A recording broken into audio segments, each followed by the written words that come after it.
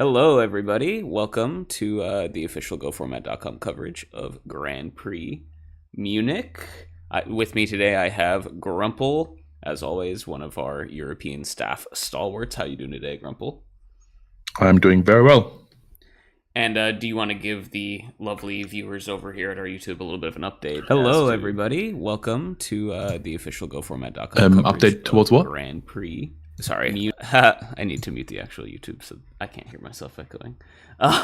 Give us an update as to standings and how this tournament's been going on so far. Just general sort of things that you've been seeing so far today. All right. So far, we've seen Kotz already in another feature match before this, where he beat his countryman Confuse Ray. I don't really know how he wants me to pronounce it, but you know who I mean. Kotz is on Turbo, and Escaroda, on the other hand, is a guy from my locals in Osnabrück, who he topped 2 GPs before. He's always on Machine Gate. He's played War League before. They're both 4-0. They both have a great chance to top again, maybe even win. I'm always rooting against him though, because as you know, I hate Reasoning Gate. Fair enough. He knows as well. We're going to room for the GP Dortmund. I'm kind of hoping to pull a Weevil Underworld on him, where I just throw his cards away. Nice. Yeah. Don't let you near any boats, I guess, right? Yeah. So we have Rix on attendance. However, he started 0-2. I don't know how well he did after that, but he's pretty much out of contention. Return winner dropped after going 0-3. There's probably a bunch more Greeks there. I feel like Nessa's probably there. I just got sent the standings for just now, but they are not ordered correctly, so yeah. Okay, I don't really know how to read this right now, but that's fine. Fair enough. We'll get more intel as the day goes on, I'm sure. I've gotten intel on a spicy deck that is 4-0. Water Return. Return winner told me that if he makes it through, he's going to send that into a future match next round. So amazing. Stay tuned for that one. Love to see that. Oh, interesting. Did he just use Scapegoats in his own turn? It does look like that. Maybe worried about it getting sniped. Possible. And then just won't. Well, it's kind of unlikely, right? Because he should know that Kotz is on Chaos Turbo, so dust tornadoes and stuff shouldn't be of concern. And in case you get a random main deck MST, perhaps. But yeah, to your point, usually not a concern against Turbo. Generally doesn't play a lot of. Yeah. Gulas, the thing is, I don't only look out for my friends. I look out for the general public. Just trying to stamp down on the number of RGT players out there. Yeah. For the good of the format. It's honestly, in Germany, it's an epidemic. Reasoning Gate. Yeah, Reasoning Gate won the first GGP Osnabrück last year and got into the final again this year. It was the same player, by the way. As I said, Escaroda has multiple tops already. People not only play it, but there's also some people who... Wait, what happened? Oh, it was Thunder Dragon, never mind. There's also some people who just play it now because it had success in the past. I feel like every country has kind of their own little things about the meta. In Italy, there's always a big portion of Earth aggro for some reason. Oh, did you spot what that card is? I can't see what it is. Yeah, we got a little bit of glare there. Kind of hard to tell. Yeah, I kind of saw the card when he took it out of the deck. Okay, it looks like Blowback Dragon, right? It does, I think so, yeah. Makes a lot of sense. Yeah. Yeah. It's not a bad monster to hit here. And yeah, you're right. That is just a single Thunder Dragon there, so definitely something that we can just get over. We're going to try to see if we can pop the back row here, it looks like. Ooh, Aiko's actually 2-2, so not too good of a tournament from him. I'm just looking at the standings right now. Maybe we should post them somewhere. I don't know where though. Can maybe link. Also, most of you guys don't even know how to read it because there's their real names and you only know them by their online names. So that's fair. I'll just try to translate whatever I come across. All right, we got Raigeki Break sniping a ring there. And we're getting aggro with the Sinister Serpent, it looks like. Love to see it. Yeah, and you gotta clear out the monsters. You said Raigeki Break, probably on the Blowback Dragon, right? It looked like he sniped a ring in end Oh, phase okay. or something because he rolled a dice for it. So Then how did he deal with the blowback dragon? I didn't see. Okay. He had Perfect. another back row, so perhaps something else. Could be anything, to be honest. True. Lots of removal in these turbo lists. Yeah.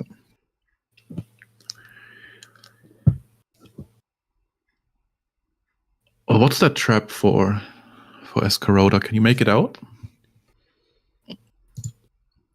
Getting flipped right now. Looks like it is a Call of the Haunted. Okay. On the blowback. That makes sense. Not bad. So, and we're rolling again. Blowback was Mirror Force. We hit something. Thank you, Charlie Cook. Yeah, I was too busy looking at the standings. Didn't pay enough attention.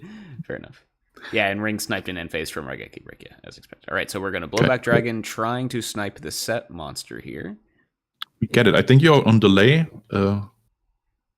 Just try to refresh the Twitch stream and you'll probably see correctly. Good call, good call, good call.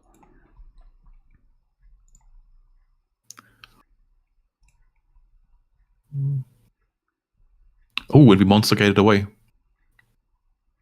The first card is that a tribe? Looks like a tribe, yeah. We got main deck deck tribe? Some reasoning gate players like it, I will say. Okay, not only is that strange overall, but it's also not something I've ever seen him do before. And I've seen him do a lot of stuff. Yeah, okay. Interesting. I wonder if that was a specific... Are we expecting a lot of goats today in Munich? Is that maybe what that's for? I think overall, offline play is still very fond of, that's a big top deck. Oh, we got someone in chat asking, when does GOAT format happen in Greece? Would you like to take that one, Grump?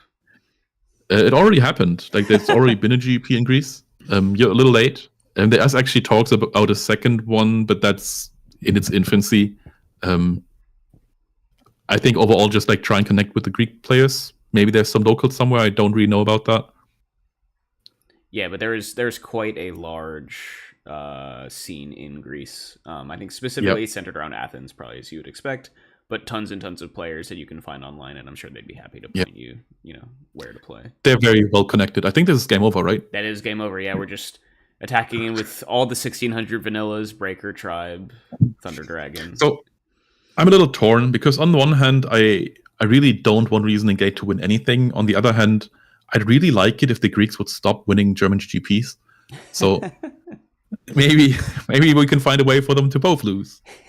It's a point of national pride for you, is it?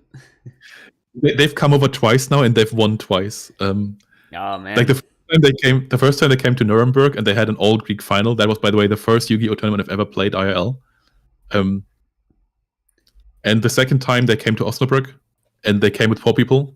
And all 4 of them topped, and 1 of them won.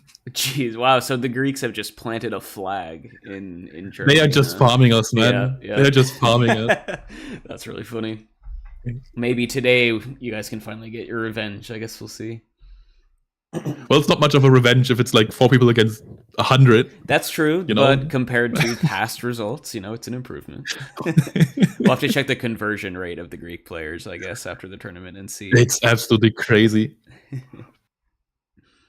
I think Nessa is there as well. There's Kotsus, obviously. We've seen Confuse Rai on stream before. There's probably more people, though. Yeah, notably, these are all players who played in Athens last week, too, right? So they're getting their GGP fix in the month of May here. That is actually great. Can you imagine just like play a GGP at home, then fly to another GGP a week later? Win both of them. Win both of them, yeah. I wonder, is the Athens champ here? I'm not sure. Oh, I don't actually know who won Athens. It's someone who I was not entirely familiar with. They were like an X4 leaguer, I think, from before. Okay, let me check because it should be on the website. Yeah.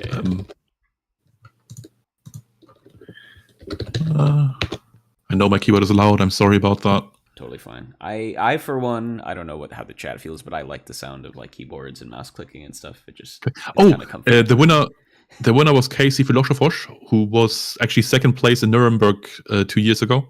He wasn't in Osnabrück though, and I don't think he's here today. Okay. Second place was Confused Rye, though, who is in attendance today. Nice. So not a complete run back, but can't blame him. Won a trophy last week. Maybe spent some time with the fam or something now. Especially once you have your invite, right? Yeah, it's actually crazy. I'm looking through the top 8 right now, and there's only one player I don't know. Like, they had a stacked top 8 in Greece. Yeah, I remember some people were talking about how the GGB Athens top 8 was like very turbo and control heavy. And my point there's was one like, Earth aggro. Yeah, one Earth aggro, right? And my point is like, if you look at all of the top Greek players, like there really isn't a warrior main amongst them for the most part, right? I think so. Yeah. So it's not like Turbo is like dominating. I mean, especially in context with the rest of the season, it's not like this has been an amazing year for Chaos Turbo by any stretch of the imagination, right? I think we're about to turn around, though. Like, the rediscovery of card destruction is going to do a lot, I think. You think the pendulum is going to start swinging back? I think War League Season 7 will be a good kind of litmus test for if some of the news... I think it's already started swinging, to be honest. Like, when was the last time Warrior really did well, right? Like, it was probably like the second to last Patreon, but since... Yeah, like, to me, like, the last Patreon is kind of the cutoff point, which was like the first time since people have seen that nicey data on card destruction and started applying it. And honestly, ever since, we've seen Turbo. Yeah, that's fair. The one thing... And up to you if you count it or not, I believe the 3v3, pretty much, there was only like one or two standard turbo lists in the entire like top 4 teams. I think the winning team was a triple warrior team. But of course, very, very different format than like an open, No, I still think it counts. I would still count it. I just did kind of, I don't know, I did play in it, but I was at my friends at the time. We kind of crashed out really early, and I just did my best to forget. Fair enough. Fair enough. Yeah, block it out. Yeah. And I still think that Warrior has a decent place in the meta. I just think that Turbo had a really big down phase for a while, and I think that's over. Yeah. I mean that's just kind of how it is with these retro formats, right? It just kind of swings back and forth as people. Yeah. All right, so it looks like we got another scapegoat resolution here for Escaroda. That's a Jar Greed, though. Yeah, Jar Greed. We're digging. A lot of back row here. Interesting. Okay, is that Monster Gate? Looks like a Monster Gate. Let's see what we find. I think the tribe is still in. Oh, we just find something right at the top. We barely mill anything. That looks like Fusilier. Fusilier, nice. Okay, just a big body. Just gonna attack a set monster. Yeah, gotta punch in somehow. It's also kind of annoying for Reasoning Gate players when they have their field clogged up by scapegoats. Like, oftentimes it's actually worth it to not attack them. Yeah. I think everybody has the instinct of attacking at all times, but it's not always the way to go. Yeah, I feel like Reasoning Gate is one of the best decks to like summon Ojama King against to that point. Yeah. Just because they really like being able to go wide if they can. Yeah. Well, there's like a bunch of strong fusion monsters actually against Reasoning Gate. Like, Bolter kind of wins the matchup by itself. That is true. Last Warrior, obviously. Yep. Is a little bit fragile at times, that's for sure.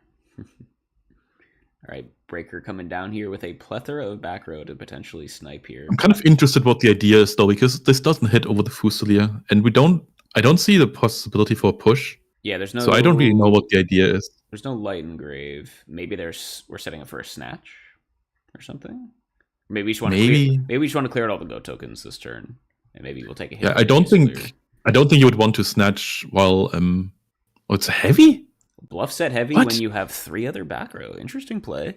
What happened? But honestly, you're probably happy with that getting hit. If you had to pick one of your cards for Breaker to pop. Maybe. I mean, I reckon he probably has like 2 deck in the deck, right? So yeah, exactly. He probably has other ways to start the big push. But this Breaker can be a liability. All right, Snatch. Okay, it is a Snatch play. As predicted. But I find that so weird with the Scapegoat still out in the open, because that's gonna gift some LP. Yeah, I think they're just prioritizing removing all the monsters from the board to like prevent any future Monster Gate shenanigans, which I do probably like. But this is a Stein list, right? presumably from Escarota. So yeah, giving them the extra life points can be a little bit scary. Yeah, and also now with that spy and the breaker open, like let's say we have a True Nature and limiter removal, that's almost game, right? Yeah, true, because you get the Fusilier back, and yeah, Yeah, that's a good point. And even if you have another summon, I've seen him side into Cannon Soldier before. So let's say it's like something like True Nate, Cannon Soldier, and limiter removal. That's probably game already. I didn't do the math, but it probably is. yeah, that makes sense. Oh yes, I guess I could be updating the life point totals. Oh, Compulse on what are we targeting? probably Fusilier. But why didn't we do that before? Or probably just trying to take the LP. But would you rather have the LP by Snatch, or would you rather have the one Scapegoat token? Yeah. Okay. Yeah. So you're right. We are targeting the Fusilier. Interesting sequencing. Yeah. To your point. I'm not even saying it's wrong. I don't know. It just feels odd that because your opponent just clearly committed so much stuff to clear out all the tokens, that maybe saving one would have been worth it.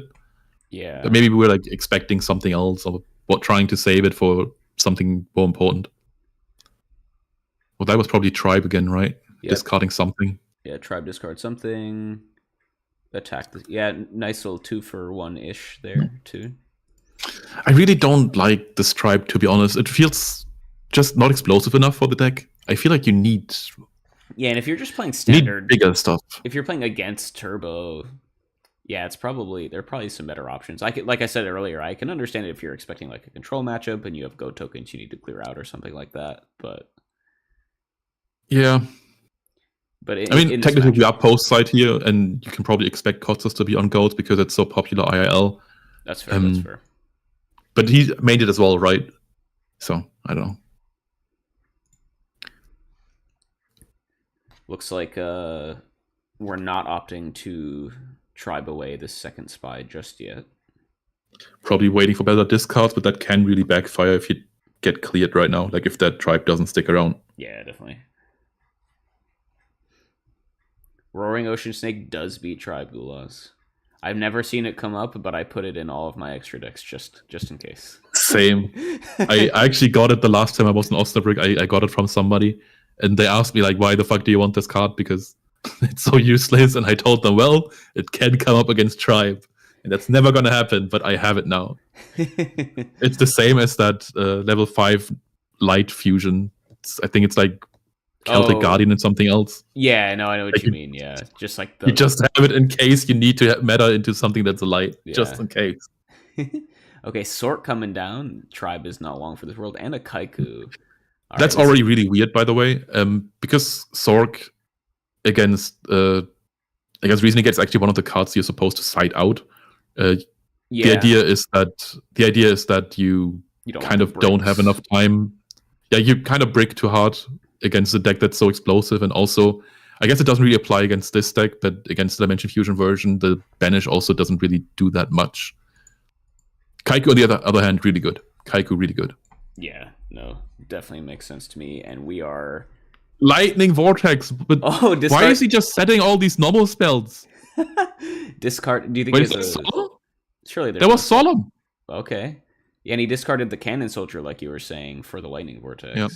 But yeah, Solemn. Honestly, one of the reasons why we don't see Lightning Vortex. Yeah, this looks pretty close to GG. We're gonna Premature Burial targeting the Cannon Soldier. Okay. Probably the Fusilier, right? Fusilier hitting over Sork. It looks like the Cannon Soldier got snagged though, and we're gonna attack over the Spy. Oh, Fusilier might have gotten banished off the Kaiku. Oh, right. That's very likely. Pro set Vortex is best Vortex. Yes, Cub, you're right. Yeah.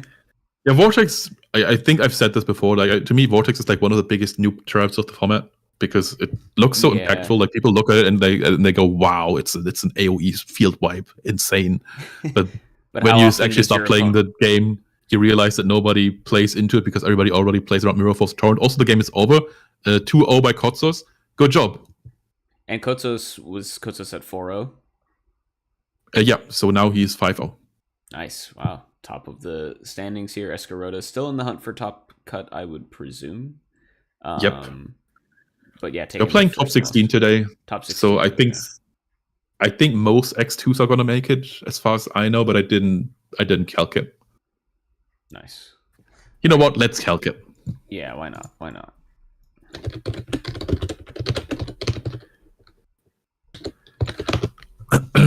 Let's assume it's 133.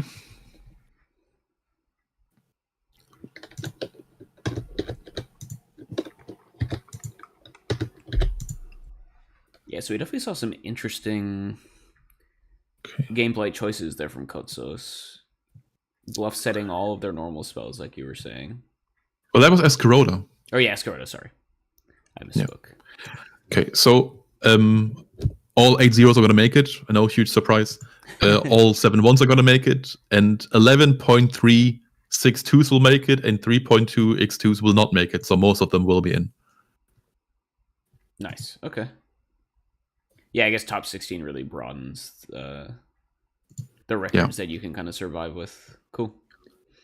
Also, we are like on 8 rounds, so that also makes sense why some X2s are going to make it, or most. Yeah, that makes sense. How often did they shake hands?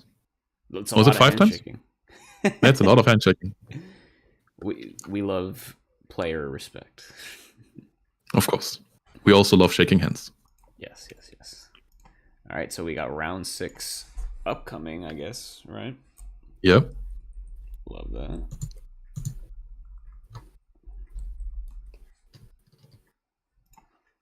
Swiss is the Goat Cub. I'm a Swiss ride or die. Yeah, double elimination is a trash format, and we should never play it.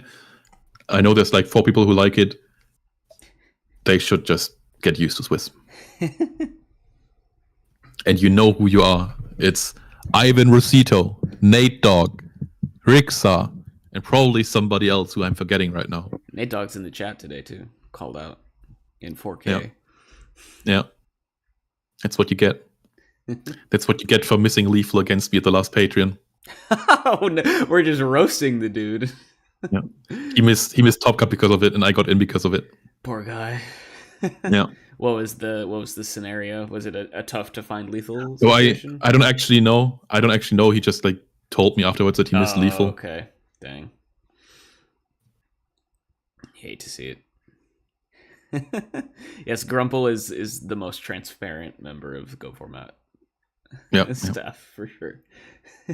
Mr. Big Noodles number 4. All right, there you go.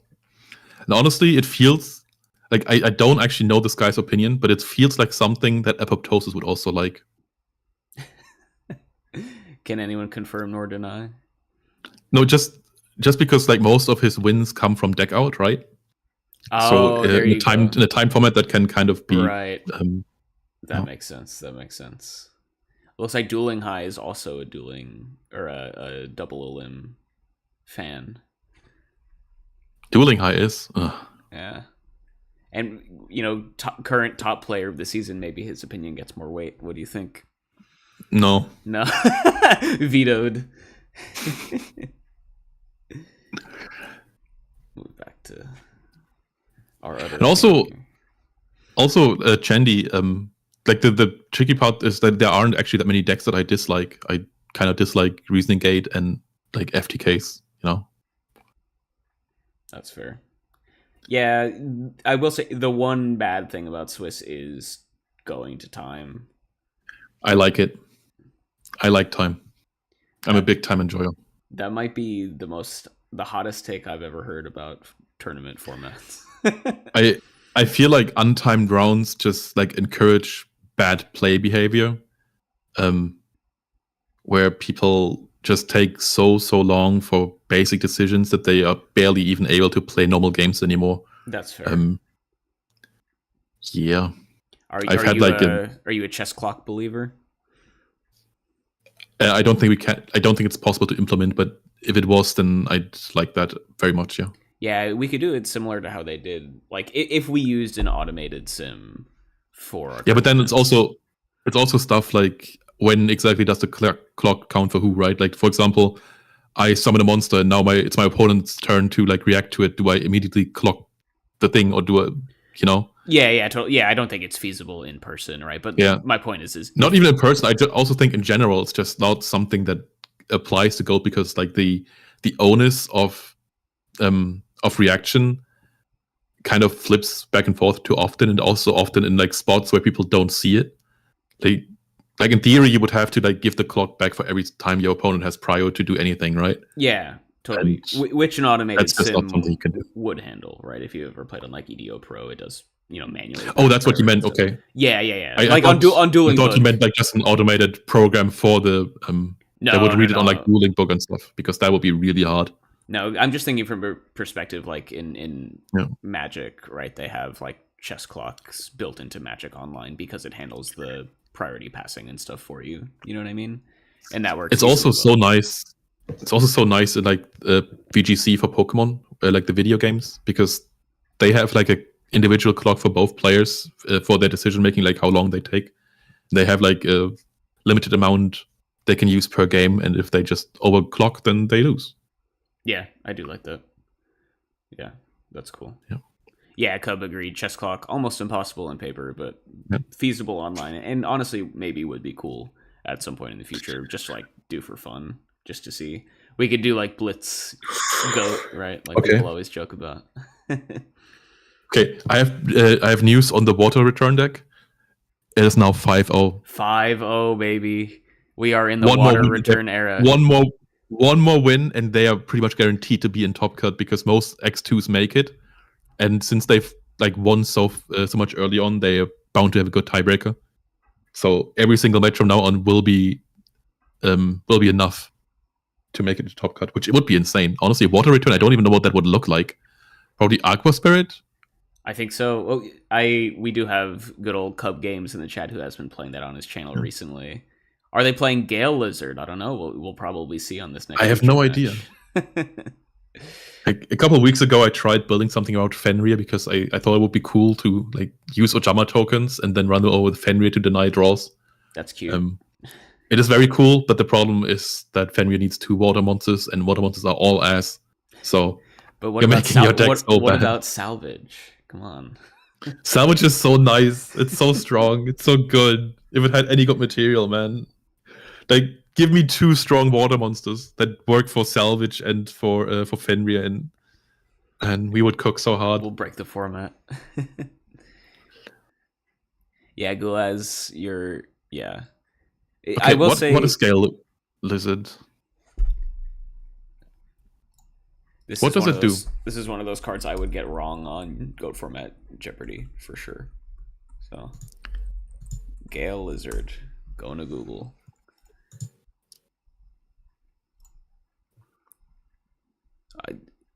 Funnily enough, the first Google link that came up was in German, so I guess they know. Makes sense. I'm streaming GGP Munich. Target one monster your opponent controls. Return that target to the hand. Oh, so it's a level 4. So it's just bad. Oh, it's a flip though, I guess. Yeah, it's right? It's just a knockbait.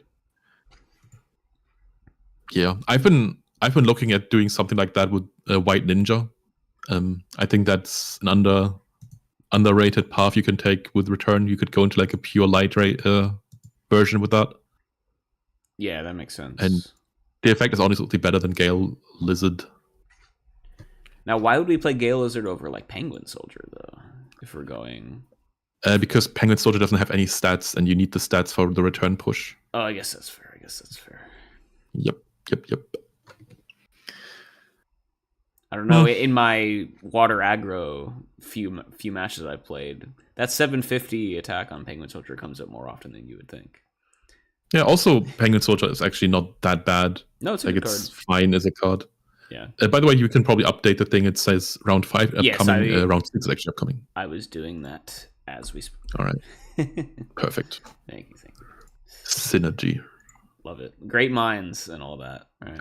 Again, it's not really synergy, right? Because in synergy, do like make up for each other's flaws, but here it's just like that we both notice the same thing at the same time. It's different. True. It's different. All right.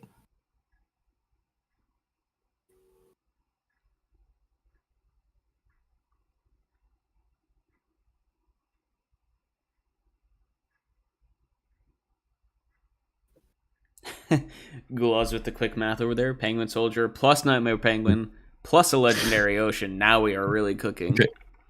And also the Starfish, right? True. I think it's called Starboy or something like that. Yeah, Starboy. That's like it's the Milus Radiant, but for waters. Yeah. Yeah.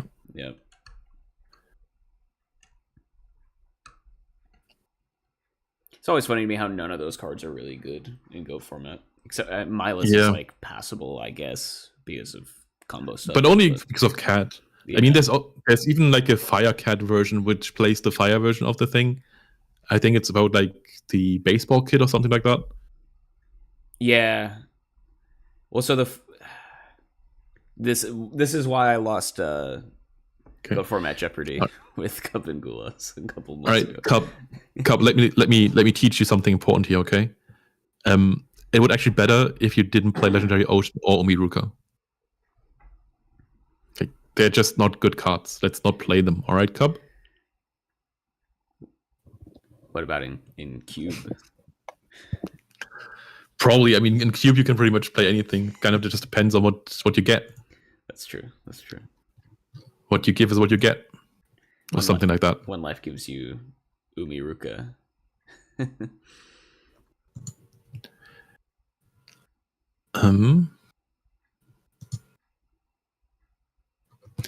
There was a point where I tried to make things happen with Mystic Plasma Zone, because then, like, under Mystic Plasma Zone, stuff can happen, like Blade Knight can... Exactly, Blade Knight can deny Spy and stuff like that. It also is a nice boost to stuff like Strike Ninja. But overall, again, like, field spells just aren't good, sadly. Unless you can immediately do something with them. For example, like... I think Fusion Gate is actually kind of underrated a little bit. I don't think the deck is good by any means, but I think Fusion Gate is probably the best field spell we have. Better than Necro Valley? Yeah. Necro Valley is, in my opinion, the most overrated field spell we have, because it's actually the only one seeing some usage. I think it's really bad. That's fair. Hey, but Gravekeeper won a Patreon once, right? Yeah, 5 years ago. And that one was like, I don't know, with Warrior with Necro Valley Splash. Yeah, true. It wasn't even pure Gravekeepers, unfortunately. No, Legendary Ocean is not a good card, Cup. You need to stop lying to yourself. But what about with, you can play Amphibious Bugroth, you can get under Gravity Bind. And you can limit a removal with, man. You can limit a removal with exactly. It's insane. This is the stuff you run into on the DB ladder. Yeah. And I've played that before as well, because I have some nostalgia for the Water Structure deck that was, I think, like the first Yu-Gi-Oh product I bought. Yeah.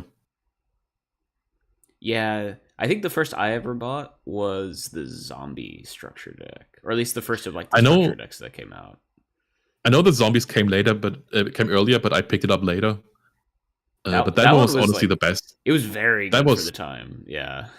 Yeah, like I only played like children's playroom Yu-Gi-Oh at the time. Like we didn't have sleeves or anything. We just like, we did what we did. You're just slamming on the floor. Yeah, been there. Yeah. On the sidewalk, on the pavement.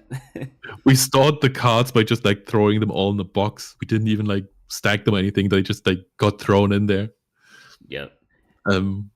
It's funny. Things were wild. Since I've moved out from my parents' house, they will just like, when they come to visit, they'll just randomly come with like boxes of my crap from my room, and they're just always just like some random like Yu-Gi-Oh packs just like in there, just like random commons and stuff. I did find some trap dust shoots though the other day, so there was some money in one of these. That's nice. Yeah, I know it was well, nice barely any anymore, right? Because of the reprint. True, because of the reprints, which is like, I'm not into Go. I think they're like below 10. I think they're like below 10 euros by now. Yeah. Totally. When I got them, they were 15 a piece, which honestly also isn't that steep, but no, yeah, I mean, especially for gold standards, it's really, really high. Yeah, coming from other games, though, like goat is just so cheap compared to basically any other TCG you can play right now. Centrifugal Field Erasure. What the hell is that? Is that goat legal? I have no idea, but somebody just said I don't know about the card. What does it do? Do you know the card? No. Centrifugal field Yu-Gi-Oh. Not just Googling the actual term. Okay. When a fusion monster is destroyed by a card effect and sent to the graveyard, its owner targets one fusion material. Oh, so you get to recycle the fusions when your fusion dies. Nice. That came out in Flaming Eternity. But only one fusion material. Only one, yeah, not both, because that would be too. And it has to be listed on it, so you can't use the flexible fusion material stuff. Exactly. Oh, that's so awful, isn't it? Okay, more interesting. What is the worst field spell in Goat form? Oh, that's a good question. Let me look at it. To be honest, like, it is kind of a crapshoot. Like, they're all kind of bad. I think it's probably something like Sanctuary in the Sky, but even that one has some appeal with like the monster you get out of it.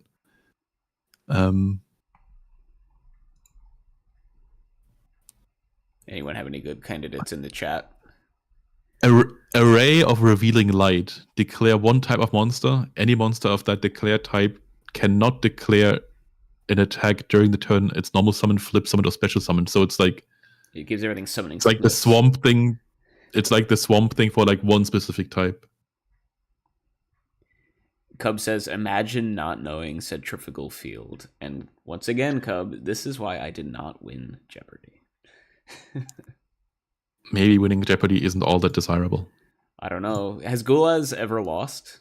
I haven't been keeping up with the... And by the way, Cub, I need to come back. I need to come back and get another loss in.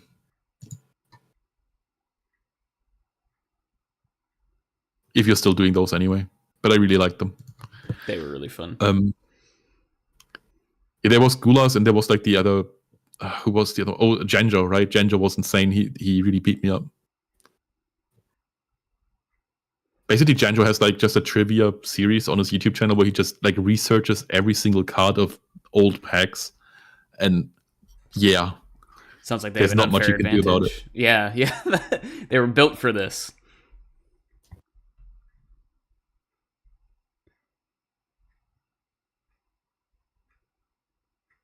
I feel like the plus 200 attack defense boost to types can actually sometimes be good, though, right? Like, there are key attack defense. Come on, now. No, well, I'm saying in the context of what is the worst field spell, right? I mean, stuff like Forest is just the worst Gaia power, for example. That's fair. It's strictly worse than Gaia power for the most part. But is it worse than Centrifugal Field? I find Harpy's Hunting Ground interesting. Like if Harpies were like had like a little more support, then I think that could be very, very nice. Like for example, let's say we had a Road for Harpies. I think suddenly that would be kind of decent. Yeah, that's fair. The Harpies also aren't that bad. Like one of them denies flips.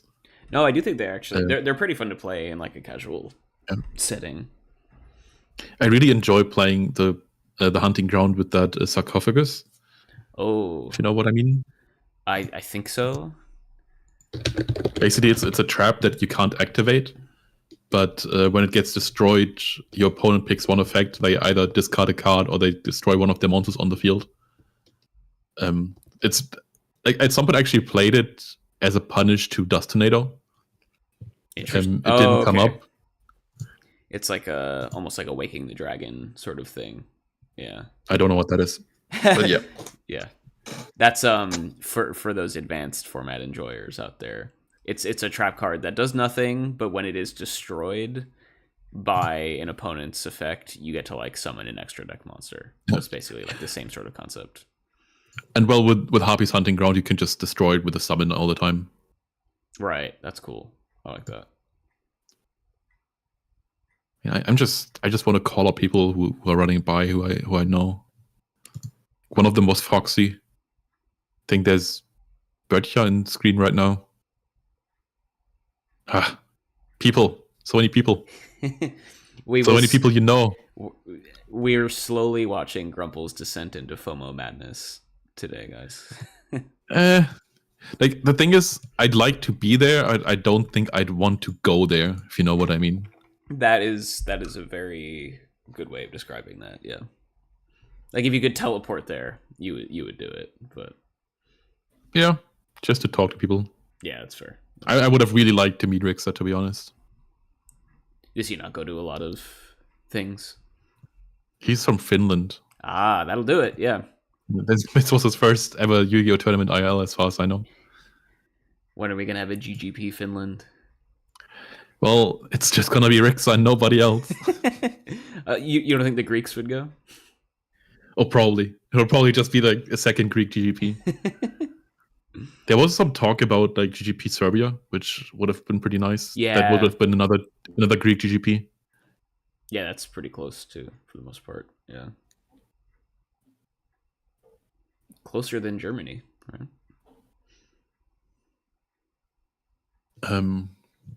Sorry, what did you say? Serbia is closer to Greece than Germany. That's all. Yeah. Steve's asking on the Twitch channel why there's no sound on Twitch but on YouTube, because the stream on Twitch is the one that's being streamed by the store in Munich, and me and Arts and Crafts, we're both sitting at home and we're commentating over it, so you have a commentary. And we're basically restreaming the stream on YouTube, and then we're talking about over it, but the original stream doesn't have any audio. All you're hearing is us bullshitting about things. Talking about Rixa in Serbia and saunas. Actually, we didn't talk about saunas. We can talk about saunas now if you want. It sounds like you want to talk about saunas. I mean, that's a big Finland thing, though, right? Is it? Like, Okay. That's the thing Finland is known for. It's like saunas and lakes. Oh, because do they have like hot spring sort of things? Oh, I don't think they do, but like saunas are just like a big part of the culture there. Interesting. I never knew that. Yeah. Wow. Now you do. Between round geography fun facts with the goatformat.com stuff. Well, it's not really geography, is it? Well, cultural fun facts. How about that? Anthropology. Well, that has historical connotations, I think. No, it doesn't. No, it doesn't. You heard it here first. You're talking about phenology. That's a different thing. Oh, that's a skull thing. That is a very different thing, yeah. Anthropology is pretty much just the like study of cultures and people. Yes. Yeah, no, I mean, it has... In my mind, when I hear anthropology, I think of like old societies, not like current day. Unless we're talking about like ancient Finland saunas, you know, which maybe they have. Yeah. Like Turkish bathhouses and things like that. Okay, so I just got sent the deck list for Escarota. I probably shouldn't share that, so I'm not gonna. But there's some interesting stuff in there for sure. Well, we know there's main deck tribe infecting virus. Yeah, there's more main deck stuff in there that I disapprove of, but that is okay.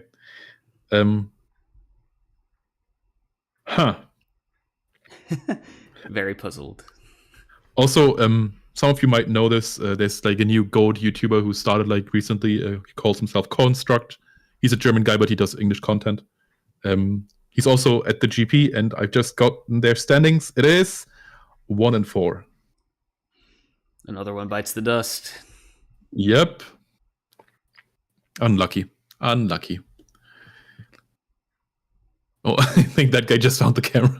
And those are my favorite moments. Just people walking by, noticing the camera, and then like deciding if they want to like dip or if they want to stage or not.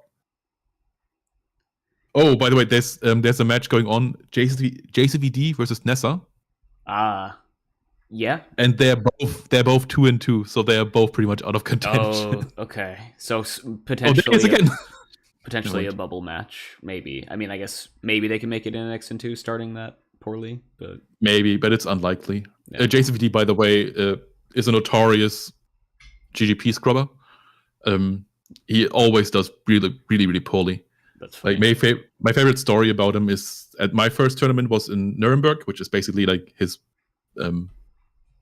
like just around the corner from him, and he came there as well. He went 0-2. He dropped, went home, played a Patreon at the same day and topped. Yeah, that's funny. I think his play style just doesn't work offline because like he's so grindy and slow paced, and he actually thinks about everything he does, and he's just always going into time. and then loses in time. Would you consider him a double elim merchant then? No, I think he doesn't need double elim online. I just think that online a lot of things just go quicker. Like yeah, that's fair. Shuffling and stuff yeah, like you don't that. have to shuffle. You don't have to shuffle your opponent's deck. Yeah, that's fair. Yeah, you can pretty much always like take away 5 minutes of playtime from IRL stuff just for that kind of stuff. Yeah, actually searching your Thunder Dragons or whatever you have, things like that. Yeah. Siding, stuff like that. Yeah, siding I feel like is the big one that takes up a good amount of time in between rounds. But yeah, also Nessa actually not doing too hot. I know he topped GGP Osnabrück, but it doesn't look like he's gonna do it again. I mean, there's still a small chance for him. I think he had similar performance at Athens last week as well, kind of middle of the pack.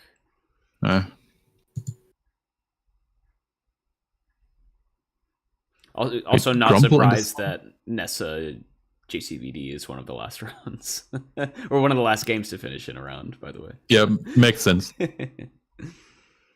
Although I'm not sure what Nessa is running today. I mean, it's either Burn or Turbo, right? Yeah, I would assume it's Turbo. I think it makes more sense for these kind of events. Yeah. Yeah, let's place the advertising banner. Nice. Good job, buddy. Love that. That's pretty funny. Are we getting kickbacks from this? Yes, and not us, but the store itself. No, I meant us. That's the guy. Maybe, probably not. But the TO, never mind. He's doing something. Oh, he's got the mic in hand. He's got the mic. Yeah. That's the TO, by the way.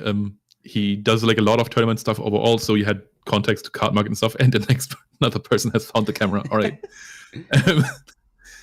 He also got us into contact with sponsors, so nice. He was very helpful. Yeah, nice. Okay. Think about all the impressions they're getting. Probably just forgot that they had to do that, and now it's here. That's fair. I'm not complaining, to be honest. Yeah. It's nice to have some card market stuff around. It's nice to have some advertisements, get some kickbacks from everything, boost the prize pools, get some more eyes on stuff. Always good. We're just growing the scene, guys. That's all. Yes.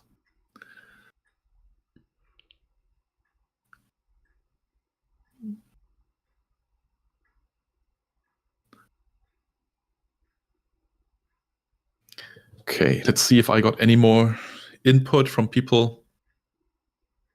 Let's ask Aiko how well he's doing. Well, actually, never mind, he's already out of contention. Yeah.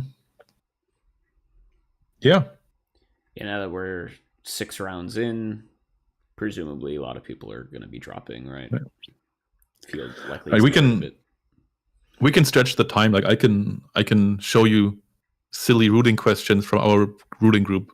Want to hear anything? Let's do it. All right. Opponent activates the effect of Cyberstein. I take control of it with enemy controller. May I special summon? You're stealing the activation with the enemy controller. That's funny.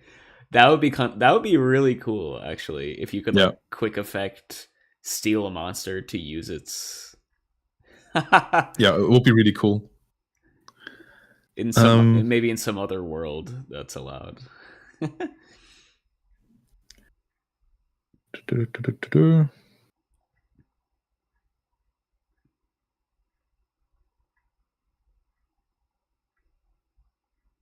What else do we have? Okay, these aren't that funny. They're actually kind of sensible, or like just the card text isn't the right one. Like somebody just had like errata card text on like Thestalus and didn't know if the tribute summon had to go through, or if it like would also discard it was special summoned. Thestalus has been errated, or is it apparently just the new like problem solving card test? Yeah, I think that's it.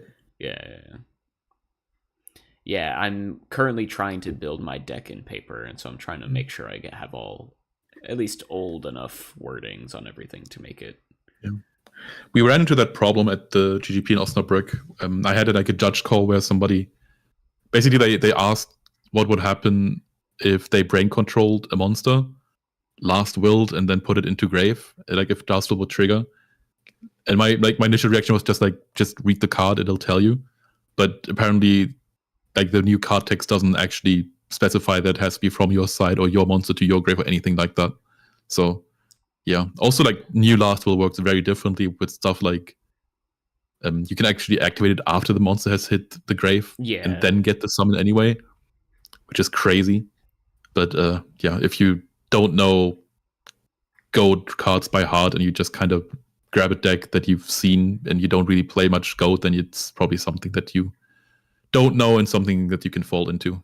Yeah, and Last Will specifically is one of those cards that has had so many ruling changes throughout the years that like I any possible interpretation of the card has probably been legal at some point in time.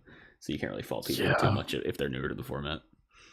And you can kind of tell that the card's just kind of busted. Yeah, it's just no one really understood when it was printed how it was supposed to work, probably. So yeah. Apparently, like at some point, it didn't even have to hit the grave from the field. Like apparently, like at the very beginning in OCG, you could even discard stuff, and even then, like Sanguine could like get discarded and get its effect. Yep. So you could like have Last Will, discard Sanguine, search, and summon. Yep. Okay, buddy. Pretty good. And the Magician as well, or the Witch, right? Sanguine's other counterpart, right? Yeah. Good times. The Wild West. Do you think the Witch would be broken if it was illegal in Goat? Surely it would be broken. Why though? Sanguine's already really good, right? And like I know you get better monsters off of the Witch, right? Okay, which ones are those though? Like you could search out a Jinzo. Okay, that's nice, but you can like still have to summon it somehow. What are the cards that you can search out that you couldn't search out with Sanguine that are actually kind of busted? I guess like Breaker and Tribe. Yeah, you can get ones? You can get like any monster in a warrior deck for the most part, right? Outside of DD Warrior Lady. Yeah, that seems pretty good. True. It is. Honestly, I already think that Sanguine is underplayed in Warrior, but I've been saying that forever and nobody ever listens. Yeah, that's one of those could go either way sort of things, I feel like. Yeah, I mean, just being able to search Tribe and Breaker, like people are saying in chat, is pretty insane. It's probably just those are probably big deals. And not to mention all the other ones. Yeah, I mean... Also, live on stream, we can witness Return Winner talk to Eiko about his losses. You already got the... look at him explain what happened. I already know exactly what he's saying, okay? So he's talking about like match 2, where his opponent had like a known Decree and Mirror Force in hand because of Cyberjaw, and he set them both. And Philip, Return Winner, has Breaker in hand, so he can like summon it and 50-50 for game. Like if he hits Mirror Force, he wins. If he hits Decree, he loses. And he summons it, he hits Decree, and he loses. All right. And now he's telling him about game 1 of match 2, where he draws a card and notices it's Cypher Soldier, and this isn't supposed to be here because it's in the side deck, because he didn't properly unside, so he just went into it with a game loss. Dang. Okay. I don't know what he's telling him now. Probably about like a duo or like Snatch Top Deck or whatever. I love the play-by-play. Oh, I think he's gone. Ah. Oh, Gulaz is cooking. You can search Goblin Attack Force with the Witch. Gulaz. For our skill, for our Drain Burn specialists out there. Yeah. So I have a funny little anecdote about that. I've been teaching an IRL friend Goat format recently, and he's never played really any Yu-Gi-Oh before outside like Kitchen Table when we were a lot younger, right? And he doesn't really look up anything online. He doesn't look up strategy or anything, but he does all the deck building himself. And he has like independently built Drain Burn, and so I play against it all the time. It's just really funny how he like found Goblin Attack Force, he found Skill Drain, he found like Gravity Binds and level limits and all that stuff, and now I'm just it's not like optimally built or anything, but it's funny how with little to no outside guidance, that's the deck that he settled on. Okay, so I have an update on the 4-0 standings, 5-0 I guess. One is Earth Aggro, one is Kotsos on Chaos Turbo, and one is Joker 88 on Chaos Control. The water deck, I've just I said that it was water return, and that's what people said, but apparently it looks like it's water control. The plot it's a little thickens. different. Actually, it's a little less spicy. I think I would have preferred to see the return thing. Maybe this is the. I mean, there's still a chance that this is the wrong info, right? Like maybe it is return and control was just said for some reason. Who knows? Well, surely they will be the feature match this round. And... Yeah, water will be the feature match. All right, so we'll get to see hopefully what not Kotsos again, because we've seen Kotsos twice already. Not any shade towards Kotsos. I'm just saying like maybe we should have a little bit more variety. But we've also seen Joker 88 on stream before, so maybe we have like water control against Earth aggro, which would be fun. Yeah, that would be really cool. 2 of the unsung attributes of the format going head to head. That'd be pretty neat. I mean, Earth gets play for sure, but it's not. Yeah, light or dark, I'd say Earth is actually overplayed, but you know. Yeah. Know, probably the third best attribute in the format, I guess. Right, a very steep cliff. Well, it's dark by far, S tier. Light. Then there's light. Lights are carried by Magician of Faith and like Blade Knight, right? And BLS if you Thunder Dragon, right? And Thunder Dragon for sure. I mean, in a weird way, light is carried by Chaos Talk. True. Yeah, because that's why you play the light monsters, right? Yeah. Yeah. Makes sense. All right, do we know the names of the players? I do not. I hope that he's gonna. Well, we're gonna see it anyway, right? Like, True. I mean, they're putting up the names anyway, and once we see the cards, we know who's playing water and who isn't. I'm gonna go search up an Aqua Spirit picture, assuming that Aqua Spirit is even played. Yeah, I'm hoping for the Doriado build. I'm hoping for Doriado Manju, with control and like Abyss Soldier, whatever, salvage. We just want a salvage to resolve on stream. That's salvage is so cool, man. That's the goal. Salvage is so cool.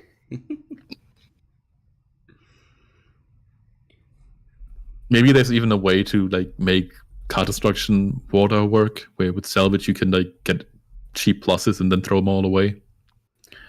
Yeah, I guess the problem is like how. I guess the problem is where your ceiling is. Like, what's the goal, right? Like, what are we drawing into to win the game? And then it's probably just a worse Manju deck, right? Because they kind of already do the draw a bunch of fake cards and then cash it in for other stuff, right? Yeah, and Manju's already a worse turbo deck, so what are we doing? Don't let Pike Freak hear you say that. I know. I don't understand his build at all. Like, I always thought that the idea of Manju is that you can kind of play Chaos without, like, while blocking Nox. And his build doesn't do that. Like, he plays Spice and Moth in the main deck. So I feel like you've kind of lost the plot. But, like, he's clearly successful with it, and he's, like, clearly the best Manju player we have. So there must be something about it, but I don't get it. Yeah, his idea is that he plays some flips, but he thinks he plays few enough that he still blanks knock enough to make it worthwhile. Because I've asked him about this in the past. Yeah. Which I think I even told you to ask him about it in that video where you did the bones study, right? True. Yeah. Well, yeah, you asked why play it over turbo, right? And his response was, "Don't if you're trying to win." Pretty much. Speaking of bones, I think the guy on the right had a one-piece skull on his hoodie, nice. T-shirt, whatever. Nice. Are you into One Piece? No. Good. It's too late to get into it, I feel like, right? A friend of mine kept trying to talk me into it. I started it. I watched 30 episodes. It's old in a way that's hard to put into words. Where you just feel that the pacing is just not up to date. That's fair. And I feel like a lot of the appeal comes later. I don't know. I'm not really interested in watching 100 episodes of something for it to finally get good. That's a pretty good point. Yeah. All right.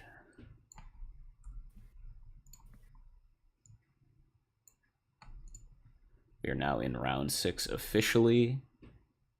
Yep. We don't see the names yet, but we will get them eventually. Oh yeah, shout out to Cub mentioning in the chat that he has done an interview with Pike Freak about his deck. So if you want your questions answered about Manju and why to play it and what it's good at, check out his YouTube channel.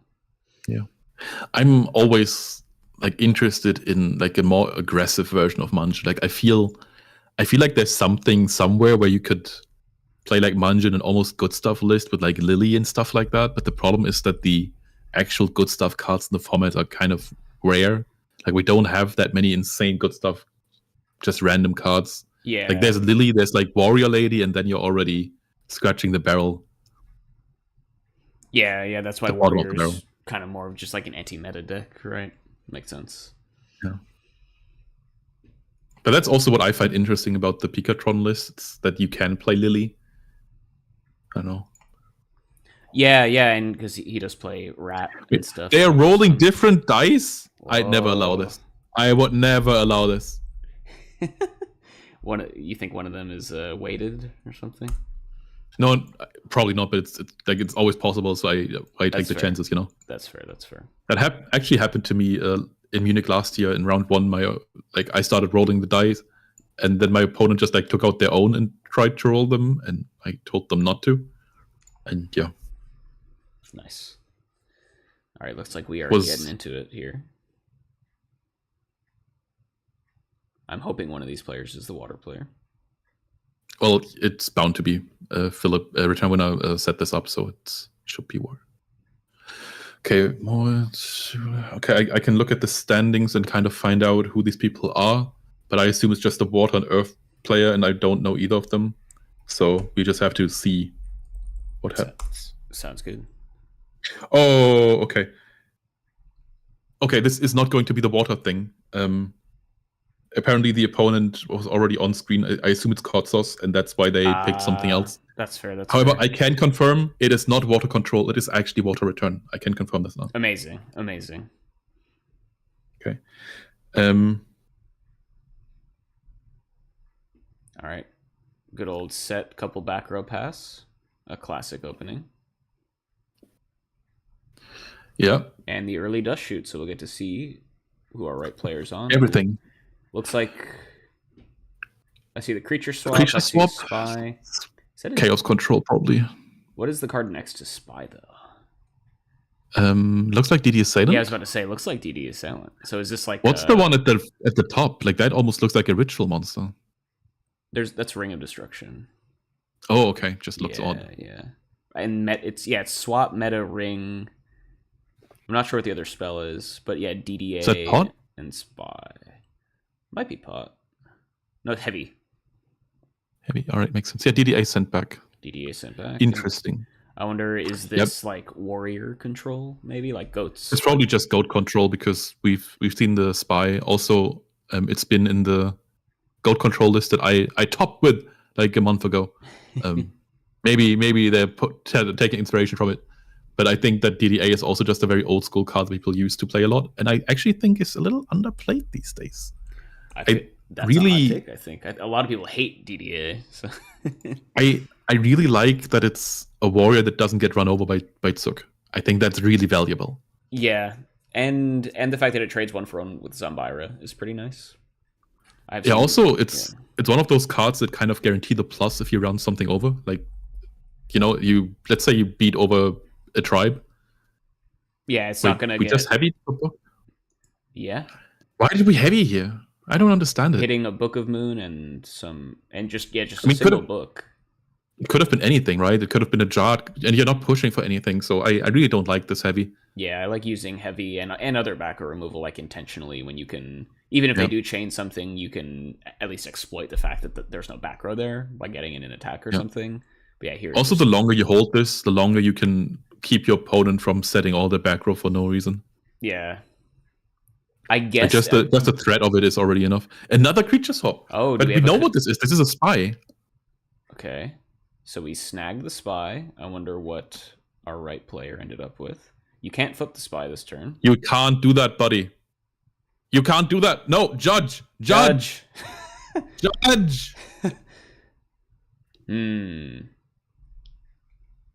Very interesting. Yeah, Zogler, the pairings are not, or the names are not correct. I'm not sure what the names are yet. So.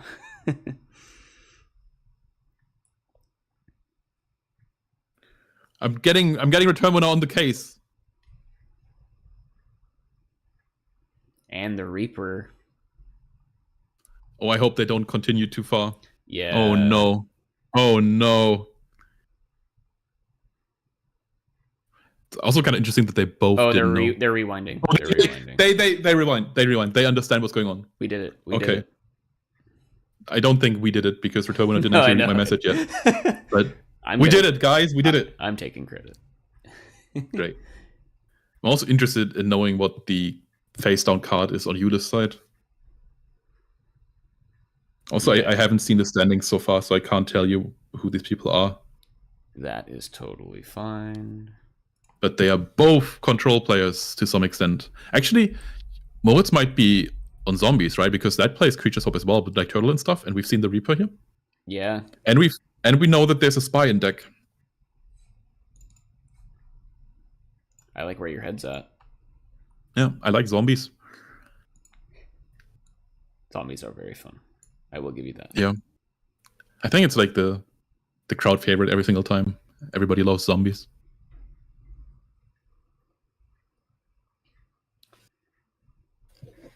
Okay, we're going to ring the Reaper. The set must be Serpent, right? Could be Sangan. But then Reaper attacking it wouldn't do anything, right? Oh, right, sure, yeah. Yeah. Would you even ring for that back. Reaper, though? That is so funny. Oh, because they wanted to keep the Serpent so that they could swap it back. Yeah, so you can try to swap again. Yeah. But it's risky, though. Like, what if your opponent has scapegoats, right? That is still true. Risky.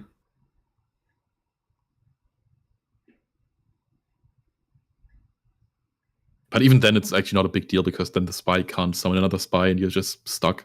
Yeah.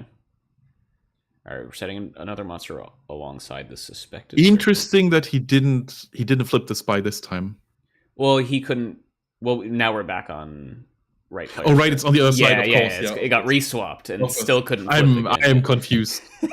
Double swap. Too much for my brain today. Rewinds. Apparently, too much for the players' brains as well. So. Nice. All right, spy coming in. Finally getting flipped up. Forced to wait for turn after turn. Okay, but I have to tell you guys one thing real quick. We have 66 viewers and only 5 likes. Come on, change it. Come on, guys. And subscribe while you're at it.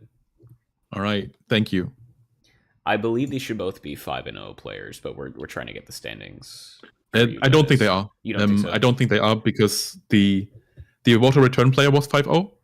And I know like 2 of the other guys in who are 5-0 as well, and they are not in this match. So okay, makes sense. Probably like 4-1 or something, still in contention. Maybe local players that the TO knows. Who knows? So what do we actually know what Moritz is playing yet? I mean, Yule is pretty much on control. I think that's confirmed. And what the hell is that card? It is very dark. And all these like blinged out cards are so hard to see on screen. We should. They are, yeah. I think for future GGPs, we should require people to only play commons. Yeah.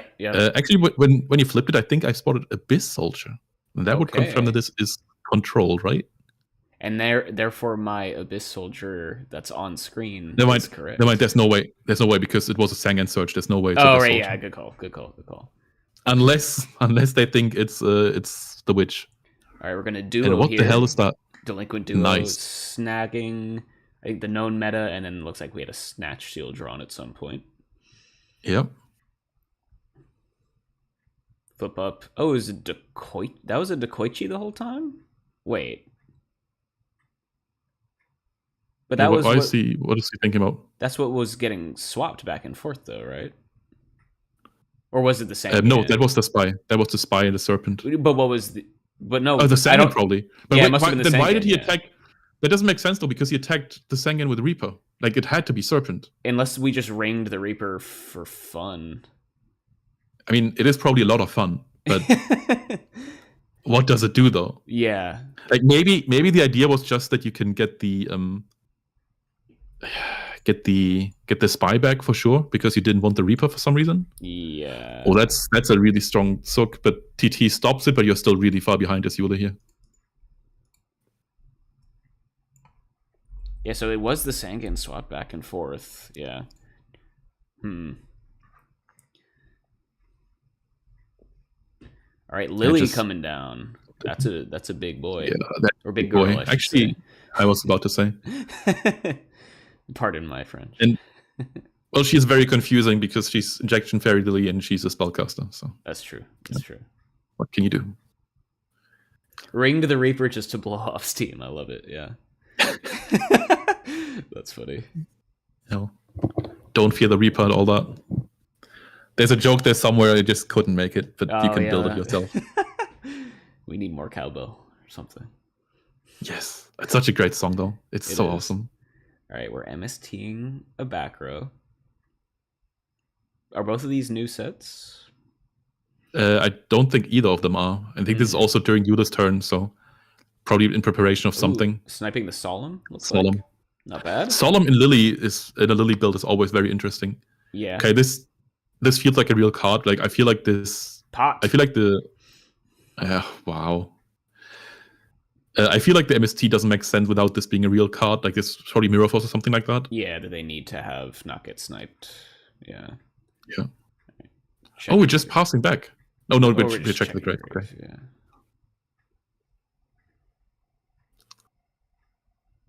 Yeah, that's one of the hardest parts of IRL goats for me because not being able to just like look at the grave the whole time it's so much harder. Like the UI online really, really helps. Yeah, definitely. Especially if you're not used to it. Okay, we are risking it. We're risking it. We're saying this isn't real. We've seen TT already. TT is out. We're only respecting Mirror Force and Scapegoat. Goats. Okay, they are all right. They will save us for a while. We would probably be pretty happy if we could draw another meta. Yeah, we are top decking though. Yeah. So, only got a couple turns. Maybe there's a creature swap, right? Graceful is a good top deck. Pretty decent.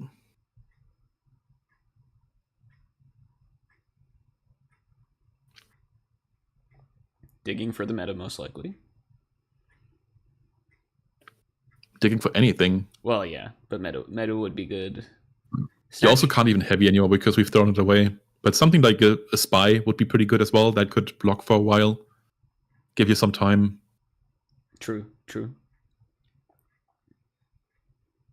Spy is honestly so good. I still find it so crazy that it wasn't played back in the day. It seems so obvious. Yeah. Yeah, especially with Air Knights running around, right? True. I didn't even think of that because Air Knight isn't really a part of the game anymore. Because of Spy, pretty much. Exclusively, almost, right? That and the fact that tribute monsters are just kind of mid regardless, but...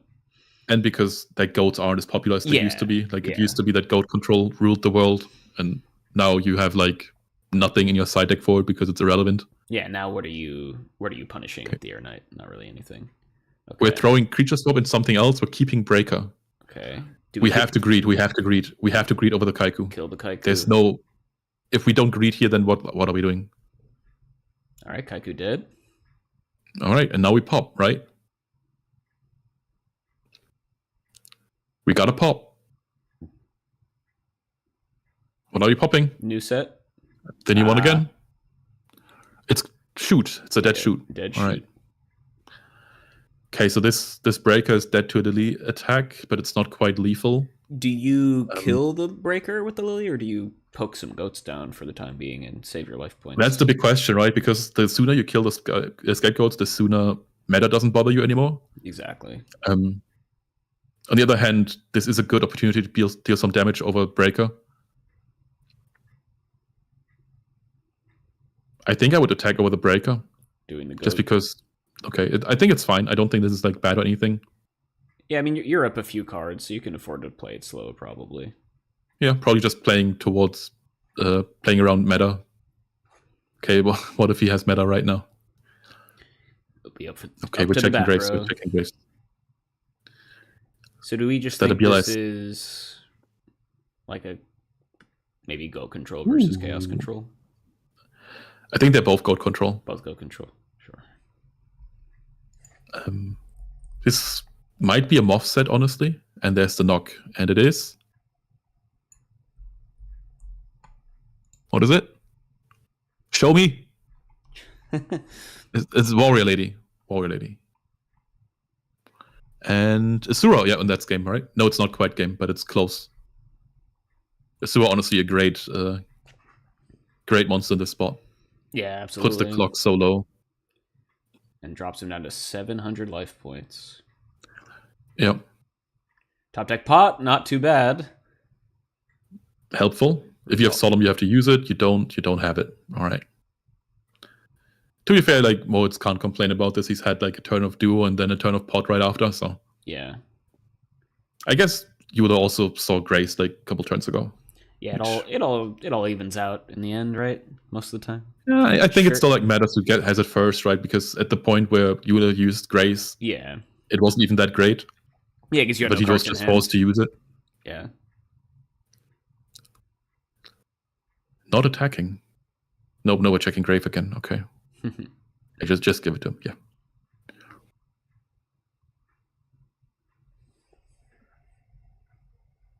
Okay. I think you just summon Asura and you try. Yeah, hit for game. Why not? If it's spy, it's. I mean, what spy. could this be? If it's another spy, right? But I think there might even be a point to attack him with Lily here. Yeah, GG. Okay, that's it. All right. And right, game 1 to modes. Game 1 in a good old-fashioned Goat control mirror. Love to see it. Probably a much more common matchup in person than online, you would have to imagine. I think that's kind of changed, to be honest. I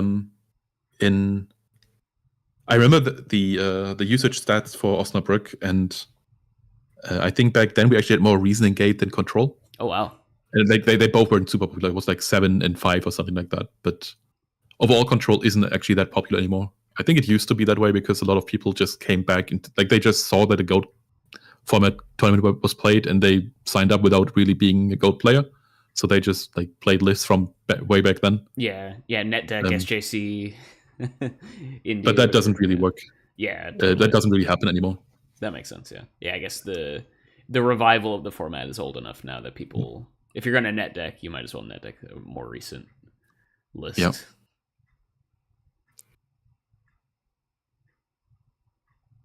And also, I think in general, especially like over the last year, the quality of IRL decks, at least in Germany, has really, really improved. I remember last year we had a GP in Halle, and the top deck lists were really, really strange. Like, we had like a deck with like a Peten deck that had Sangen in the side and stuff like that. It was just like odd choices all around. I don't think that kind of deck would make it to the top cut anymore. Yeah. Well, I feel like the German scene has really blown up in the last couple of years, right? So that kind of makes sense.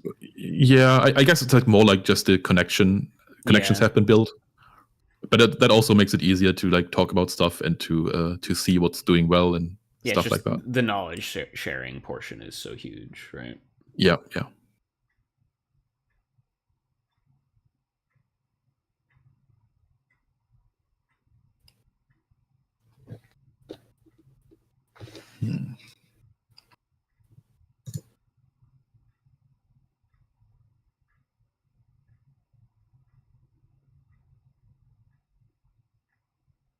And Anthony Alvarado's in the stream, in the house, whatever you want to say. Reigning world champion. Wishing good luck to all players. Welcome. I really wish that we could get some American players over to our GPs as well. That would be so fun, just to like see people. That would be really cool. Yeah. Any excuse to go to Europe, I feel like, not bad. Make a little just always good out of it. Meet up. Yeah. All right. Let's see what we're opening with here. Good old T set. The Goat format special. Yeah. I think we've talked about this before, but in Germany we actually call this the Afghan opening. Don't ask me why. I don't know. The Afghan opening. Wow. Yeah. I like it. Another Kind of sounds chess-like almost, right? It does, yeah. You got the Sicilian. I've heard that it actually made its way into the German Yu-Gi-Oh dub. I cannot confirm that though. But that would be quite interesting. That would be pretty funny. Wait, why are we sending Spy back? Like, Sangan creature swap is the obvious play here, right? Huh. Maybe they're fine getting them. Maybe they set a Serpent or something, and they're fine getting it swapped. Yeah. It's also interesting that he keeps the swaps in the first place. Like, usually in the control mirror, it's kind of tricky because of scapegoats. Yeah, totally. Also, but I've found myself as well. Like I think shoot is fine. Yeah, I'm sure it's fine. But I also think like keeping one creature swap can be okay. Like I've done it before, just because like you don't prepare your side deck for control, and it still needs to like deal damage in a way. Like even if they have scapegoats to give over to you, can still give them something in attack and then run over it. Okay, it is a Sangan. Then it makes a little sense. I think summon Sangan and swing is the play though. Yeah, definitely. Yep. Yeah. Sangan honestly is so annoying, like just to deal with, especially for these control decks. Like you don't want to use scapegoats on this. You don't want to use meta on this. So how do you deal with it? That's very true. Yeah, and unless you're running DD Warrior Lady, right? That's kind of the only. Or we're just gonna slam over it with a Lily. I love it. But even then, like even this, it's actually not much. Like the LP difference is like 400, and your opponent gets a search. True. And like spots like these are also why I'm such a big advocate of Sangan and aggro-ish decks, because like it's so annoying, you know? It's you don't want to use anything on it, but you also can't let it swing over and over again. So what are we doing? Now imagine. Okay, so what are we doing here? Now to go back to our discussion from before, imagine if it was Witch. If you think Sangan's annoying, imagine if the search targets are even stronger. Which would search a tribe? Which would search a tribe, and that would be pretty sick. Yeah, even harder to deal with profitably, right? It's a little tricky though for modes here, because what do you search? You search Serpent. I don't even like this. I guess we're like trying to prepare ourselves for a meta draw, but we know that about like a Zaborg and 2 Nox in hand. Yeah, and also you can't really set the Serpent because your opponent probably has Nox as well, right? So what are we doing? What's the hope? No back row here. Grace and meta are the big ones we want. Okay, goes back over. Maybe we have another creature swap. That would be pretty sick. Or no, wait, they never used the original swap. Oh, true, and that's why Serpent is so good here. Okay, never mind. Yeah. Serpent summon creature swap it over, hit for big damage. And gets that has to be the play, right? Yeah, unless their top deck was something extra spicy, but I feel like that's very, very standard play in the scenario. Yep, yeah, that's exactly what we'll see. Thank you very much, Lily, for Serpent. Make that trade every day. Absolutely. And hit in. And now we swing. 3,100 damage. Nate Dogg, I wish I knew. What is he asking? Who are these duelists? We don't know. But their names are on screen. Are they? Yeah, like their first names at the top. Can you see them? Maybe they're not on the YouTube screen because of the cutoff. Oh, right. Oh, good idea. Here. Bada bing. Nice. Bada bing, bada boom. Moritz and Jewel. There we go. That is Graceful Charity. Pretty good card. Yeah.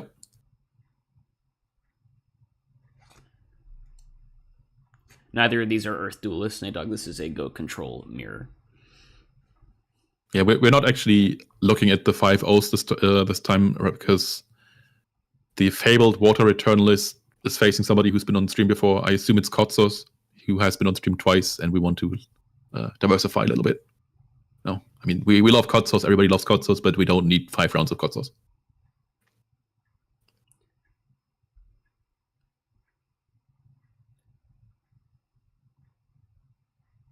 Probably the only time that Kotsos sees his Greek Yu-Gi-Oh friends is when he's in Germany, because he lives in Denmark now. Oh, wow. Yep. And that probably makes him the strongest Scandinavian Goat duelist. What about Rixa? Finland is strictly speaking not Scandinavia. Really? Okay. Yep. There you go. Geography facts. Let's go. We fit some in today. Love it. Yep. Is it really like not? I guess because it's not like the it's- big peninsula. yeah, like basically Finland is a Nordic country, and Nordic countries are like Scandinavia plus Finland. So we have like a Okay. whole different category just for like the same Yeah. thing, but also Finland. So I is don't that? I even know think why that's. that is. I think that's why people start because people. I feel like in the U.S. people have started saying Nordics more, at Yeah, least in like the business world, compared to Scandinavia, and I guess that's probably for that reason because they want to. I don't even know why Finland is excluded there. Like if I had to guess, it's probably because they've been Russian for so long. Like the country itself is fairly young. Maybe like the category has existed before Finland existed. Well, maybe it's just a geographical, right? Because it's not part of the giant like peninsula, Yeah, it's more right? like of the Baltics, right? Like Yeah, Estonia and exactly. stuff. Exactly. Yeah. But then Any again, like you have Iceland. Iceland is considered Scandinavia, and that's like way off. is it really? Okay. Yeah, Learning even more. Love it. yeah. So maybe it's a cultural designation then, right? Because I know I don't Finland know. has a very distinct like language. Like linguistically, it's Yeah, not at all similar to anyone in the general it's area. like close to Hungarian. Yeah, exactly. So maybe that's part of the Yeah, reason why. maybe Whereas I don't know about Swedish and Norwegian, but I assume they're more they're pretty similar. close. Yeah. They're all very close. So maybe that's actually the connective tissue there. Any anthropologists in the chat? That's not the same thing. I know. I'm using all the words. All right, words are good. Words are very good. But honestly, like sometimes these things are just a little silly. Like For sure. It's all a lot of it's arbitrary at the end of the day, right? yeah, like just Europe itself is actually pretty fluid. Like which countries do you count, which don't? Cyberjaw flip. Okay, I'm a big Cyberjaw enthusiast. Not sure if I love it here. Oh, that ring is actually so huge. If your opponent doesn't have anything to defend Oh, this, and a lot of then Reaper just throws a wrench into that though. yeah. If it was just Deco, that would have been the perfect outcome because then your opponent also can't use scapegoats. Actually, there's no back row, so what am I talking about? Oh, but So what's the card below that? What's the card below Deco? below Deco, that's a They're between Reaper. metamorphosis. No, between Oh, Reaper and Deco. oh That's a no, monster. What is it? between Reaper and Deco, that's Tsukiyomi. Oh, okay. Yeah, that doesn't get summoned. Cannot get summoned, but the Reaper will just really throw a wrench into the aggressive push Jewel is trying for here. That Reaper really stops you because with Ring you could have really gone for a lethal push. Maybe you can even hope for maybe you have a knock in hand and you can hope for something. We're swinging. It's honestly it seems like he's hoping for like a knock 50-50. Oh yeah, because we're still in main one, right? Yeah. Okay. All right, let's see.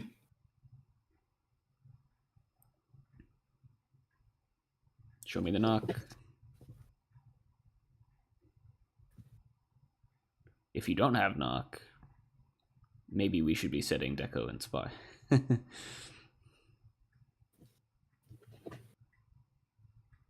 He's looking through his grave. Maybe he has BLS. Maybe it's BLS not the knock 50-50. Maybe it's a BLS 50-50. Uh-oh. Okay. Flipping Spy back down. You cannot do that. You cannot do that. It was just summoned. You cannot do that. It was no. Judge. Judge. This is the second illegal Spy activation we've seen this match. Either way, we're still not getting around the Reaper.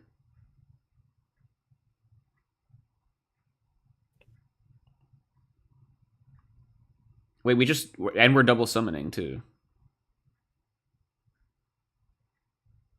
No, I think that's a Spy special summon.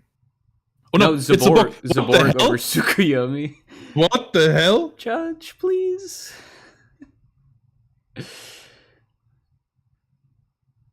And that was for game, quote unquote.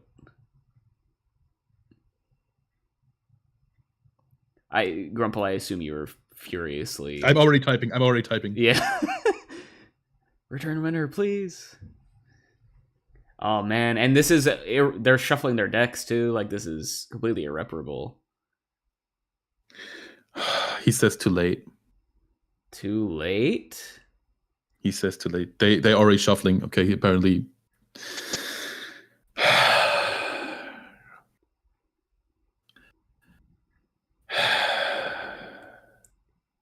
I mean, I'm no judge, but is that accepted game state, or is it? I don't know. Yeah, or is it a game loss? Right. I don't know. I'm not gonna speculate. I don't know. I don't know. Like, to be honest, like after seeing the creature swap spy flip, I'm just gonna assume that they like both not very firm in their rulings. So I'm just not gonna assume that this was intentional. But it was pretty probably rough. not intentional. Dueling High's point there, yeah, kind of both their faults for not knowing. Return winner told me that this game he's gonna sit next to them and play table judge. They need it.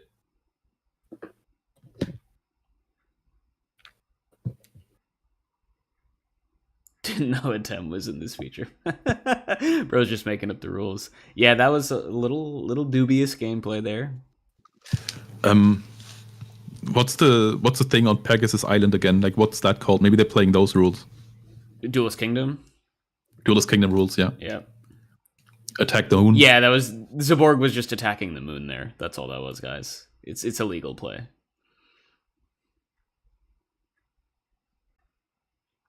This is the last round before Top Cut, right? No, there's actually one more after this, I think. Oh, there's one more. Actually, never mind. There's two more after this. There's two more after this. We're playing 8 rounds of Swiss. Oh, okay. I was not aware of that. Same.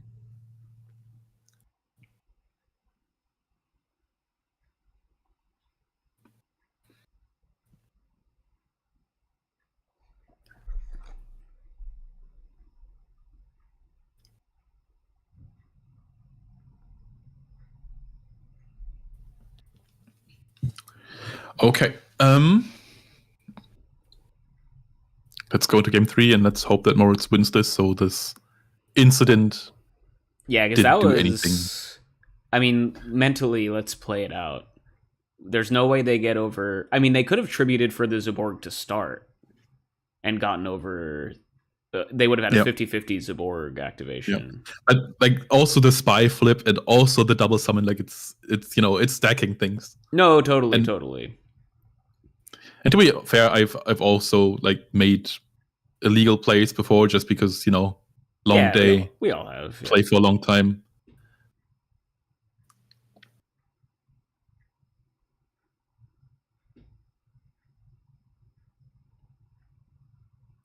And especially if you're not too used to Goat, then sometimes these like rulings, all of that stuff doesn't come to you naturally, so it gets even harder. Yeah. All right, lead off graceful here. Grace, pretty good. Must have something juicy to discard potentially. Although this is just Goat control, so it's really just Serpent that you're. We could also just maybe we're digging for Trap Dust Shoot. Also good, or any other Trinity piece is nice. You're counting Trap Dust Shoot as a Trinity piece? Well, I meant other than graceful. Okay. Dust Shoot is quite good, but not that level, I don't think. It's close. What does the data say? Especially against Warrior, guys. Always keep it in against Warrior. Always. Especially going first. Well, that would be the time to keep it in if you are, right? Never mind. Okay, so the joke here is that I'm a big opponent of going first and going second theory. I think it's all bullshit. Oh, okay. Yeah, that's fair. That's the joke. I generally ascribe to that too, I think. But yeah, Ivan gets mad at me when I insist on it, and so does JCVD. It's probably marginal, right? Yeah. Like my take is always that I think that the difference between going first and second is so low. Also, that is Night Assailant, but no other flip, right? Looks like it. Also, Knight State in Goat control is very strange. And another Afghan opening.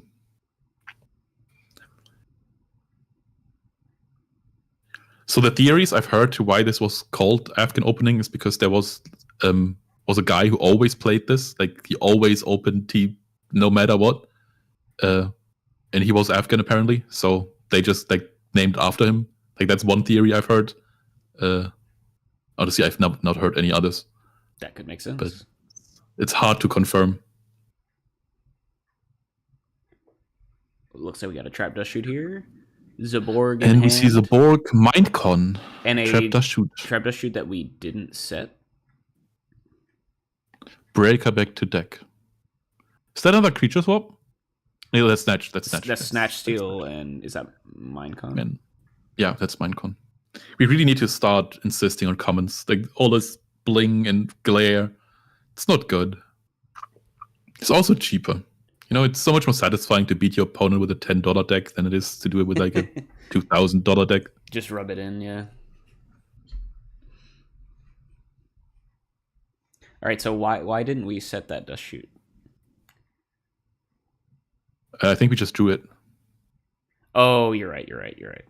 Yeah, good point.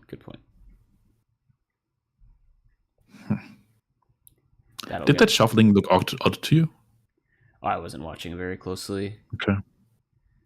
Felt like he didn't actually change the top card. I guess it doesn't matter if your opponent like cuts anyway, but just, you know. Yeah. Okay, so what was this sequencing here? We went Snipe MST not on the likely trap dust shoot, on the chainable one. Yeah, on the old one. I think it was... Which was Scapegoat. I'm not sure if it was during his turn or it was an end phase thing, but it was on an old one and it was Goats. But with Tribe, it actually makes sense because, like, maybe he was reading Scapegoats and he's just trying to get rid of it. Yeah, and it looks like they have... He can swing safely because the set is probably a shoot. Well, the set, I think, has to be the shoot, right? Unless they're bluff setting Snatch or Mindcon. But either way. Who knows? Either way, it's a dead card, so you don't care. But Snatch is still pretty good here, isn't it? Like, Snatch into Warrior Lady, Crash, and Banish would be nice. Or even, like, grab the Tribe and destroy the... Yeah, notably, the Warrior Lady. Jewel using the MST to snipe a random back row when there was no Snatch in hand. Yeah, now the Snatch is true, that's... down. Yeah. Oh, but so we have which one do you grab? Do you grab... Okay. So it wasn't Tribe, alright. It all worked out then. Yeah, I feel like you have to grab the Tribe, right? I don't know. I feel like with Warrior Lady, you at least guarantee the plus if you get the attack through, because then you can decide if you want to banish or not. And then you just banish.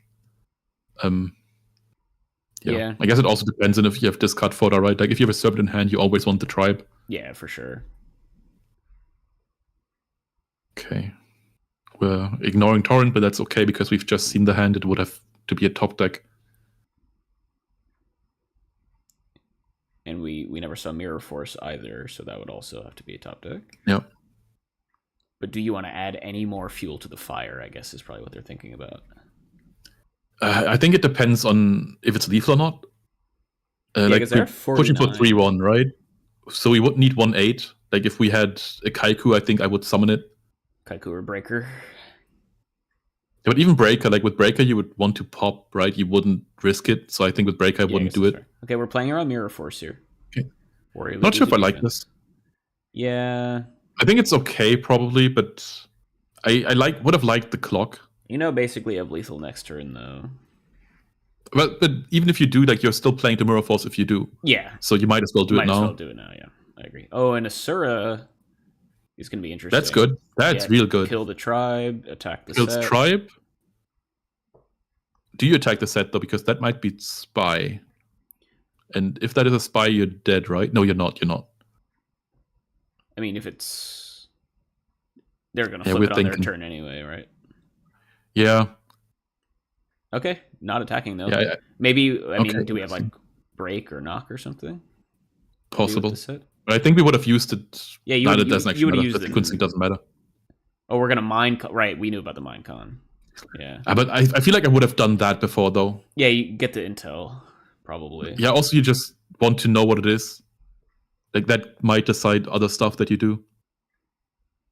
Oh, Cyberjar. Oh, we're choosing to use it. in main 2, no less. Honestly, I think it's good though because it means that your opponent can't do it during their turn. Yeah, because, yeah. Like if they do, oh, that's actually Jujutsu Master. I love that card. But then, to our point from before, if we Minecon in main 1, you would have Cyberjard in main 1, and then you could still. Yeah, and the Sura would have been. Honestly, that Cyberjar set is so ballsy. Like, you have a full field, your opponent has nothing. Yeah, you have lethal on board Cyberjar? almost, right? Yeah, and now this game is just completely up in the air, right? I guess. I mean, that pot is rough, but you have duo as well. I think you do duo, and I think you just set all your flips. You have the meta. Honestly, yeah, and Jujutsu. I think Moritz is fine. Moritz is going to be fine for a while here, but if he chooses to use this duo, then Ring on BLS is going to be a game shot for the rest of the game. Yeah. I think you still kind of have to do it, also just in the hopes of hitting pot, and also now that the Serpent gets summoned, you're never going to get a spot like this again where your opponent doesn't have Serpent in hand. So you're kind of forced to do it. Yeah, that makes total sense. Yeah, now Moritz is just randomly right back in this game. Yeah. And that was a wild turn. Like that was very wild. Yeah, so much back and completely forth. flipped. But also, imagine if he did it like during battle phase. Like he actually has a chance to, like, if he runs into it and just flips in battle phase, he just has a chance to finish on the spot. Yeah. I mean, Jewel is high on life, right? But yeah, from going to almost having lethal to now being on the back foot after getting hit by this duo, probably. Let's see. Yeah, so Serpent set, of course. Oh, we're going to Dust Shoot to rip out the BLS before the duo? Okay. They're probably just trying to increase the chances on hitting pot. Yeah. And they might go down below 4 cards if you do it first, right? And BLS, excellent hit. Let's see if BLS is an excellent hit. Yeah. Now we slam that duo. Yeah. It was pot, it was goat, and it was smashing. So let's see. We hit pot. We hit the pot? We hit pot. We hit the pot. Ladies and gentlemen, we got him. And smashing discarded. So that's goats, but the goats aren't actually that great because your field is stuffed. So Yula is actually not in a great position. Yeah. That really backfired. That Cyberjar set backfired so hard. Yeah, that was... What even is the vision there? You know, like... Maybe the vision is just Cyberjar? Just a cool card. And I love that card as well. I also feel like that's so underplayed. I want to play it in Turbo again. Someone topped the Team GFC with a Jar in main, I think. Nice. In Turbo. Wait, what is that card? Oh, that's Breaker. Okay. For a second, I thought it's Time Wizard. Don't ask me why. That'd be hot. Okay. We kill a dead shoot. That doesn't matter. We know that's Jujutsu Master. Honestly, that is kind of awful. Like, if we know about Jujutsu Master, why don't we just attack with Breaker into it? Because now you can't really attack with DD Assailant, right? Because DD Assailant into Jujutsu Master would be so life ruining because it bounces. Yeah. You kind of have to hit into it with Breaker, so you kind of recover the. But that is so rough though. Like, let's say we attack with Breaker into Jujutsu Master. That means you have to summon Breaker next turn to hit over it again, and then it gets bounced again. So we're basically not drawing cards for 2 or 3 turns. Yeah, and all the while, Moritz is just grinding this one out because they're going to be resolving their flips. We're playing around Mirror Fort. No, just DDA to defense. You're probably just trying to avoid some damage, but with full HP, I don't think it's necessary. You're kind of opening yourself up to a random Sasuke, which is unlikely to happen, but it can. Yeah, I guess it doesn't. I mean, now it gets beaten over by. I mean, I guess it doesn't matter because anything. Yeah, I don't think that difference matters. I think that's I just think that the bonus. How do you say the bonus damage that you would receive by having this attack isn't really relevant at this point. Yeah. Moth Flip, obviously amazing. Yeah. Moth is a pretty good card if it gets to Recycle Trinity. Insane. Lots of good stuff in the grave, but will it resolve? I think so. Actually, right. Yula had... Was it Yula or was it Moritz who had Solomon game 1? One of them had it, though. I think it was Moritz, but that doesn't mean it's not in the 55 for Jewel, of course. Yeah. Thinking here. Looks like it's resolving, though. Yeah, gonna grab Graceful. Pretty solid. Makes a lot of sense. Fire that bad boy off. Yeah, there's also like spots where you maybe want to solemn the Grace and not the Moth because this is damage potential for you. That is true. Especially with Moritz at 23. But it opens yourself up to like Zook, you know. But even then, it doesn't really matter because like if you get Zooked or not is kind of irrelevant because that Grace is coming back.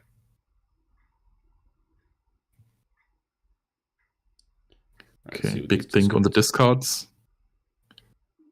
DD Warrior Lady. Warrior Lady? Actually, an interesting monster, though. That could have cleared Assailant, for example. Also an excellent set here. And the meta. Okay. Meta. Meta's also interesting. Yeah, you would have thought that right? like meta on Moth suck the DDA and attack Breaker. But on the other hand, you don't want to do it because you know about the scapegoats in the back, and if you suck DD Assailant and hit over Breaker, then goats are suddenly free again. That's true. Oh, we're gonna knock the set. The Serpent's gone. Yeah, we know it's a set. Yeah. Yeah, I know. I'm just kind of wondering if I like it or not, but I guess it's okay. So how do we win? And so the sets here are Spy and Jujutsu. Right? Yes. Yeah. And there's a scapegoat face down for Eula.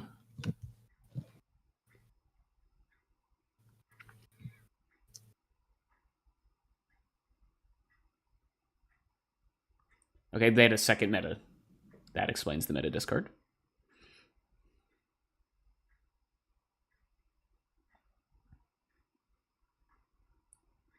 And yeah, to your point, once these goats get played, it's going to be about 7 years before they're cleared out, unless Moritz has something else going on. Yeah, I mean Moritz has the card advantage for sure. Oh, we're tribute. And Eula. Oh, we have Yusaborg.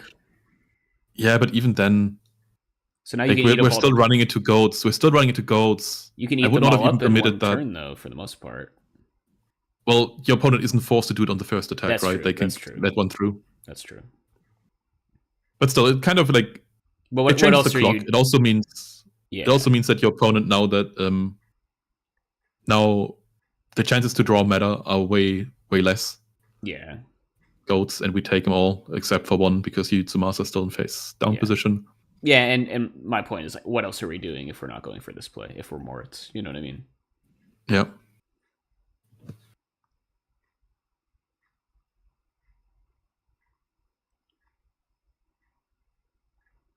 Sook. So we can probably killing Zaborg. Yeah. But that's still a big damage swing next turn. I would really like it if he also flipped the Jutsu Master, dealt some damage that way. Because next turn you also can't do it because that Sook is settable. So I'd really like the opportunity to take the damage right now. But you also hard lose to Asura if that happens. Oh, we're in overtime. We are in overtime. Oh, and that is awful news for Moritz. That is.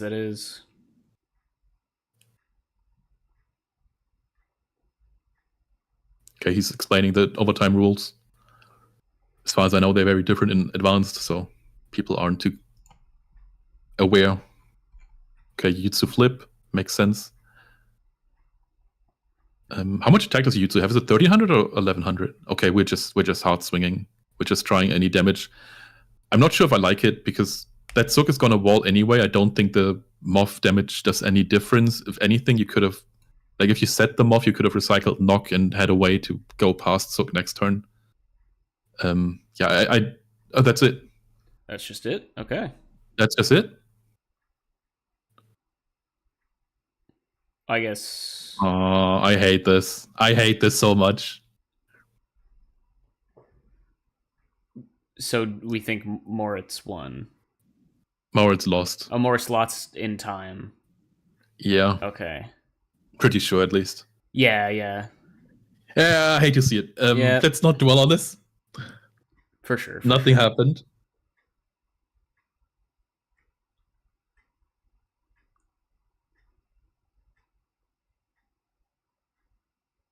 And that's going to be it for round 6. I presume that was the last game of the round, of course. Our WhatsApp group's blowing up. People are not happy about this. Oh, boy. Not much we can do. Yeah, totally.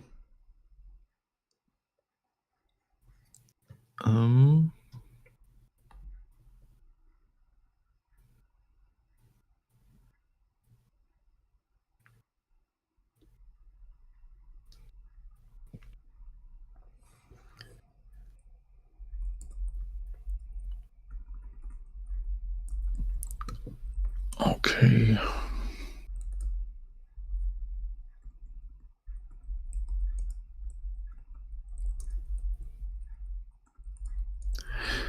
Okay, I hope that we now get to see the Water Returnalist, because I've been waiting on that for a while now, and I'm so interested in like seeing what the approach is. If it's actually flip related, or if it's about Fenrir or Aqua Spirit banishes. Yeah, and we did hear someone in chat said that they did lose last round, but they're still at 5-1. So they lost last round. They did lose because they've been 5-1. Yeah, but still definitely in the hunt here. Oh, but we didn't actually put this up as an announcement for Goat, did we? Maybe I should do that. You know, maybe I should do that. Get people. Unless you didn't, I didn't notice. No, I didn't do it either.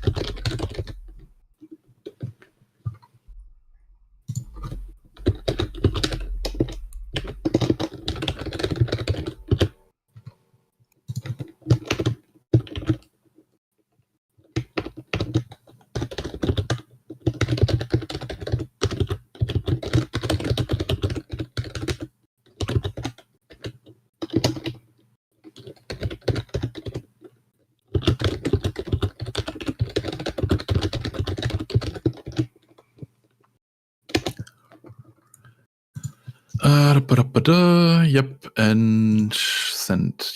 Yep. Ping everybody. Annoy the world. I remember the first time I made an announcement on the channel, it was like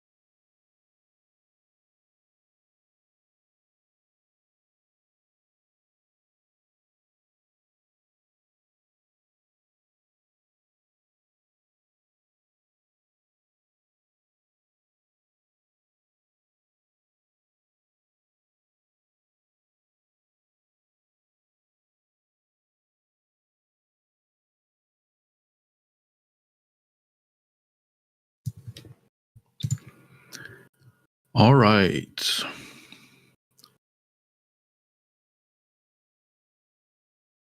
Yeah, there is no sound from the venue. The only sound you're going to hear is from us commentating, which will resume shortly, I hope. It's not too much to talk about in between rounds, so bear with us, but we're doing our best. There's also some some things we have to solve behind the scenes right now. But we will be back.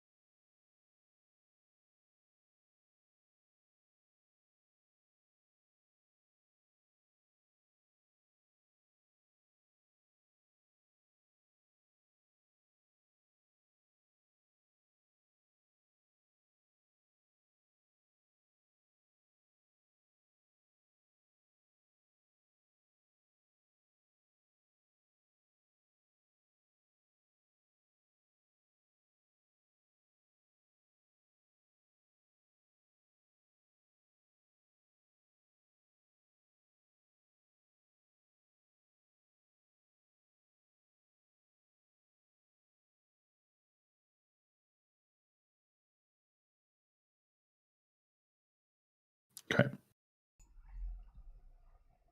I'm gonna repeat what I said. The keyboard isn't that loud, okay?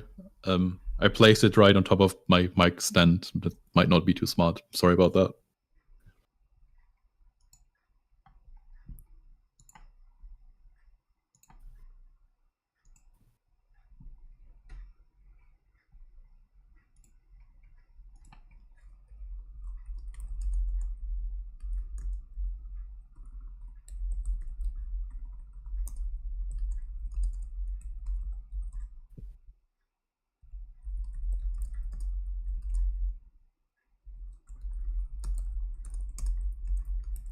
Okay.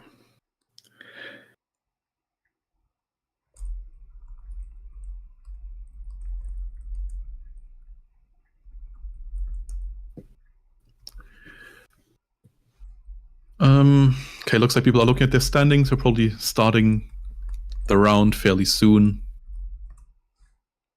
And I finally get to see water return. Yes, please, please return winner. Make it happen. That's also a really nice neck. I love that neck. what what an insane piece of commentary. What an insane thing to say, but it's topical. It is topical. Well, yeah, so we were talking about how great it is when people recognize that they're on camera later. It's almost better when they don't, and we just get to see them. I really just love the moment where they are like thinking about leaving or staying. I love that. Yeah, true. You can really you see the gears turning in their head. Yeah, you can really reach deep into people's souls in that moment. They will never be as true to themselves as they are in that moment. You can learn a lot from a person by how they react. It's art. It is art. Yes, this is just performance art. Yu-Gi-Oh comes secondary. We're learning about the attendees today.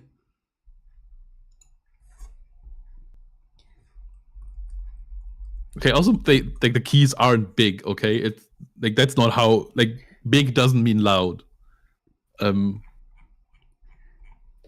don't know. It is fairly loud. It is a mechanical keyboard. I don't know why, but it is, and we use what we have.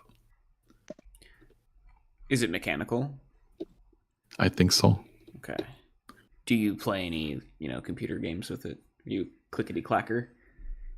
I used to way more than I do now. That's fair. Oh yeah, you were mentioning you were a big League of Legends guy back in the day, right? Yeah. Yeah, probably for too long. When did you quit? Probably like 3 years ago now, I think, nice. around then.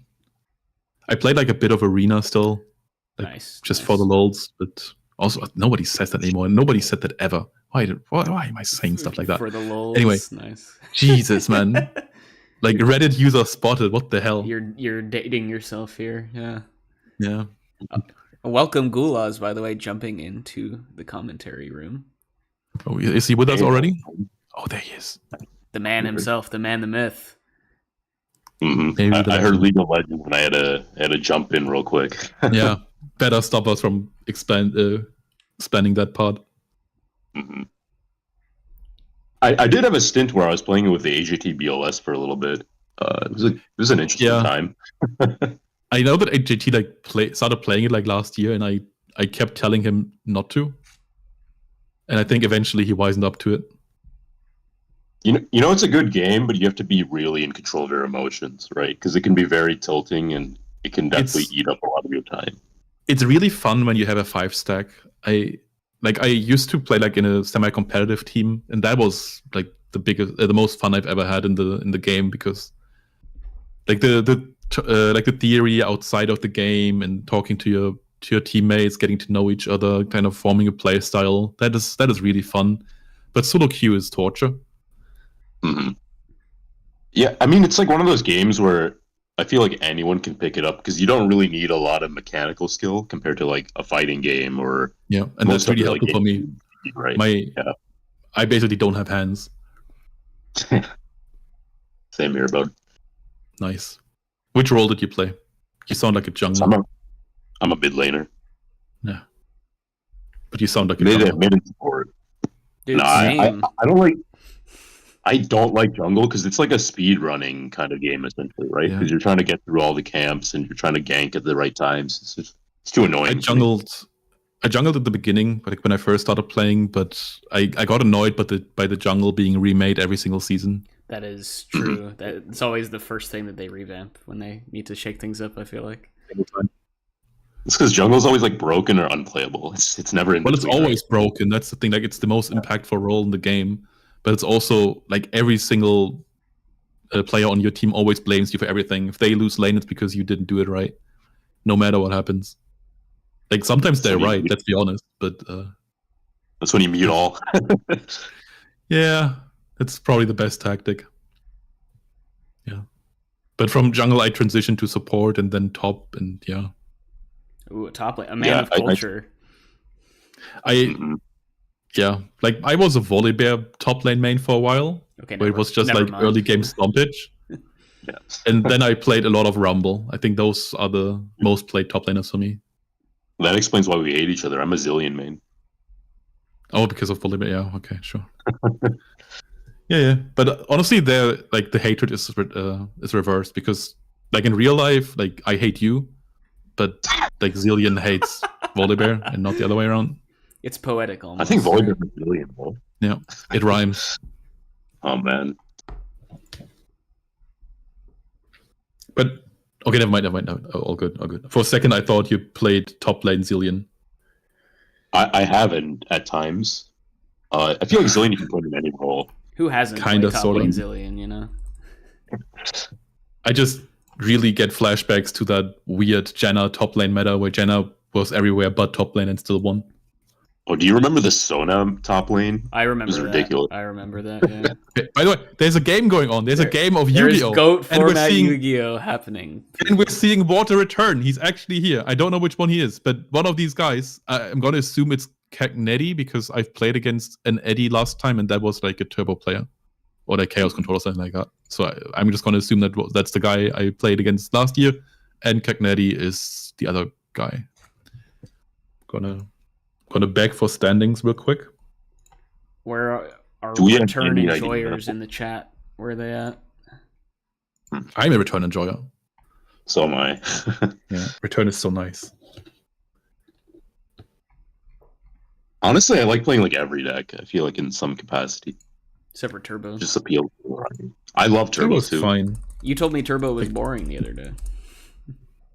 I played it in War League.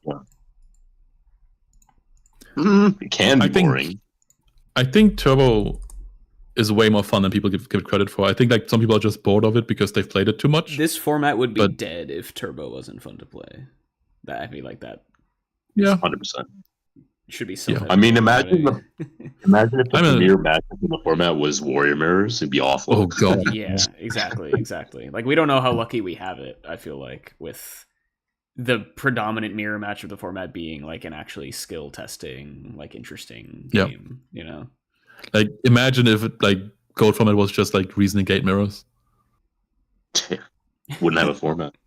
Yeah, it would literally just be like who goes first and who gets the cancer on the field the first.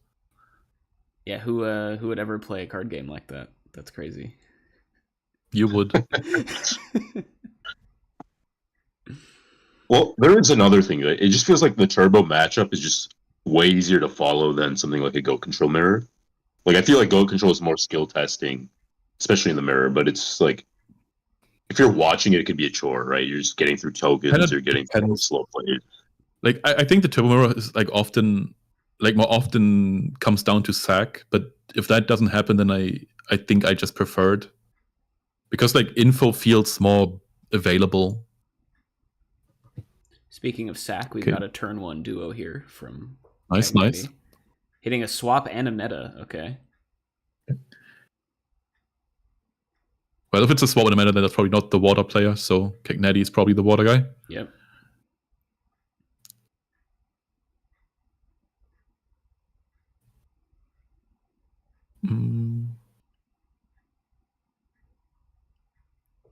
Ooh, that is so bright and shiny. Oh, Merchant flip? Merchant spotted in 2025? Into pot, too. Pretty good. Merchant's busted in 2025. Yeah, I've been thinking of just like playing a one-off Merchant in Turbo. I feel like people are too scared of milling BLS. I think people are too scared of milling BLS, but I don't think that means Merchant is good. Yeah. I just feel like I just always feel like Turbo could use that one bonus light. I feel like... Do you guys have the Twitch by any chance? Because I'm at a delay on YouTube. Yeah, just watch on Twitch. Watch on Twitch. You send it in, like. I'll send it. We're just restreaming to YouTube.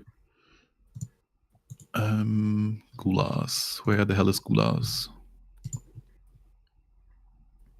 You got Mother Grizzly and Umiruka, guys.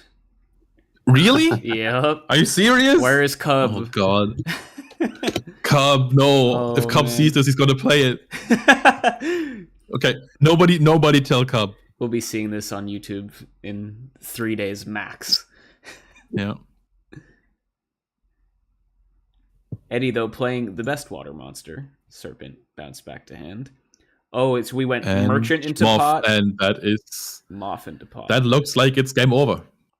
Also, why did we even play Umiruka here if we don't have a monster on the field? They had the Mother Grizzly, but it got popped by something. Oh, okay. That makes sense. Now, not sure if we needed to pop the Grizzly just to save some life points, I guess. Oh, we're going Weenie Beatdown. 500 a turn. That's a lot. Yeah, hey, a clock's a clock. Yep. But coming back to lights in Turbo, I think there's like ways to add them. Like Merchant is an option, obviously, but also I feel like just a random Blade Knight is... Oh, there's Aqua Spirit. A random Blade Knight works as well, and you can even go for Time Wizard, the TK Griffith special. That is I think the obvious one is also just like DD Warrior Lady. It's just a good card independently. Yeah, but it doesn't, like, it banishes, and you kind of want the light for the grave, right? So. Yeah, but I mean, it doesn't always banish, and I don't know how many more lights you really need. Yeah, that's true. But that's another option, of course, yeah. My take is that lights don't actually matter in a world where Thunder Dragon exists. If you actually... I also think it's not a problem you have to solve. I just feel like the ratio would be slightly improved if you had another light. Potentially, yeah. I've been gathering some data on my end, and like something like Nice. 85% of the time when top players summon a chaos monster, it's using turbo as the light, right? It like almost never, even like faith as a light almost never comes up in turbo. Yeah.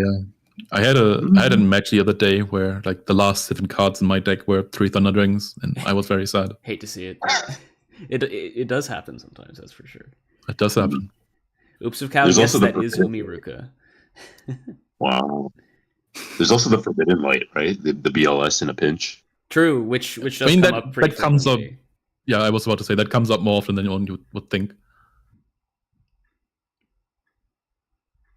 Okay. Also, this matchup is awful for return.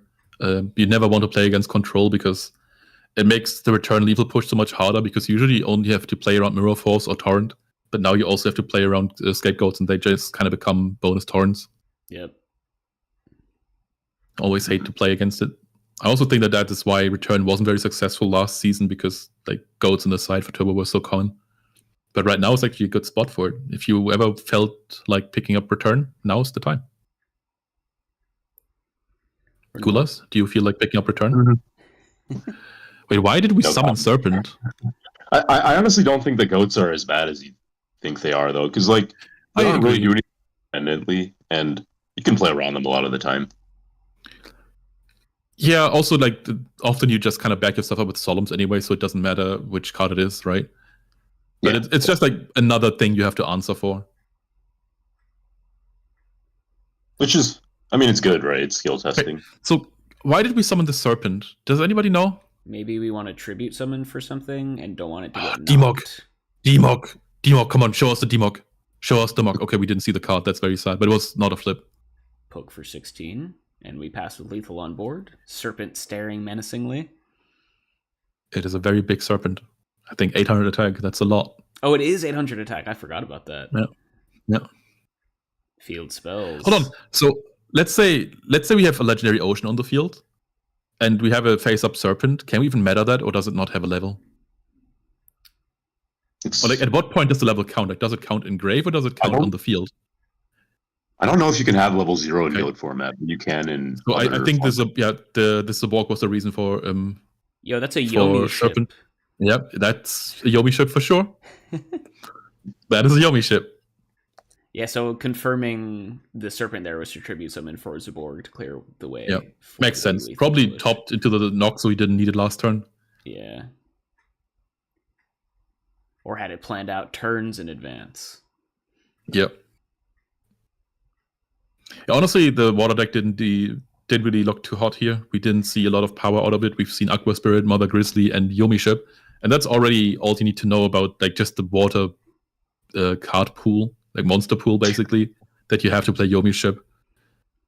Yomi ship is such an awful card, especially when you have something like Newdoria in the format. Yeah, like imagine Newdoria, that's like a dark, which is already better as an attribute, and it has better stats, and even that card doesn't see real play.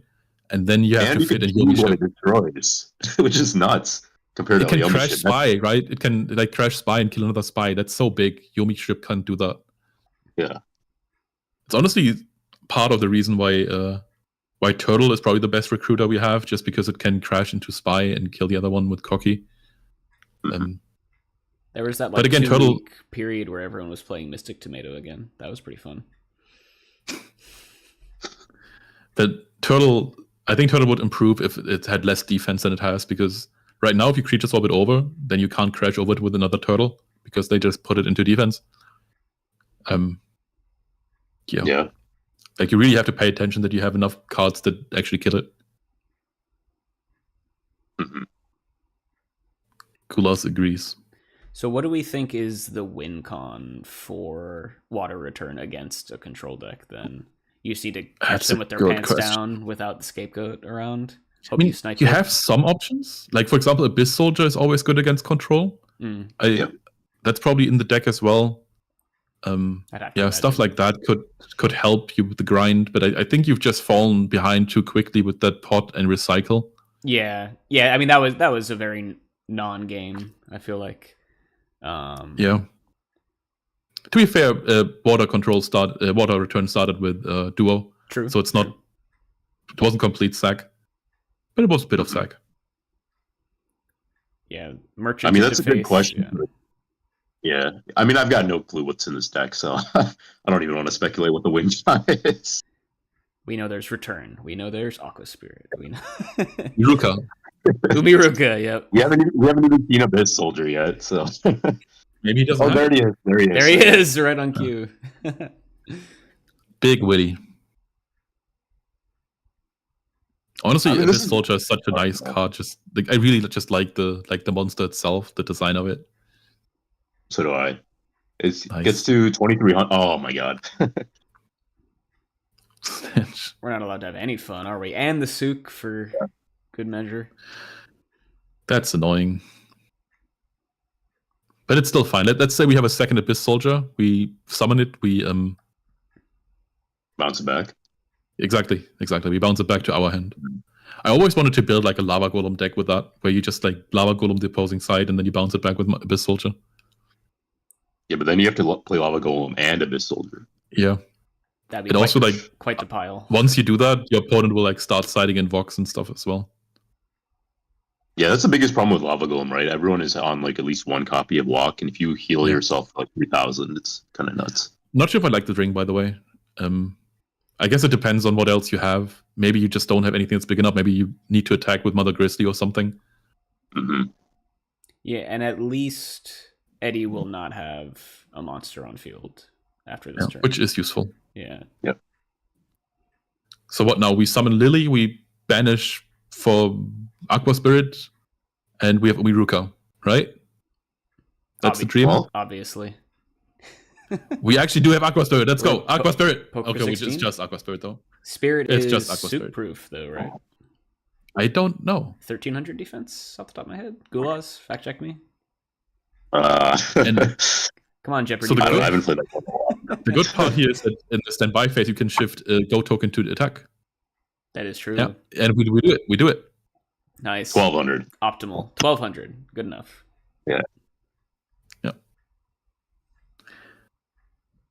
Reading the I've been card. Hasn't seen it ever. ever since Cub has stopped the Jeopardy series. I've been off my game. He stopped it. We haven't done it in a while. I think it's going to come back one of these days. Cub, get me back on. I need to lose again. Well, if you do come back on, you're against me still.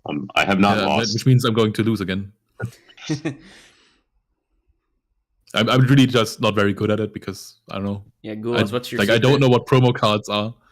Like last time we had like a whole category just about promo cards. I have no idea what promo cards are. I just know which cards are gold legal and which aren't. The secret is to not get things like Cryo Sphinx and lose 1,000 points randomly. Okay, I'll remember that. But This yeah, card cool. is actually I think we have to sit down and build a certain deck. I think we have to build like an Abyss Soldier Lava Golem deck. Like call it like Steam something or I don't know. Water fire. I don't know. Something like that. Steam-powered engine. The Volcanian special. Now we're talking. Yes. Steam eruption. Let's go. Hydro, what's that called? Or geothermal power? No, it's literally called Steam eruption. There you go. call it Scald. Sauna.deck. Scald gets a 30% chance of burn. Okay. Gulas, what do you think about the removal of Scald from almost every move pool?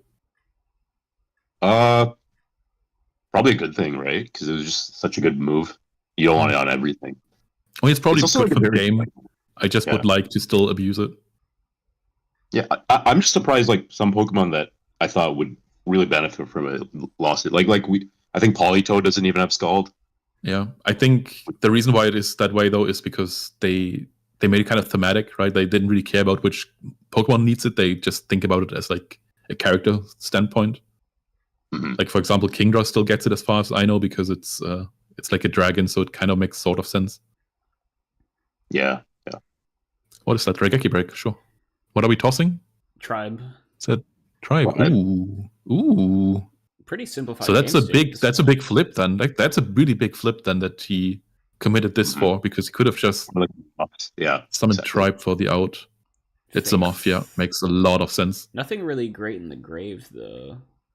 Honestly, Snatch, Well, okay. I would have thought meta. Yeah, I guess it doesn't matter what you grab. Oh, right. He is so. I forgot about that. Oh god, this is disgusting. It's game over. Yeah, 2 cards in hand for Cagnetti. Man, that's kind of sad. Maybe 3. I would have liked to see at least a win out of the deck. Like just see a few more cards. It's such a cool deck. Hey, Why do we have to like show a loss? They still could top cut. True. Just need to win the final round. Thunder Dragon. Adding more Thunder Dragons. Still plenty of Yu-Gi-Oh left to play here, I feel like. Suk on its own isn't a massive clock. That's true. Yeah, that is a good thing about playing against control, right? You always feel like you have some opportunity to come back in the game. You have the opportunity to draw a lot of cards and see what you can do to deal with these tears and flips. Yeah, oftentimes you just need like one good heavy storm turn to really make something happen. Yeah, good heavy storm, add a tribe, get rid of all the goats. It'll be fine. It'll be fine. Oh, torrential to break up the Suk loop. That's pretty nice. Good TT. Yeah. Good TT. All right, and we've got ourselves a game here, folks. Cagnetti really Do we know wants what's a bad frit, though. with this guy? Is it just Abyss Soldier? What do you mean? For to feel his return, what is banished right now? Just Abyss Soldier? And I think it's an just Aqua Abyss. Spirit too, because he summoned 2 this Oh right, game. there were 2 summons, right? Yeah. Oh, okay, yeah. So there's 3,400 points of attack in the banished zone. It's not too little. What is that? That's a Sura. It's quite There's good. a beater, good against goats. Pretty All right, decent. we got the tech. Pretty decent. We're eating it. What are your guys' Great. thoughts on a Sura Priest in general? I think it's good. It does its job well. It's It's not okay. like amazing. Like I don't play it in any of my turbo lists. but Yeah, it's- I feel like it's best in control or turbo, and turbo doesn't need it. You know, for like aggro stuff, I almost always prefer Vangu. yeah. Yeah, I mean, I'm always been like a Book of Moon enjoyer. Like, I'd rather play Book of Moon than any of. Oh, Oh, it's happening, guys. Oh, that was a knock and creature swap. All right. double Yeah. bluff set. The funniest thing about a Sura Priest though is it's the best card in the entire game against Soul Control. Yeah. I don't like that we have it just for Asura. Like we could have just summoned that. Like maybe it was like in preparation. Maybe this is a return, but even then you can heavy next turn and flip return on top of it. They just said, give me the back- free +1 and take it to the bank, I guess. Yeah, but does the +1 really matter if like LP matter? Probably not. But it feels good. Oh well. True. Maybe you want to play around goats a little differently. Maybe as like a tribe or something. I actually have no idea. I guess you could force out the goats before combat there, and then Yeah. Yasura could clean them up, potentially. If you want to like play Yeah, that around makes- meta or something. That makes a bit of sense. Just keep on poking. Deco cycles. Card draw is always nice. Everybody likes to draw. My hot take is I think card draw is a little overrated. Keep those life points up. That's insane. You're just wrong, Gulas. I'm sorry, but I think you've got burn player brainworms. It works. I don't know. I feel like It works. we don't always need to be playing Upstart Goblin in every deck. That's true. And we also don't. Yeah, Like it's specifically played in like turbo and some chaos controllers and recent gate, I guess. But I've seen a lot of Upstart Goblins in Warrior decks, and a lot, like we've seen it before, yeah, but a lot? Are you serious? It's like not even 10% play rate. What are you talking about? I don't know. I've seen it. I've It's seen it. questioning. No, Chaos. I don't even know if it's like good in Turbo. Like, don't get me wrong, but I feel like it's not always like. I feel like you can make an argument against it. well, of course you can, because like the card itself is not a card, right? Yeah, that's true.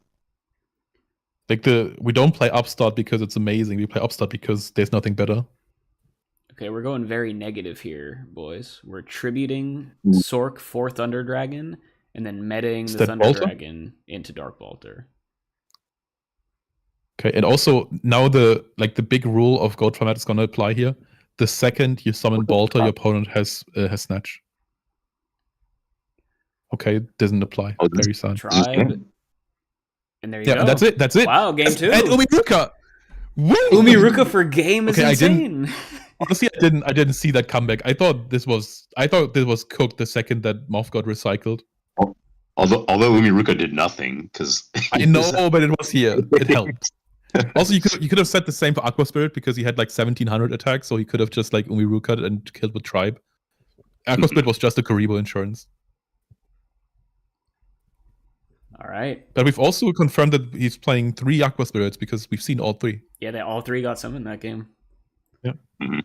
The deck has a 100% win rate when it can summon all of its Aqua Spirits. Makes sense, I guess. So the neat thing about like Water Return, I guess, and also Earth Return is that you can use their special summon banish stuff just to set up your monarchs.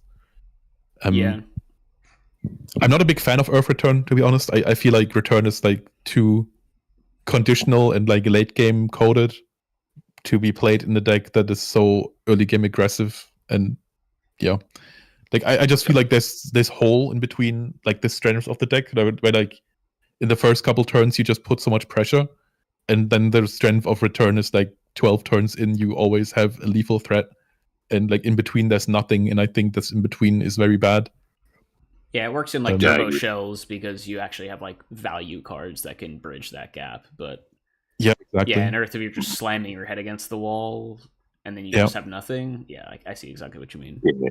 Well, there's also just like no like late game payoff for Earth, right? Like the best you can do is like a Grand Marg like teched in, but you're not dropping like any bombs like Sorcerer or.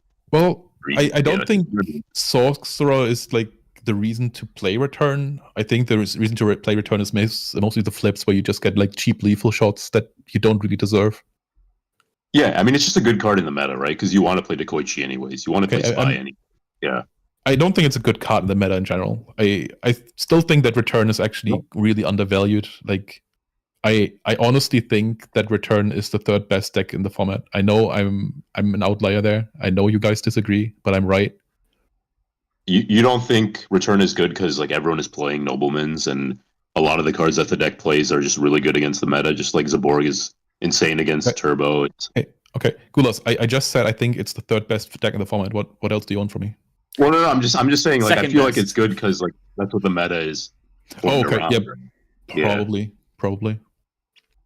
Well, I mean, you can make the same argument about Warrior, right? It's like, if Yeah. it's Yeah. anti-meta the deck, you know what I mean? In a vacuum, Yeah, kind of. it wouldn't be good, right? Or it would look very different, you know, if it wasn't built specifically to beat Chaos Turbo, you know. Yep. Yeah. Yep. I personally think that the control decks are still very overvalued. How do you feel And I'm about also- like turbo teching Goat's meta? Would you consider that? Yeah, as a that's control what I deck? mean. Like, Yeah, I feel that is a control deck, but I feel like that's just like a worse return build, turbo build. So that's fair. wait, is that a double TD? That was double TD draw, right? He only Looks added like one. double TD, guys. It might be Alright. happening. Water return on top. Water return on top.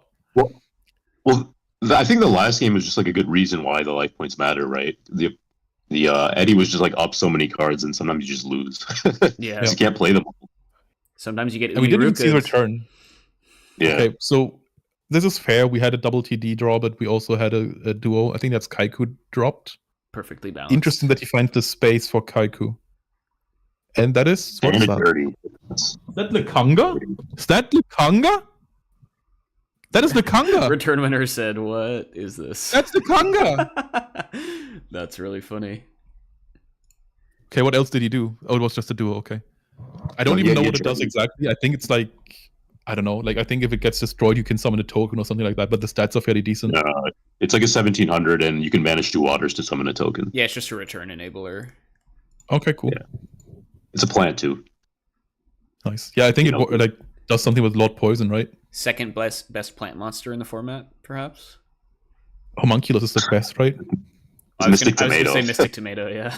Oh, true tomato. Okay, so it's the third best. Homunculus, yeah, I guess so. Do you not believe in homunculus? I don't know. Maybe Maneater Bug is Lacuna. But that's an insect. That's Yeah, that's not an a plant. insect, yeah. Oh, it's a plant. Oh yeah. People talk about plants, but what about this bug though? Also, this is like another spot where you see like just the power of Sangan, like forcing out a meta, like scapegoats meta on Sangan, and even the second that this Sook gets dealt with, this tier gets dealt with, you still received Sangan back. The mirror force. Oh, mirror force, yeah. And now you great just way to cash now in you just on get that. it. Yeah. So what do we want? Probably Grizzly, right? Honestly, what does Grizzly even search? We've seen Yomi ship. Does it just have like Serpent and Yomi ship, and maybe itself as targets? Yeah, other Grizzlies is probably just a floater for like your Mobiuses and stuff. I think by now we can also probably like a tech in like Nightmare Penguin. I think by now we can also say that this doesn't actually play the flips, right? It doesn't play the reptile thing that Cup was trying. Yeah, no Gale Lizard. Serpent to hand. Yeah, searching Serpent, pretty good no matter what deck you're in. Pretty much. I'm a big fan of Serpent in the Warrior Mirror. Like, I know this sounds strange because it's not played in Warrior, but it's actually so good in the top deck wars because it always guarantees like a summon or set or something, and just it's like a safety net. Yeah, and you can block attacks, which is that's what I mean. Yeah. Mm-hmm. Oh, okay. So Asura clears out the goat tokens, but then gets killed by an assailant at the end. Didn't he attack the face down first? I don't think he did. Yeah. I would have shocked it. No, you attacked this first. Grump is out for blood. Yep. Wait, what actually was the monster that it hit? Night Assailant. Okay, makes sense. Yep. Aqua Spirit. Wait, what? Didn't he just attack with Asura? I think it was just draw go, and we're back on his turn. Oh, okay. They just like skip back and forth. Also, by now, Return was actually sitting at the desk, so we don't have to look at weird shit anymore. Gulas, did you see the tragic match before this round? Yeah, I was watching briefly. Okay. You might need a refresher on what was tragic about it. No. Okay. No one needs we don't talk about it. It's best forgotten. Yeah. Okay. Of course.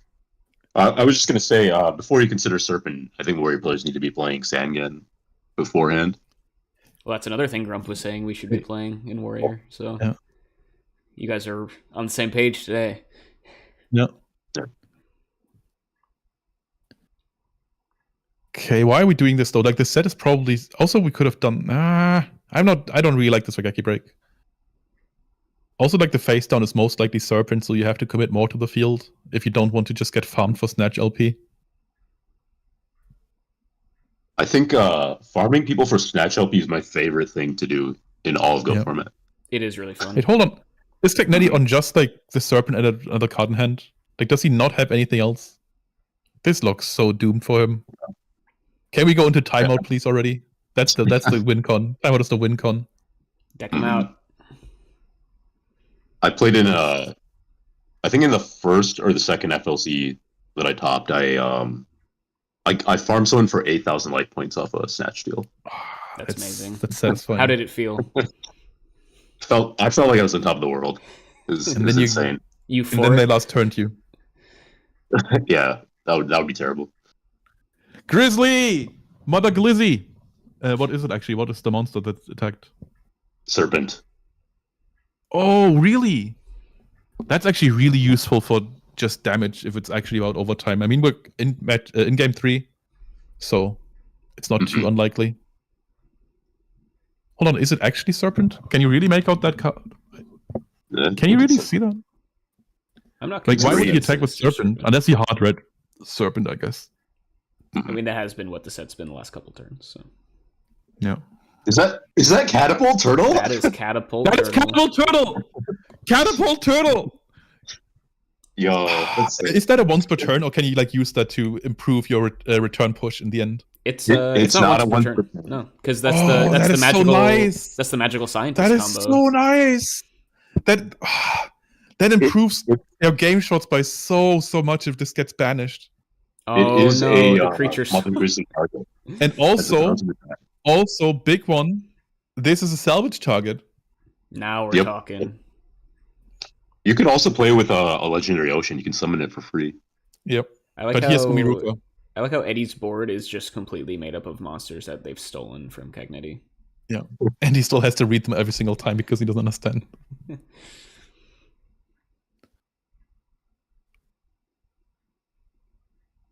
I think that's another consideration, right? Especially for playing IRL. Your opponent has to read the card so it eats up more of the clock. Balter, please, Balter, run over Serpent and negate your own Serpent. Please, I beg you.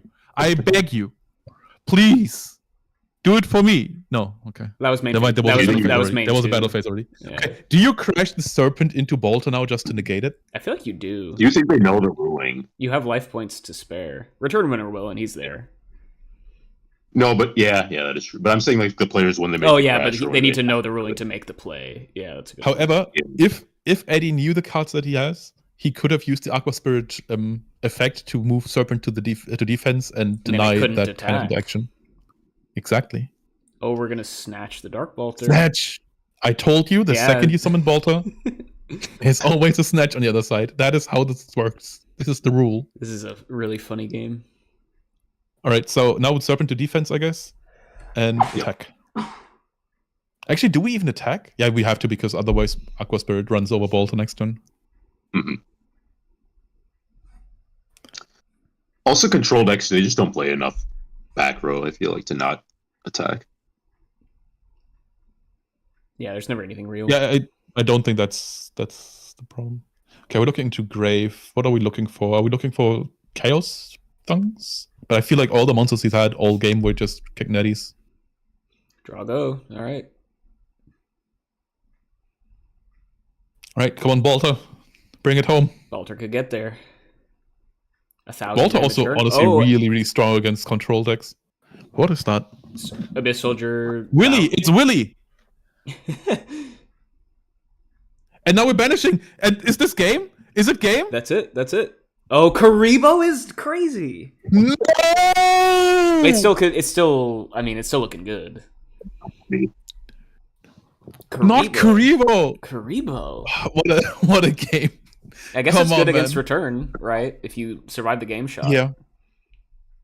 What a return against Goat Control, and then Karibo saves the game for Goat Control.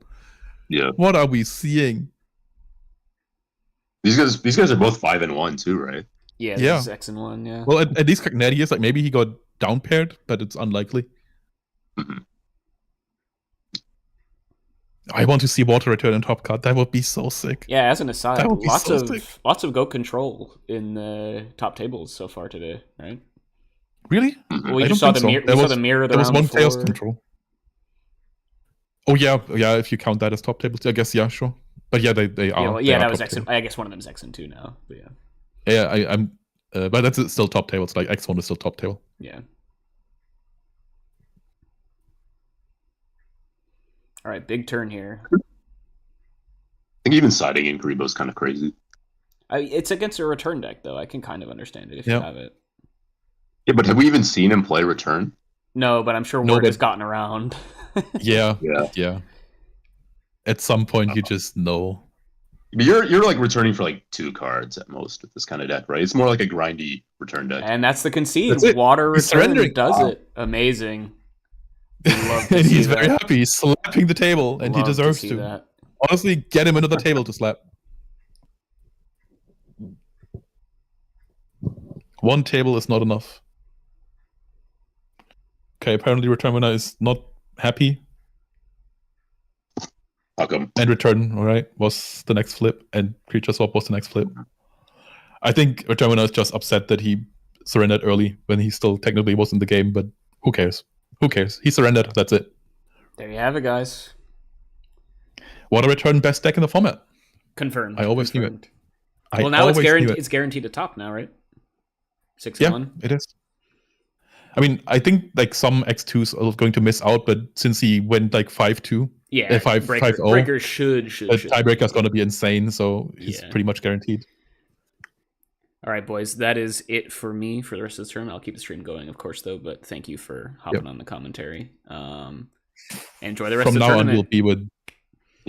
Water return From all now the on, way. you'll be with Gulas and me. I'm very sorry about that, but that's what we do. Thanks, guys. Yep. See ya. Thanks. See you later. All right. It's just me and you, Nasty. It's just. I hope that's gonna pick up again. Like at some point, JDZ always called me that, and I really liked it. I wish people would continue doing that, but nobody does, so I have to do it myself. Okay, it's late hours now, right? So, actually, what time is it in Germany right now? It is 6:30 p.m. Okay. One more Swiss round and then top 16. And are we gonna do top 16 today? Yes. Yeah, Okay, we cool. cannot Cool. do dual. We cannot do 2-day events. That is not feasible. Yeah. I'm gonna have to ask Calcifer at some point how he does it with his GGPs in Italy, because like those always go by pretty quickly, right? Like they're always really well organized, and they have even bigger numbers than this. Mm-hmm. Maybe they just start earlier. Maybe they are more ruthless when it comes to calling time. Who knows? Could be. Do you think the Italian crowd is also maybe more experienced because they have more tournaments? So maybe I don't think they have more tournaments anymore. But they've just had bigger tournaments for longer, and I think like part of it might also be that I feel like at the GCIs people drop out earlier because like the way that GCIs work is like the first day there's Edison and the second day there's Goat. So you have a lot of people who don't play Goat playing Goat, who like probably just like drop out after a couple rounds because like they were just doing it because they could. Yeah, makes sense. So that that's pretty nice though, right? You get some new players, they get some experience in the format, and then maybe I think overall we can always just profit from collaborating with Edison. I agree. don't think that we're actually opponents in any way. I think that we can like drive each other up as well. Like for example, like if we were to organize like a multi-format event, that would be pretty sick, like IRL. And then both the formats play like very differently, right? So you're playing like two separate games. So like if you think about it that way, it's not really the competition, right? Well, I was thinking about like the team thing where you like have a Goat player, Edison player, and stuff like that. The way that was at one of the events. Yeah, that could be interesting. Yeah, I think you just don't want to be the guy stuck on the weird format that no one plays because it's kind of hard to find the guy to play that. Come on, man! It's called Tengu. You can say it. Is it Tengu? I thought it's Hat. Isn't there another one like Red U? Oh, there are multiple other ones, but I think Tengu was always the third in those tournaments, and that's kind of the odd one out.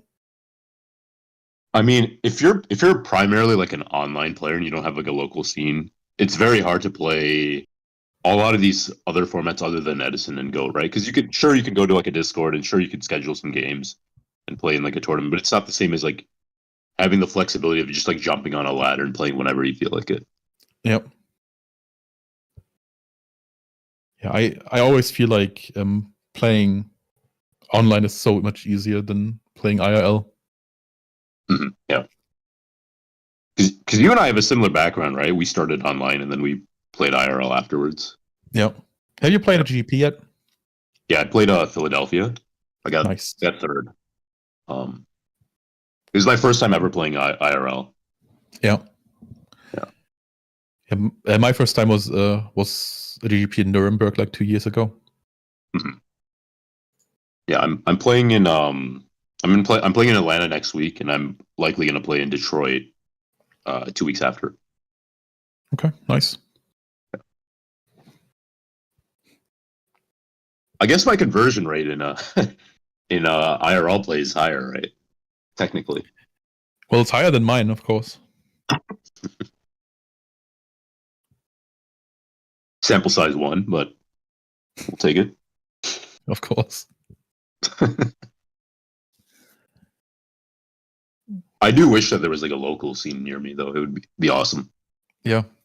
But that always seems to be the problem in the US, that it's just hard to get local scenes going because like people just don't live as near to each other as they do in Europe. Yeah, that's why they'd Atlanta, Detroit, like those are like major hubs. Same with LA, because they just got a lot of people that happen to be playing Goat. Yep. Okay. What is the turnout for this tournament? What do you mean? Player wise, like number of players. Okay, 133 or 143. We're not quite sure. It's one of those two. Still huge. So how many invites is that for? Yep. Yeah, okay. That's awesome. Any notable online names still in like contention for top cut? Give me a second. Depends on what you mean by notable. Oh, what the hell? Okay, so earlier we were talking about Escaroda. I think he was also on stream. He started out 4-0 with his machine gate stuff. Like, he's a machine gate specialist. He's always also played Wardic in the past season, so maybe people know about him. However, he's gone from 4-0 to 4-3 and is now out of top cut contention. Actually, it's out of top cut. So I think some of the Greeks are still in. Give me a second. Kotsos was 5-0 at some point. I haven't heard updates since then. There's also Joker 88 or Roland Gress, who like apparently also used to be like an advanced player who was pretty strong. I don't think he's too popular yet, like too known online. However, he's going to play Wardic next season for the German All-Star team. And he's also played from a library ladder a bit, I think. Mainly plays Chaos Control and Turbo. He's on Chaos Control today. The Greeks, again, Kotsos was there, and we've seen Confused Rai at the upper tables, but that was a while ago. I don't know how far he's gone since then. Yeah. If I get another standings update, I'll give it to you as well. Sounds good. Are you playing in War League this season? No, I'm gonna skip. Any initial thoughts on the leaked rosters? Yeah, Birdcage is obviously the strongest, and everybody else is kind of wasting their time. Okay. I'll be right back. Sure.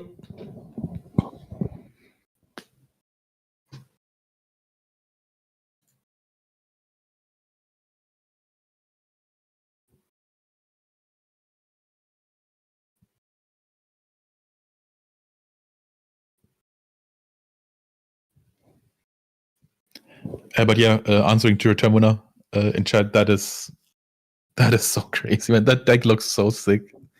It's also like not the way that I expected it to be a return deck. Like, I expected some flips in there, but I guess it's literally just Aqua Spirit and Lakanga as enablers. I wonder, like, honestly, you could probably just throw in a Warrior Lady in there. Like, if you have space for Kaiku, you also have space for Warrior Lady.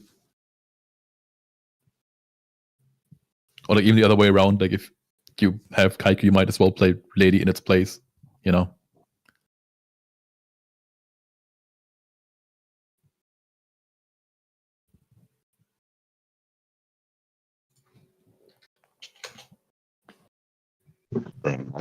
No, I agree. I feel like Warrior Lady is just like the best card in return. Yeah. It's just a nice, good stuff card. Yeah. It's always live and it fuels your return, so. Yeah. Probably not as good in this version, right? Because you're not using the light synergy, but. Yeah. But it's still useful. Yeah.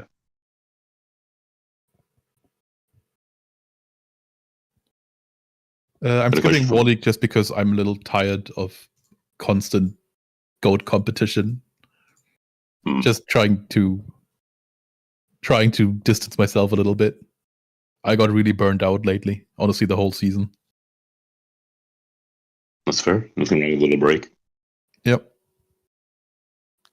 Some cute guys, I agree. Honestly, there's not much more people can do to raise their attractiveness level than playing Goat. It's true. So always on like People Magazine's top 10 sexiest hobbies, right? Goat format. Absolutely.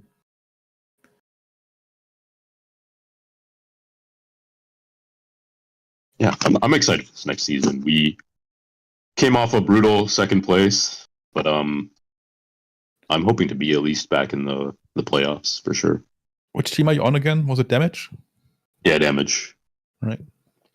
What's going on with Ludi? Because I've seen him trying to recruit for a team. Is he not with Damage anymore? If he's not with Damage anymore, we have some explaining to do. Okay.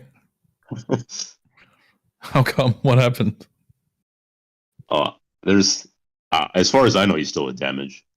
Okay. Yeah. Someone has to explain something to me though if he's not.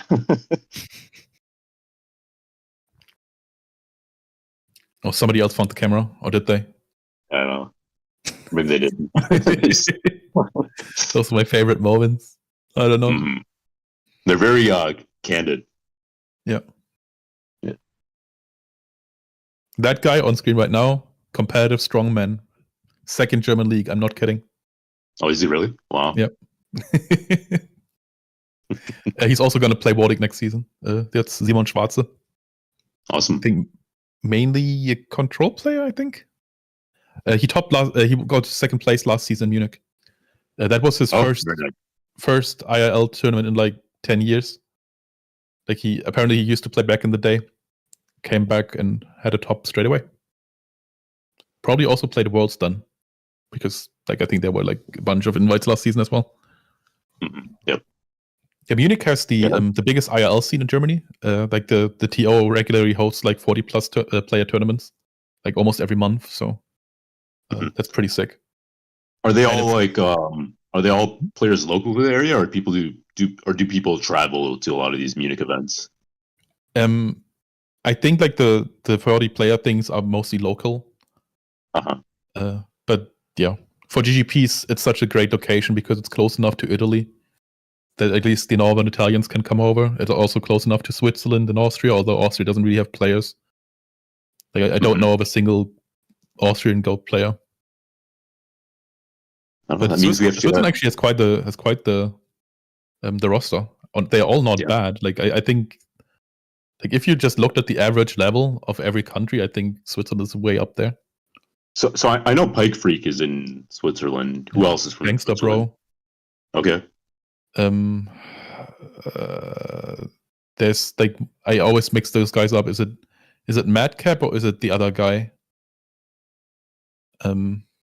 Madcap's the Burn guy. I don't know if he's where he's from. Yeah, I'm not sure if it's him. There was like somebody else who also had like a name that started with MA, and I always mix those guys up. Like one of those guys is Swiss as well. Pike Freak, obviously, what we had that. There's more people, but I don't remember them right now. But like already, Pike Freak and Gangster Pro is, if that's your average, then that's a hell of an average. Mm-hmm.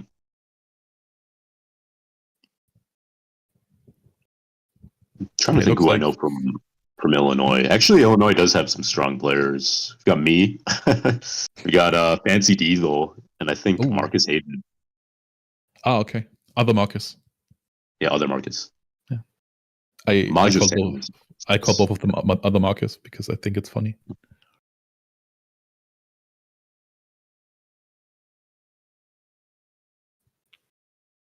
They should like have a best of 11 match just for the name. Like who can be the Marcus? Well, I don't think. Well, neither of those guys play Goat primarily, right? No, Marcus they don't. Hayden plays other stuff, and I know the other Marcus. He is Marcus LOL. He's like a modern player. Oh, okay. He plays Edison. Yeah, I don't really register anything that happens outside of Goat. Like I think the last thing I heard about Edison was when Scrub topped the Edison Worlds. Mm-hmm. Yeah, I don't really follow it either. I tried getting into it. It's just not my thing. Yeah. Return Winner made me play like 3 matches on ladder, and I hated my life. It just felt like things happening. Like it didn't feel tactical. It just felt like cards hit the board, and then boom. Yeah, I don't know. I feel like there's some appeals to it, but it's just like it's not for me. I've tried it. It's just I think I wasn't just fun. enjoy how slow Goat is. Like I enjoy that you have like multiple decisions you have over like 10 turns, and Well, what I like about Goat is like I feel like every card I play is like impactful. I just well, don't feel that with Edison. I'm not sure if It's like a like very I'd say high, it like it's that high because card. because It's I like a think high like the card. impacts feel lower, but that also means that like every card matters because like if one card doesn't decide the game, it's like the combination of 10 cards that decide it. I think Goat is a Unless you higher powered format than Edison nah. on general. Yeah. I also think that Edison is like way less advantage focused, where it's like way more damage. It's a damage format, and the worst thing you can say about somebody in Goat is that they are a damage player.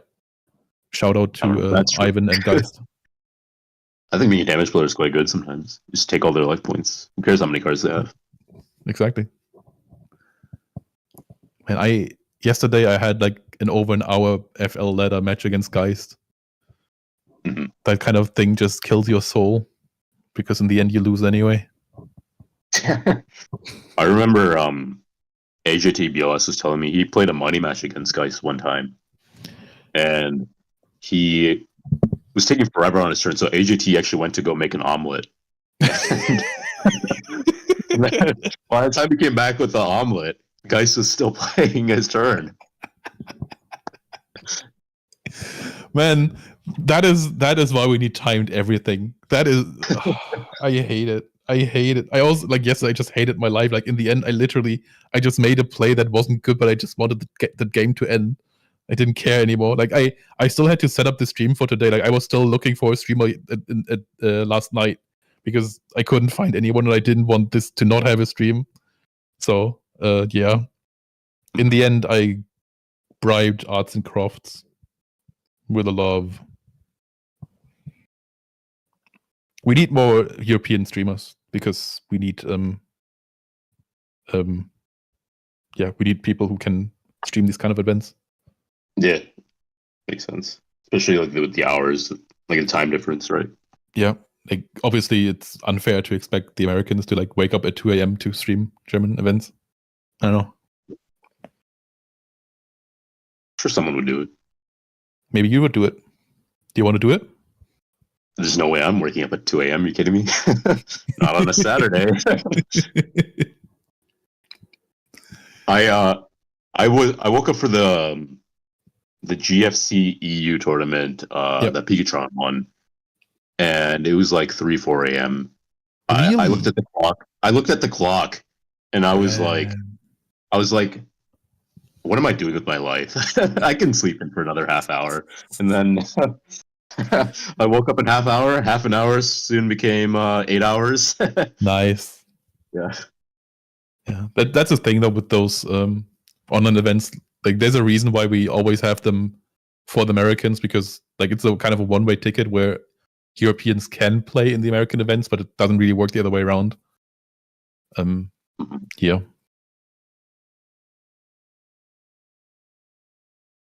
Charlie Cook says you found your European streamer. And who is it? It's you. No, I can't stream because my internet is too ass. Mm. I would if I could. I tried streaming Obelix in the past, and it was awful. Like the delay was so bad, and it kept creeping up. Then I also streamed like the M-Goat event with Pui, and that was even worse. Are you in a more rural area? No, my internet is just ass. Damn. Yeah.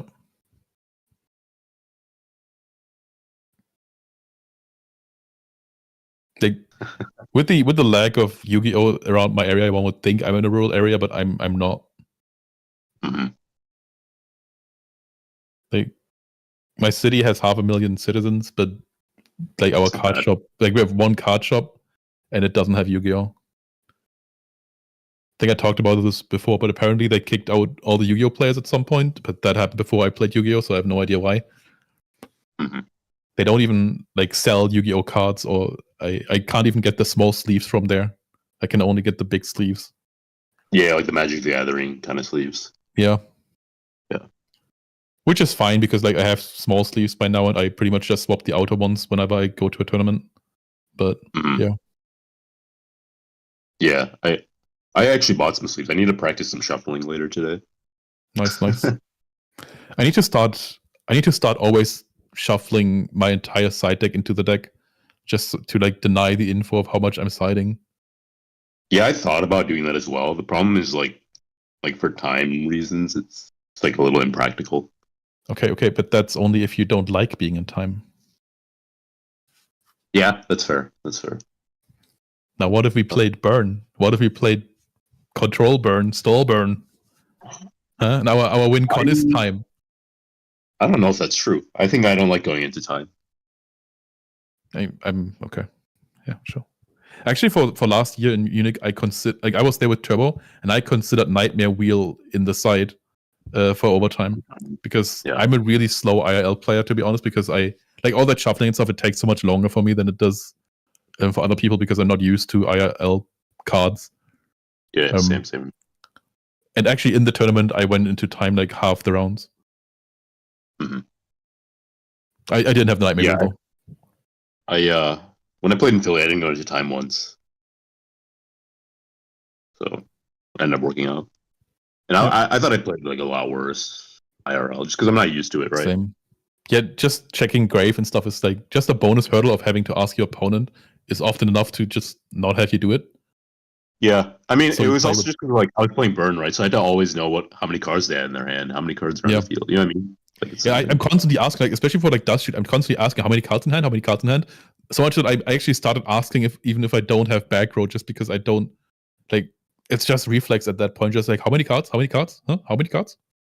Yeah, I'm wondering if it just is worthwhile to just keep notes on the side, like how many cards are put in their hand. Probably. I might do that when I play at this Atlanta tournament. Yeah. I think the hardest part is the siding, right? Because your deck is in an order, so you have to actually like dig through and find which cards you want to side in and out. Yes, that is so annoying. Honestly, why can't IRL Yu-Gi-Oh not just be online Yu-Gi-Oh? Like, why don't we just sit down and like everybody's still on Duel Link Book? That's what they did with ideal. Because then you still have like the social. Right? Then you still have the social element of like playing IRL, which is the good part about it. But then you also get to play Yu-Gi-Oh like a real game. Yeah, it's a lot easier for streamers too, right? Because you can actually see the cards, you can figure out the life points in real time, and you don't have to be afraid of your opponent stacking the deck. That's true. That's true. Yeah, that's what they did in Hearthstone back in the day, right? Maybe they still do it, but they just played like online, and there was like at a live event, like a live venue. Yeah, but Hearthstone is like that's not a real card game. It's strictly online, so that's the way they do it.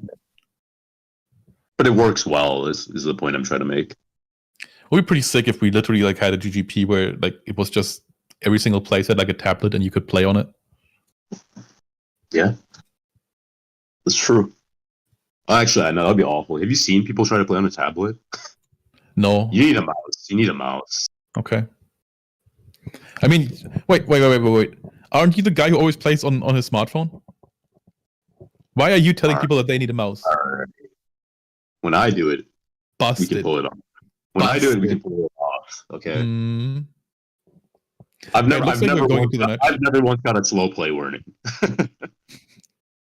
I'm very proud of you.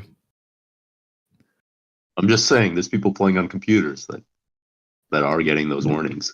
Yep, they are. Okay, so we're setting up round 8. Patrick, I don't know which Patrick that is. I also don't have the standing still, but we will probably get the top 16 standings after this. Patrick 0. I don't think so, but it could be. Actually, that's the other Swiss guy, right? So that's might. Yeah. Okay. So Return Winner just told me that both of these players are 5-2, so the winner is probably going to make it to top cut. It is Patrick 0. Very nice. We'll get a good game. Oh, I hope he's on Diffusion. That's always my favorite part. But again, like both of these players are 5-2. The winner probably makes it to top cut. The loser is out. Mm-hmm. Okay, I think the names don't change. No, they do change. Never mind. It's amazing. He also just has a mat that says Patrick Zero. There it is. Yeah. But yeah, that's another Swiss guy. So the ceiling for being Swiss again raised. Like they have Pike Freak, they have Gangster Bro, they have Patrick Zero. What the hell, man?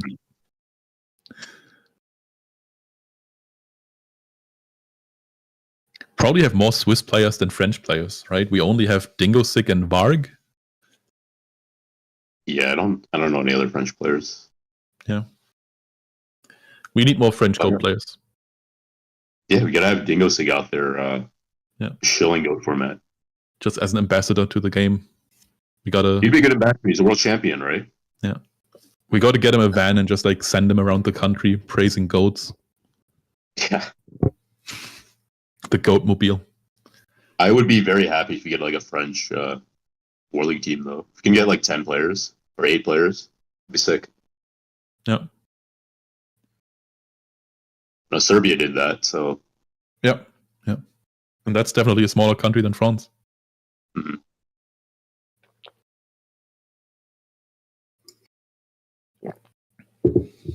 I am impressed that we've had a consistent like Australia, New Zealand team, right? Yeah. Every season, which is awesome to see. Well, how Australian is it if Dueling High is playing in it, you know? He's from Florida. That's like the Australia of the United States. The Australia of the world. Yeah. Okay, Patrick Zero against Lee. I don't know of any Lee. So, yeah. That's good. We like seeing new names in the top tables. I want to see people I know. I mean, we do see Patrick Zero at least, right?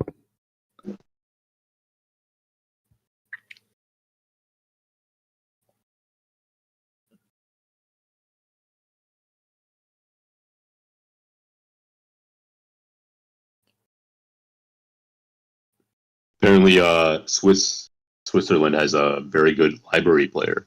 Made worlds last year. Oh yeah, Rico Eichelberger, who was also in attendance today. He's topped the GCI before. I think he's actually got second at one. I hate it, man. Well, don't play library. What are you doing? But apparently, like the guy is a modern player who doesn't play goats. So all he does when he plays goats is just play a deck that doesn't play. And yeah, no. Apparently, it works. I think there are some intricacies to library.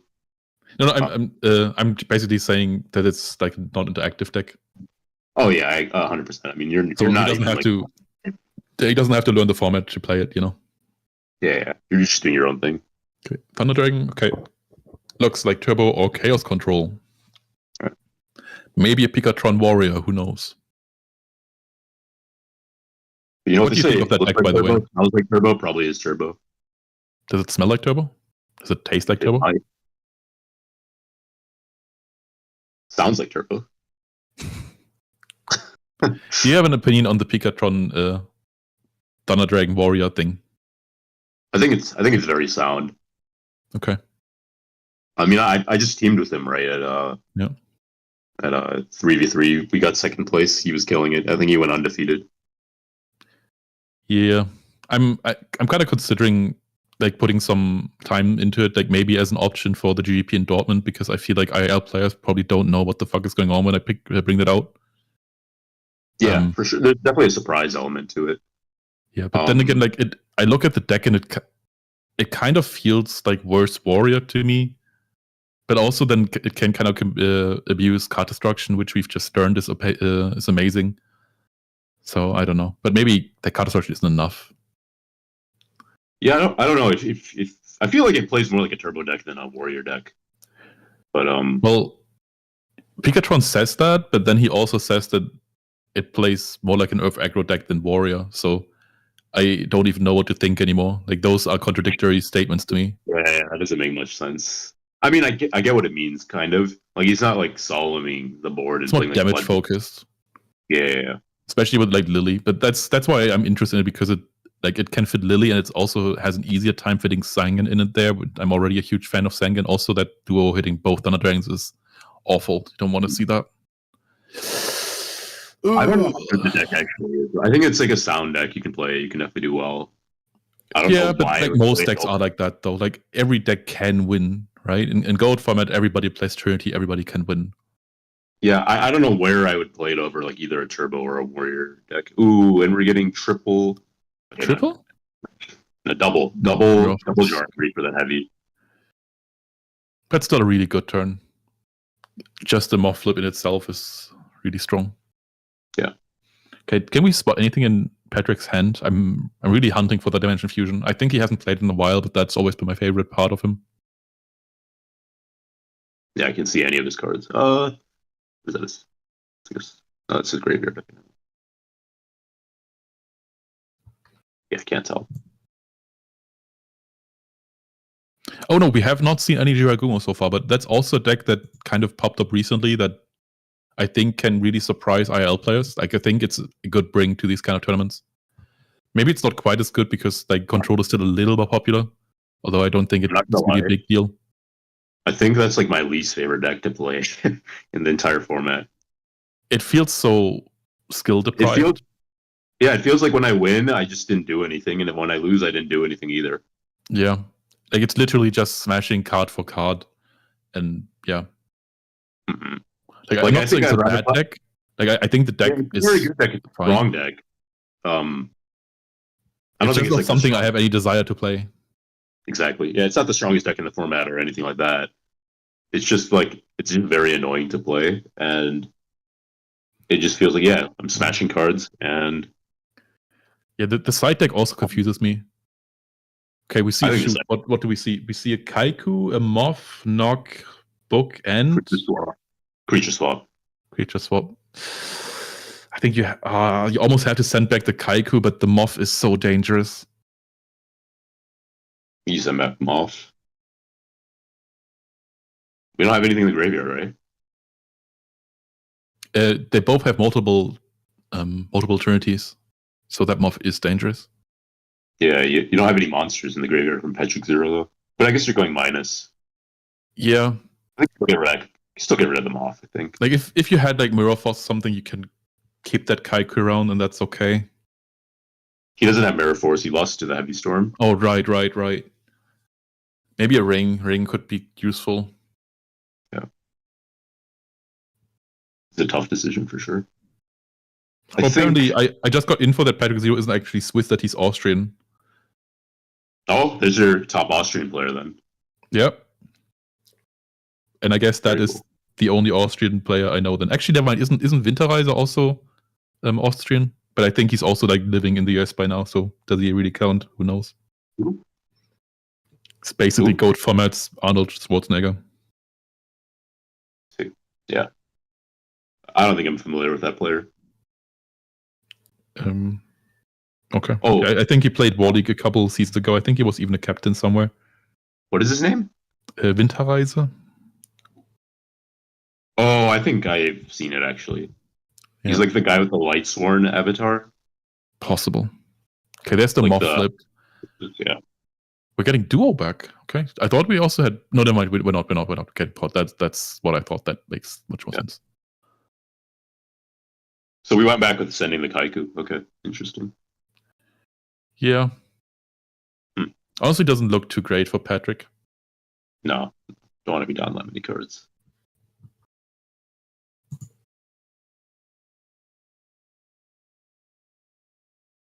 Incredible hand. Are you talking about the cards, or are you talking about the hand?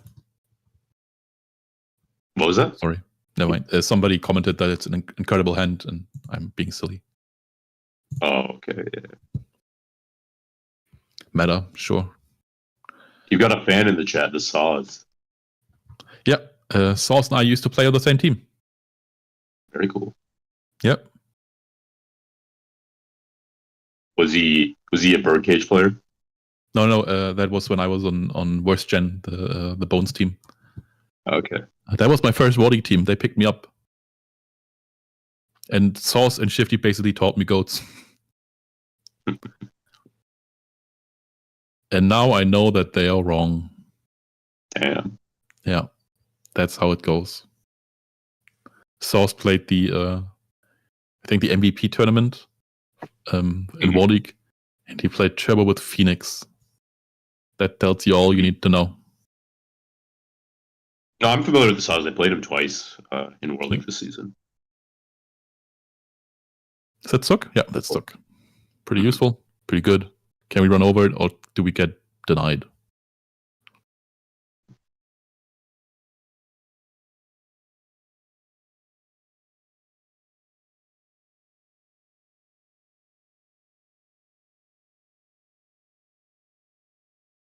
Look move.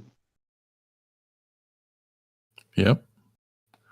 Makes sense. Zook is one of the biggest dangers to control decks because it outs Tear so easily, so now you can suck it up with Tear and be fairly happy.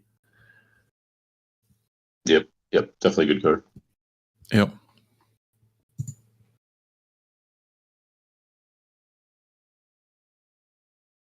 Well, okay, War League champ, but like we both know that you got dragged to the top. All right, that's chill. I didn't want to say anything, but I am 2-0. Everybody knows that the only player who did anything in Bones was Tiso. Well, also, we did not flip the Tear back up. That Tear is still... Yeah, maybe. The thing with it's not about like the gameplay. It's just that Tiso does so much prep work that might be the most valuable player in the league.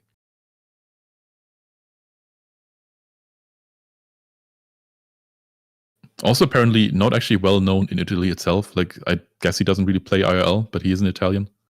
That's because whenever he goes to Italy, people think he's Insidious. What? Did you see the interview? No. Tiso and Insidious look like the spitting images of each other. Okay. Where is Insidious from, by the way? Is he American or is he English? He's American. He's. Okay. I think he's originally from Ukraine. Pro set heavy. Okay, and that probably answers why we didn't flip the Tear back up, but it's still so weird to see Tear on the field and not wanting to flip it up. Mm-hmm. The Kaiku connection is going to go hard, though. Yeah. Get aggressive with it. Actually, that's a Zook face down, right? Oh, no, we did double that last turn. We doubled that last turn. On Patrick Zero side? Yeah. Knock hitting Spy. Pretty big. Yeah, this doesn't really look good. I think at this point you have to start thinking about game 2 and 3. Like, just think about how you're trying to side, how you can combat this. Maybe like look at some tendencies on your opponent that might help you for the next games. Yeah, I mean, it's very tough to come back from a Kaiku, especially game 1 if you're on turbo. If your spies are out of the game. You're behind in LP, you're behind in cards, and you're just dead. Yeah. All right. Death is happening. No coming back from having your light points at 0. But hold on. Lee didn't banish any spies there, right? He did. Are you sure? I thought he did. Okay, because if he didn't, then maybe this is like a build without spies. I know that a lot of IRL players hate Spy and Goat in the same deck. Maybe that's a thing. I thought he banished 2, but maybe I... Okay, maybe he did. Maybe I just missed it. As people say, like I always miss everything because I'm like rotating from the Twitch stream to chat to my phone because of like infos about anything. Well, if he didn't banish Spy, he just looked through his deck, and I would assume he knew what was in his deck. Yeah, I would think the same. Unless it's just like a head game.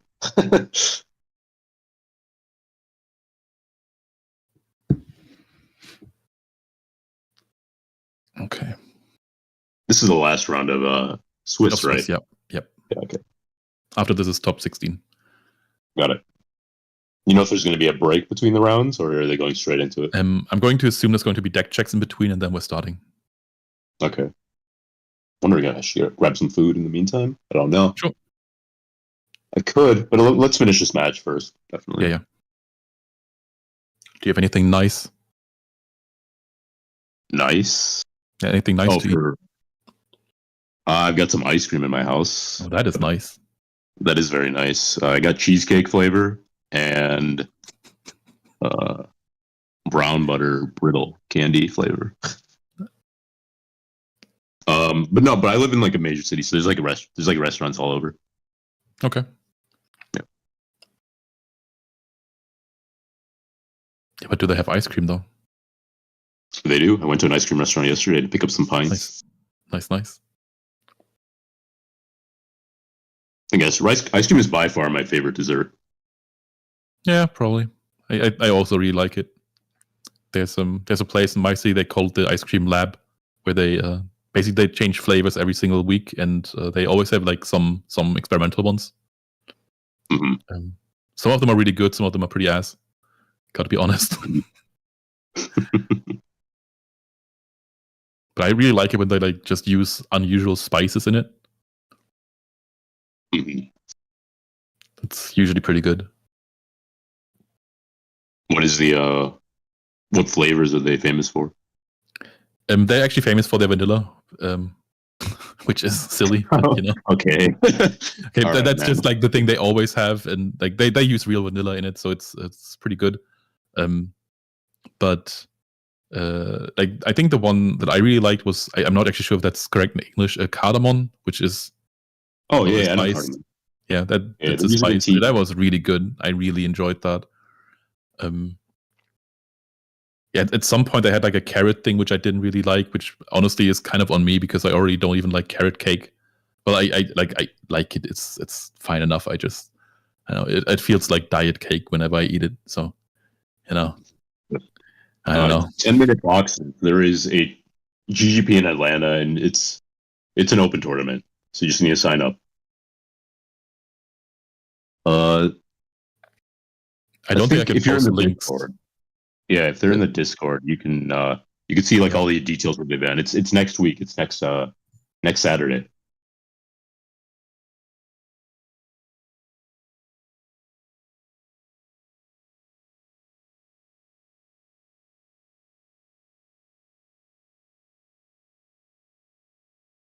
Oh, was there an illegal game state?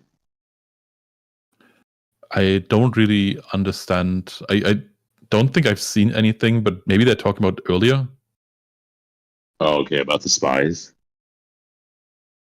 Yeah, it could be. I don't know. Yeah. Let me look through the deck. So.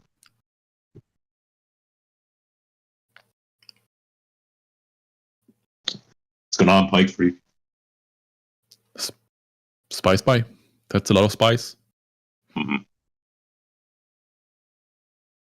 Yeah, 10-minute boxes. There's a Discord link in the description of every Go Format video. So just click on that link, and then there should be like an events calendar, and you can see where the Atlanta tournament is. Yeah, the signups should also be linked there. Yep. Which I think I need to pre-register still. I bought the flight and everything. I didn't register yet. Oh God. There's got to be. No way. I mean, they probably have like space. I don't know, but what if they sold out? No, everyone knows I'm going. Okay, so the store owner knows. They just know that you're coming. Okay, gotta leave a space open for Gulas because he told us he's coming.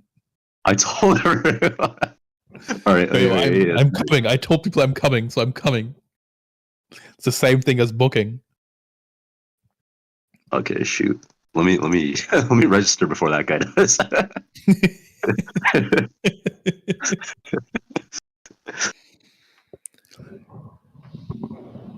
Imagine if I told someone about the tournament and there wasn't space. God damn.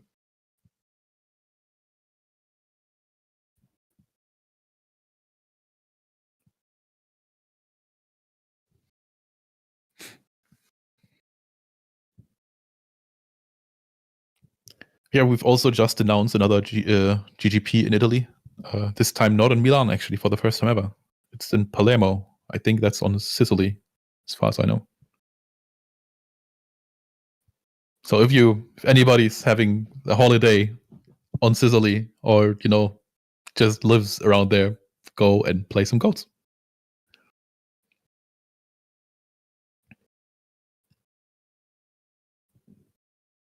All right. I registered. Nice. That's so funny. I guess I didn't even think about that. Looks like it's Suk, probably trying to flip down the Kaiku, run over it. But that's not too bad. The spies just slow the game down so much. Nobody can touch anyone. Ring. I don't like that. I don't like that. I would have just let my Kaiku die.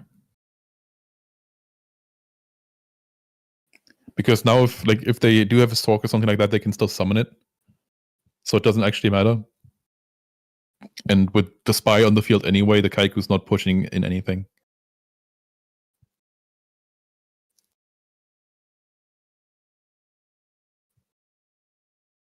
Okay. Apparently there's no Sorg. We're flipping Kaiku. It's the Floodgate again. We're probably just sitting for a while. Regeki break. Oh, okay, that's probably why then. Okay, never mind. That makes sense. We're trying to push for damage again. We're trying to be a threat.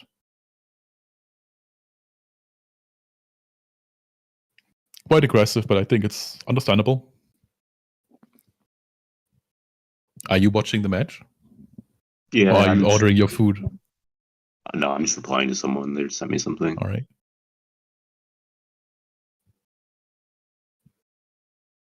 Your teammate Kit was asking me a question. Ooh, what did Kit ask? Oh, never mind. I probably shouldn't ask.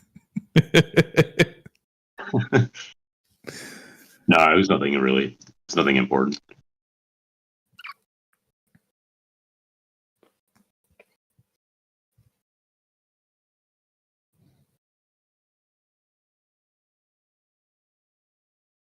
No, I've not ordered sushi yet. Maybe I should. I could go there, or I could have it delivered. A lot of options. So many options. Maybe I'll have it delivered. Maybe. So Might be exciting. easy. Yeah.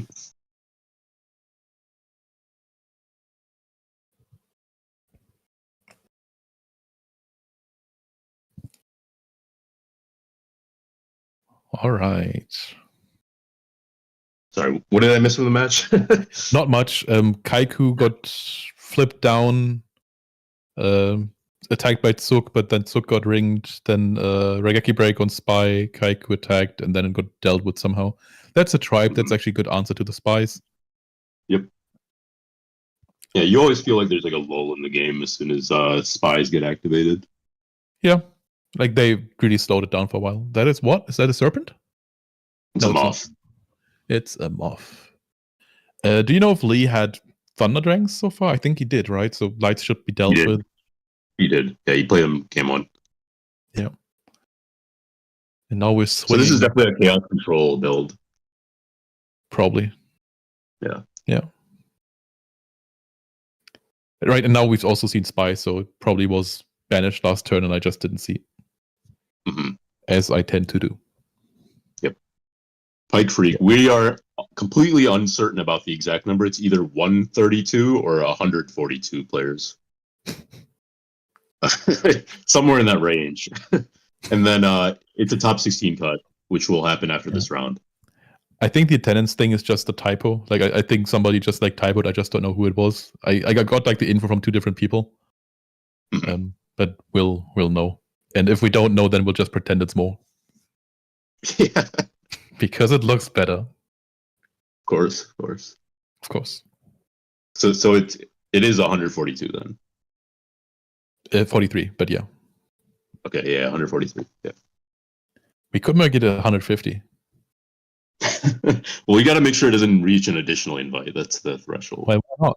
Just give out another invite. I don't know if we can do that. Raigeki Break. Wait, is that a par shot? No, that was a BLS. Yes. Why am I thinking par shot? BLS is way better. So the shiny cards, man, they'll confuse. Yeah. The best thing about par shot is that it's a fairy. Okay, what are we finding? Nothing. The best fairy in Goat format is Shining Angel, right? I don't think there's anything else. Venus. Asura. Okay, that's. I think both those guys are actually worse than Shining Angel. Oh, you're wrong. There's no way Venus is better. Oh, hell yeah. Venus is so good. I don't know about that. Venus is the best card in the format. You just don't know it yet. That's not true. Shining Angel Search is the best card in the format. Roulette Barrel. True. Roulette Barrel is also another light card that you could play for Turbo if you wanted to. Yeah, the problem with Roulette Barrel is it's not as good if you have to set it. Kinda, sorta, but I think in Turbo you don't mind because you kind of want you play a Roulette Barrel with 500 attack if it had the ability when it's normal summon it switches to defense. Imagine Banisher of Light with that. Yeah, Banisher of Light would be so good if there's so many things that make it bad. Just give it a bit more attack, or don't make setting it easier or something. Yeah, I think that's a good that'd be a good text box to just add on cards if you have the magical power to do, right? Make it switch to defense as soon as it's summoned, and you fix a lot of cards. Yeah. Oh, add that to Dream Clown. Okay, well, we're not doing that. Nobody will need stumbling ever. Yeah, that's true. I think stumbling is underrated too. Nah.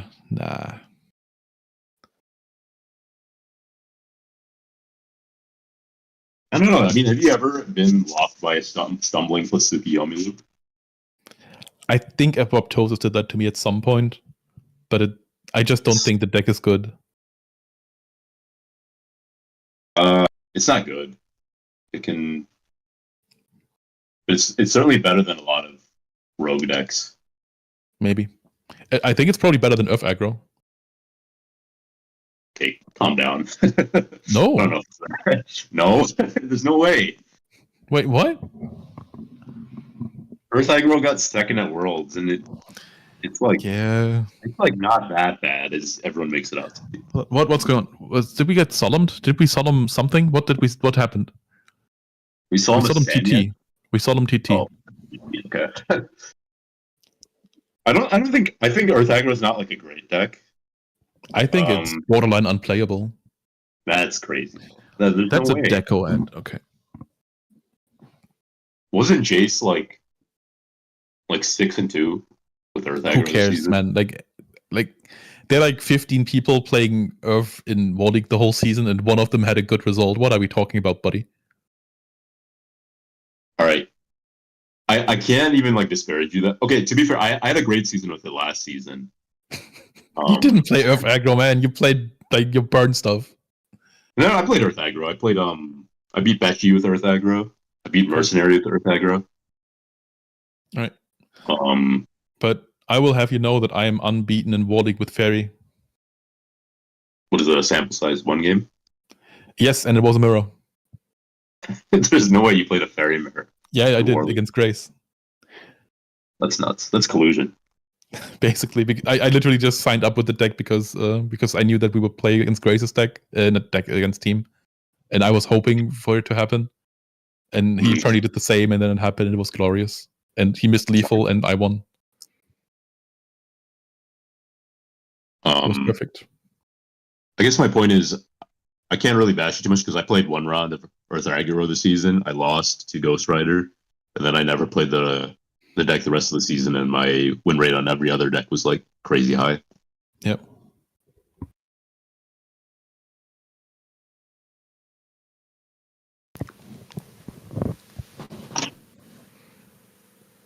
I think there is some stuff to it though. It's the best deck to play Wangu, which is just like a solid card against a lot of the field sometimes. Yeah, but it's just the problem is that its matchup against Turbo is just so bad. And like if you're playing a deck that loses to Turbo, then why are you playing? No, I agree. It's like a bad turbo matchup, has a bad control matchup. In a world where everyone's playing like Reasoning Gate and Warriors, Maybe it can even be a pretty Burn, bad. right? Like you're probably decent against Burn as well. I don't know if it's good against, it's like okay against Burn, but it's really good against Cat Burn. Yeah, because Wangu just kills you. Wangu kills the cats, Wangu kills the goats, or the tokens. It's honestly kind of crazy because, like, technically Wangu is a cat. Yeah, that's true. Why are we accepting this cat-on-cat violence? I don't know. Someone was pet free. Someone what? Pet free. Okay. There's like a subreddit called Pet Free, and like everyone there is like a crazy person that really hates animals. Perfect. But like there's the same thing for like that for children. Like there's child free. Yeah, there's child free. Yeah. Wait, hold on. We're doing this before Grace ends? What? What's the reason? Why do we do this before Grace goes through? I don't know. Like, don't we do this on Resolve? Actually, I might on Resolve. On Resolve, in theory, like Tribe can discard because it gets prio. Yeah. Actually, does it? Is it on? Yeah, it should. Right? Okay. Kaiku, all right, and we just swing. Almost feels like Patrick is just playing for time at this point, and this has been going on for a while. Yeah, probably time into game 3. If I were to guess. Upstart, all right. Video. I got Chandy asking me if we've seen a bombardment beetle. We have not. Like but the animal or the card? Is that a card? There's a card. It's like a wind insect level 2 monster, and when it flips, it's a flip effect. And when you flip it, it destroys a face down monster. Oh, okay. If it's a flip effect monster, I think. I'm personally a fan of the 4-star Ladybug of Doom. That card is probably like fine. It's playable. Like I'm sure it was in a topping list at the Athens, right? I didn't look at those lists, but it did top in Osnabrück last year. Yeah, someone. I think actually did Localist or whatever played it. I know that Ali Muto did it in Osnabrück last year. And I think he also brought it to Wardig a couple of times.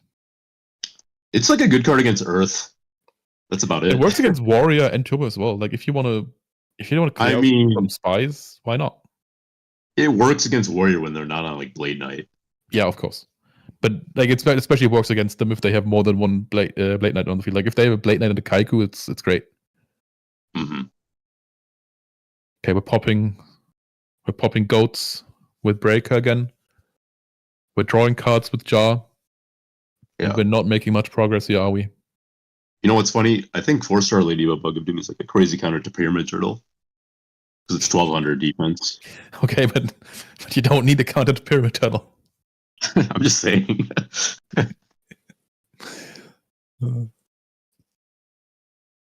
I'm just saying, man. The Night Assailant dies, but the 4-star Ladybug does not.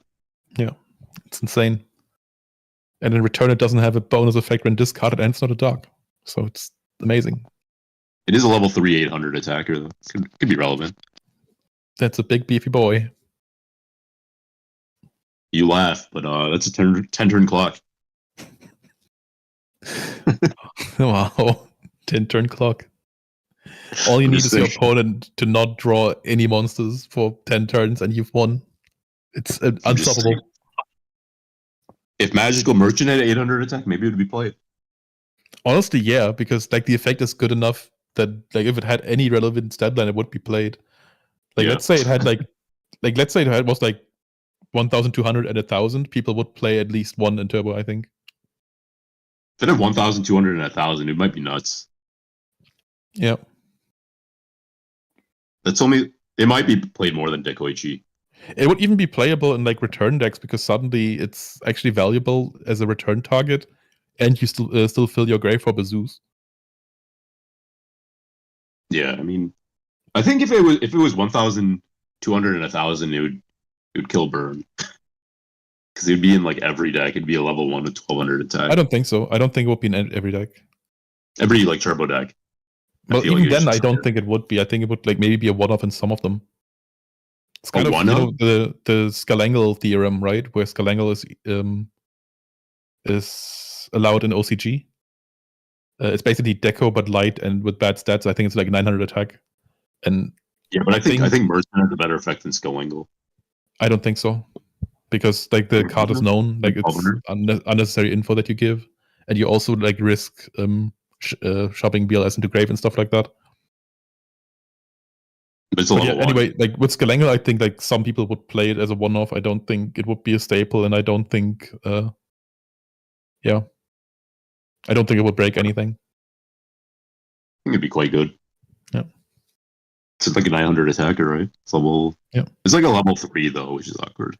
Somebody brought that to GGP Osnabrück last year.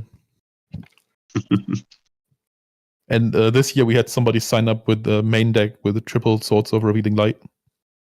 Like, you know, if you're using limited cards more than they are allowed to, then like pick a good one. Yeah, I mean, I don't think they intended to. I know. I'm just bullshitting. Okay. Yeah. And now but suck up. They should have probably just rolled up like Dark Hole or something. Yes, Dark Hole would be so nice. No, it'd be awful in the format. It would be so nice. You still play around it. Do you like this Tear Summon? Because I feel like League kind of needs to start dealing damage, and this doesn't actually get you there. If anything, like this is a bonus obstacle for you, and like time is coming, right? I don't have the timer, but there's no way we're finishing a game 3 in regular time. Probably not. Why did we summon Tear to take a token? Yeah, that's the question. Maybe it's just fun to say take a token. Could be. Yeah. Could be. Also, this Breaker Summon is also strange. Like, now the Tear can crash into it and actually suck something decent up and start attacking. I mean, if he crashes into it, then he's got 125 life. Yeah, like, what does it matter? Like, he's already behind an LP. It doesn't matter. Like, Ring is, I guess, a thing. But if you had Ring, then you could have just, like, summoned the Breaker and ringed it for, if it was at 1900. I don't know. I mean, there's a big difference between being at 100 and it's 1700. Is it really? Yeah. 100%. I know this because I'm a damage player. I know. I mean, literally, right? Because you're on team damage. Exactly. Do you get it? Yeah. All right. Good. I get it. Nice. It's good to have some people get it sometimes. Skull Dice, I don't even know if it's like that bad of a card. Wait, Skull Dice? Yeah. It's the damage mascot. I mean, isn't Reinforcements just better because it's the same thing but like reliable? No, because Skull Dice can go up to 600 and it affects all monsters. Okay. Use charge recklessly. No, but Skull Dice does all monsters. Okay.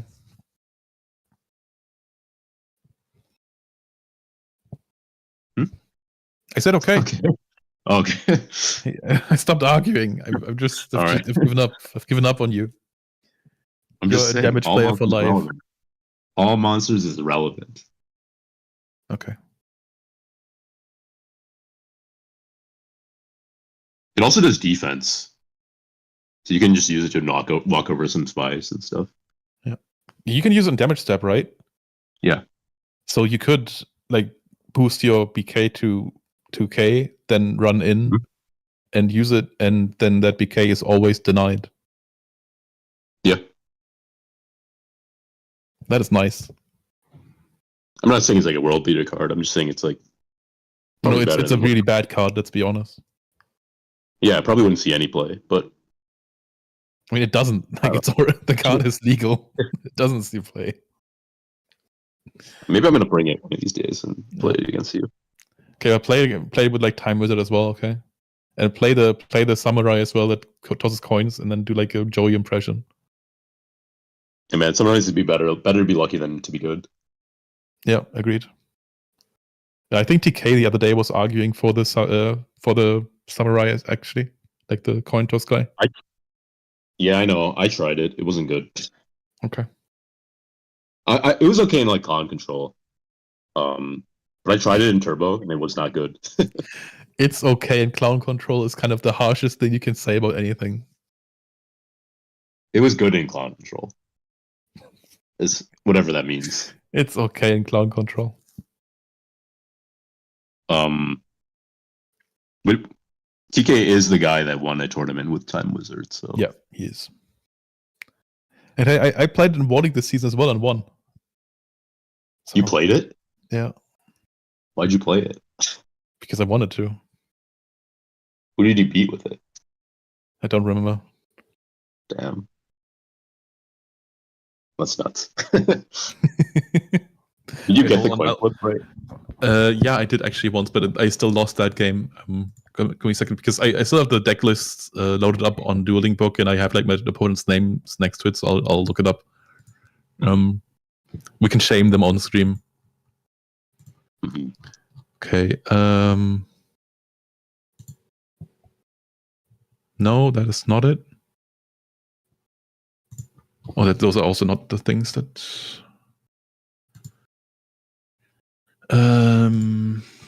Okay, not Rico. Oh, it was against G4. I don't know which team that is.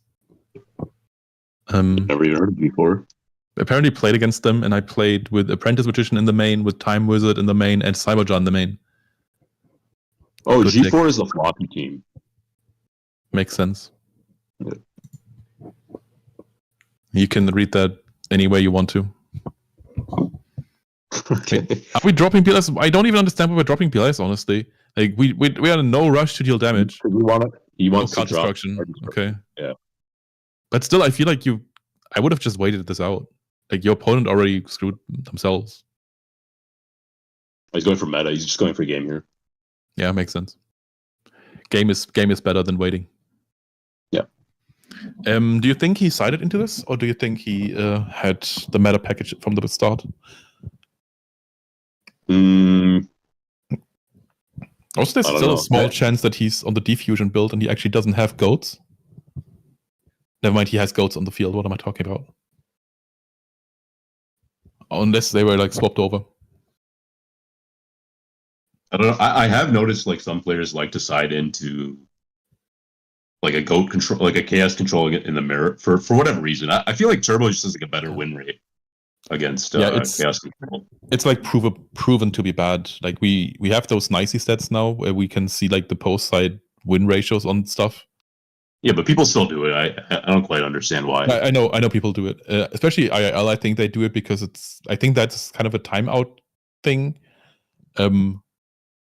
Yeah, like especially the Turbo Mirror, I think it doesn't make sense. I think there's like a little merit to it in the like if you play against control decks just to like discourage creature swap. Like I've done that before where I won game 1 and then I just like brought in the goat package so they wouldn't have creature swap in game 3. Maybe I don't know. I feel like it's even that honestly is a gimmick. Like very good not really. Still. Yeah, that is a gimmick and probably it's not even helpful. But I've done it before. I've done a lot of bad things. Wait, they are deciding. Why are they deciding? Isn't this 1-1? Or is it just normal siding? Are they just siding because time is about to happen and they want to get the Vox in? Yeah, probably. I mean, they're not in time yet, right? So they can side. No, but there's no way that they are not gonna get into it. Like I think the timer at the very top says like 41 minutes, and I think 45 minutes is the round timer. So, yeah, so I mean, it makes sense. You gotta get your walks in. And I think especially with timer on the on as a consideration, suddenly goats become quite important. Yeah, I think also Lee was on Solemn Judgment, so you need to take that out. Yeah. So some stuff. Yeah, get the upstarts out, get duo out. Yeah. And that happened to me in Halle last year. When my round 1 opponent, like we got into time at the end of game 2, then we got into game 3, and like they opened Duo, had a T set, and then they flipped Mov and Duoed again, and I've never been so happy to get Duo twice. I remember one of my matches I played at the last GFC. I was playing against Jinzo, dude, and there was we were in the middle of a match, and we were getting pretty close to time, and I strategically conceded the game so I could side. Yep. Even though it was like very unclear about what was going to happen, because I just wanted to make sure I had Lux. Yeah. So, I mean, if you have like good overtime stuff in your side, you should always do that. So. Yeah, but I think a lot of people, they just play it out and they don't concede. Yeah, early that's on. wrong. Yeah.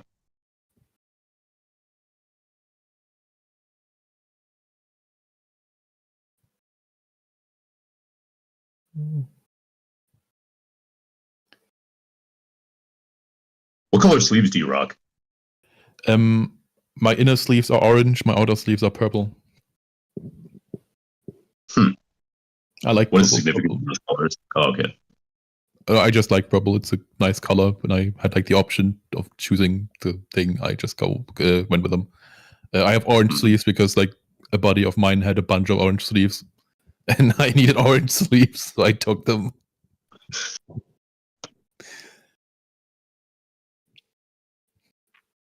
Yeah, basically I started double sleeving just so I don't have to unsleeve from the inner sleeves ever and damage like the cards and stuff like that. So I can just change the outer ones and be happy. That's fair. Maybe I should start double sleeving. Huh? I don't play enough on it. Yeah. Honestly, I feel like after like a big tournament, I just have to change them anyway. That's fair. Yeah. They just get, I don't know, they get grimy and they, the edges start to be rounded and it's just not nice. Also, shuffling with new sleeves is so satisfying. Like things just roll into each other. It's so nice. Mm-hmm. Yeah, I kind of have to stop myself from shuffling like just for no reason. Like sometimes I'm just like at home playing on Dueling Book and I have my deck out and I'm shuffling it because it feels so nice and it's not good. Just wears it down. But it feels so good. Yeah, all my cards are just thrown in like a shoot box somewhere. Nice. I have a folder at least. Like I have a folder for cards I don't want and folder for cards I play. And I can't get rid of any of the cards I don't want because like all of them are just like OTP pack. Are they called OTP?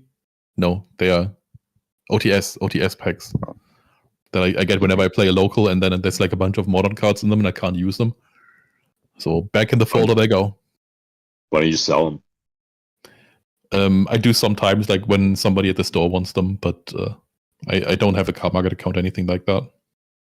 Yeah, that's fair. Too tedious. And in the end, it's not that much money anyway. Like most of them are like 10 cents a piece. Yeah. I mean, I would if I got like an OTS pack and someone else got like a goat card, I'd probably just give them my whole pack. Take the goat cards. Yeah. Like at some point, I got like a Vangu out of an OTS pack. That was nice. I think that was the biggest card I was actually able to use. But even then, I already had 2 Vangus, so I didn't really need a third. But I have one. Yeah. Right now, I'm trying. I'm a big believer in the green sleeves. How come? I don't know. They're easy to look at. I feel like if I played like red sleeves all day, I'd get mad. Oh, when I first played, I had like only inner sleeves, and I had like ones that were red on one side and black on the others. That was kind of nice. I really liked that. I try to make sure I have like as little distractions as possible. So I play with a pure black mat, then green sleeve. Okay. I used to play with my world mat, but now that I did even qualify last year, I feel like I don't deserve it. So I'm not going to play on it until I have another one. Do you want to tell people you qualified for Worlds? I mean, on one hand, yes. On the other hand, they're gonna ask, "Well, what happened this year?" And I'm gonna tell them, "Well, I played everything and I lost everything." I mean, more so from like a Hold on. strategic. Why did we attack into the? Is that the Borg? Why did we attack into it with spy? Never mind. It's not as a Borg. What the hell? What was it? I mean, But even then, like, why don't we just? Aren't we just happy that Tsukiyomi gets killed? I don't know. Unless it's like a time thing. Like, I think there's a 3 on the die, right? So. Oh, we should be in time now. I can never tell. What is actually the plural? Like, is die the plural or is it dice? I think die is Don't singular. know? Die is singular. You don't know? Die is singular. Dice Okay. is plural. Yeah. Okay. Because it would be embarrassing if you didn't know. Just saying. I know. I didn't quite understand what you said. Yeah. That's what I say. What was I saying? I was saying, we're in time now. So that's why they didn't attack. Yeah. I'm not quite aware of what the turn order is, but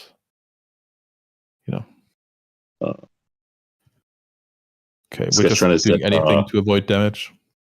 Like getcha tactics against me. And now we summon spy, and then we walk it, and that is game. Also, the judge just took the die, so okay. I guess we're in sudden death now. Any damage matters. Yeah. This is where you flip ceasefire. Yeah, that card is. I think that trend is bad. I think Insidious plays with it a lot. But I think he's the only one who does it. Honestly, for like offline events, it might even be worth it just for these time situations. I don't like when he brings ceasefire to War League. Well, he always does it, so you'd never like it. Yeah, you're not wrong there. I don't like it when he does it. He does it anyways. Yeah. He didn't start that much this last season. You really, at some point, you really have to start. You start. How do you say this? Develop, parent, whatever your teammates. You gotta really. pull them up. I mean, if he was winning with it, it's fine. He can play whatever he wants. No. That is so bad. No. I don't care. He can play nonsense if he wants it. It wins. No. Like that, we're not judging by outcome. We're judging by likely. We are 100% judging by outcome. I'm trying to win here. Yeah, that's why you shouldn't. I'm just saying, if you're not winning and you're playing this nonsense, I don't know what you're doing. Because why are you playing the nonsense? Because you're not winning. There's nothing to back it up at all.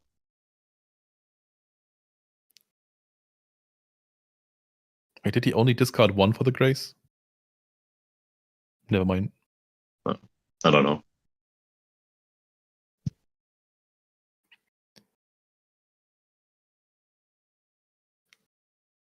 But yeah, it was a long struggle to get Oops to stop citing BrainCon and Magic Cylinder. It was a long struggle, but eventually we did it. Also, that's the second discarded Sork. Like, 1 was for Break and 1 was for Grace. Mm-hmm. Patrick Zero, honestly, the only win con he has is Vok. And what is that? Night Assailant and... Oh, that's Swords. Okay. And then Moth.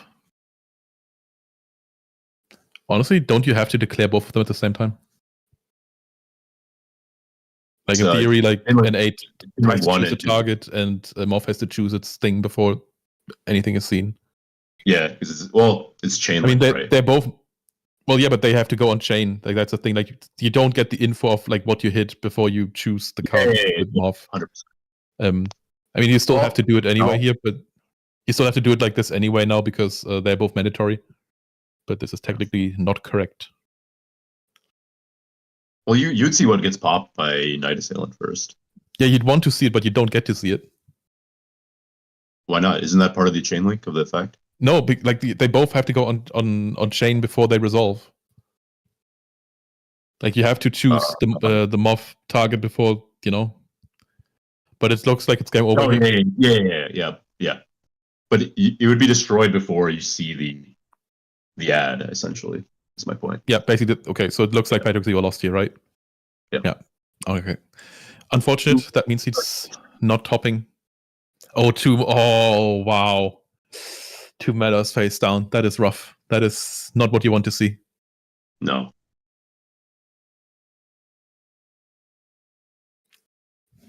Yeah. Well, that cop's up. There's the walks. Yeah. Yeah. 2 walks. Didn't see any of them. Mm-hmm. Well, that caps up Swiss. So yeah. Lee is likely going to make it to top cut. Quite likely, yeah.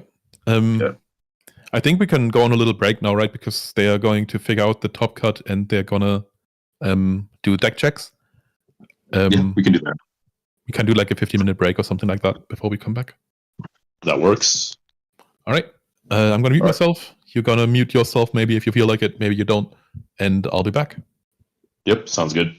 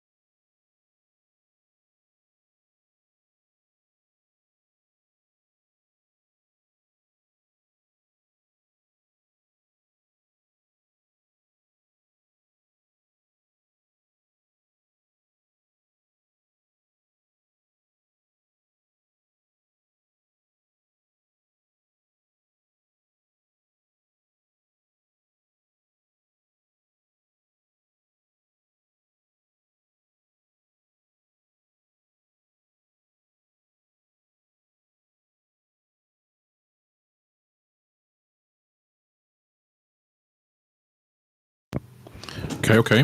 I'm back. Hope people can hear me. We're starting up again. Lucas, as far as I know, is actually the water return player, and Sasha is Sasha Fabian, who's been on Turbo today, I think. And pretty well-known burn player, though. Actually, at least IRL. I don't think his reputation has reached online play yet. But it will soon, because he's playing for Iron Goat, the German All-Star team, next World League season. Do you know how much this player plays IRL? What is his experience, I guess? As far as I know, he's a former advanced pro. I don't know how long ago that was, though. Yeah. Very cool. Yeah, we also have the top 16 list. There's a bunch of interesting things there. There's two people from my locals. There's Amma, like the guy who I talked about very early in the stream, who did a lot to build up the scene. He's usually a Chaos Control player, also played War League the past 2 seasons. And this is actually his 3rd GGP top. So definitely consistent. And also Dennis H., who also topped the last GGP he played. I think he now topped 2 out of 3 GGPs he attended. Actually, no, 2 out of 4. But the last 2. And also played War League last season for PRA. Yeah. Like, he used to be an empty job player, and then he switched to Warrior, and then he also started playing Turbo, and I think now he's like a Turbo and Warrior player. Yeah, so now I can finally talk to him. Empty Jar has really fallen out of favor. I know there was once a time where it was like topping worlds, but that was barely like, that anymore. That was like 5 years ago, buddy. Let's chill. Yeah. You don't think he can come back? No, Empty Jar's really, really bad. Like, it's not a good deck, and it's also not a good deck to play against because it's so uninteractive. Yeah, basically you're not trying to win. All you're trying to do is annoy your opponent. It's kind of like Library, just not quite as bad because the games are a little quicker. I do think Library is better than people think. Like, not to play against. Obviously, it's miserable to play against, but I think it's a stronger deck than people think. I still think its win rate is below 50%, so I don't think you should. Like, there's no reason to play it if your goal is to win. Right? I don't know if it's that bad. What I said, below 50%. That's not that bad. Oh, low 50%. I thought you said below 50%. Well, if it was low 50%, it was pretty good because it would be above 50%, right? So yeah, that would be pretty good. I think the deck has probably a low 50% win rate if you optimize it and play it right. I really wish you wouldn't say stuff like that. I'm just saying. Okay. Also, unbeaten player is Roland Gress, Joker88. Again, another guy who's about to play for the All-Star team. Like a few more people I don't know. Actually, there's also Simon Schwarz, who again is Simon Schwarz, or like SS95, I think, online. Also part of the All-Star team for next season. Like, honestly, this whole top is pretty saturated with like people who are about to play War League. Not people you know yet, but people you're about to know. That's good. That means there's going to be some serious competition, right? I hope so. And as far as I can tell, not a single Greek player. We gotta take every win we can get. You gotta save this. You gotta save yourself this time around, right? Yeah. I don't know if they're gonna be in Dortmund, but that would be fun. Yeah, I don't know what they're. What do they do? Do they take a train there, or do they have to fly? They fly. Okay. Yeah.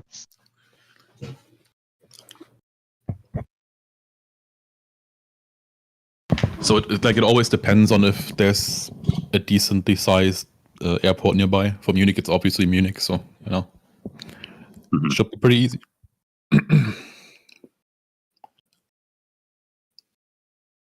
I think for Osnabrück, they actually flew over Netherlands, which is kind of crazy. Like, I think they flew to like Amsterdam and then came back down. Yeah. Makes sense to me. Okay. All right, and we're starting. Looks like Sasha is going first. Can we spot whatever is in the hand? We cannot. Double set plus set monster. Absolutely. Also, there's like quite a bit of chaos control in the top cut. I think at least 3, which is more than we would expect. Wait, is that a Was heavy? that duo? Oh no, it was a heavy. Okay. Okay, it was Jog, and what was the other one? I can't tell. Also, especially for these return kind of decks, it's actually not great to have an early heavy like this. Like you kind of want to back up your push with it. But maybe Grizzly is the only monster and you can't afford to lose it against Ring or stuff like that, so there might be. Yeah. Also, this guy hasn't really been playing like a traditional return deck, right? He's been playing more like a grindy style. And there's the lady that we talked about. Okay, do you banish? I feel like I want to banish the Moth just to deny lights. But apparently not. I think he's just going in. Yeah. I hope you have an out to chaos, because if you don't, you're kind of in trouble. Yeah. I just feel like if you have an out, this makes sense, right? Because you're just getting so much more of tempo by keeping the lady on field. Yeah, also, like, maybe it's just a little too panicky to use the lady effect. Like, in theory, you're just going minus for no reason, right?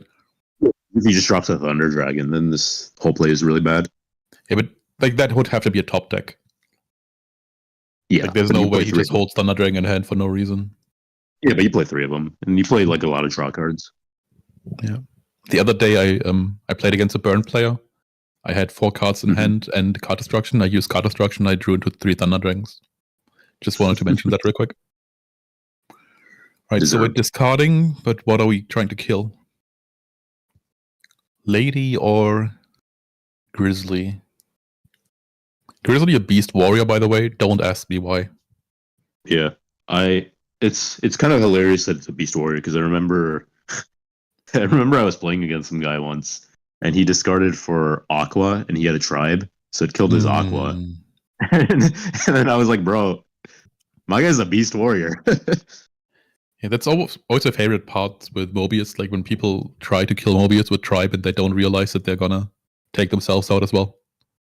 Yeah.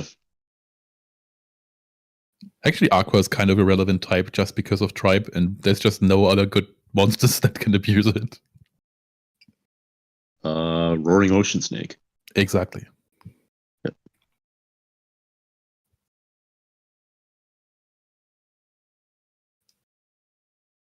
And no, this is actually not Lorcana.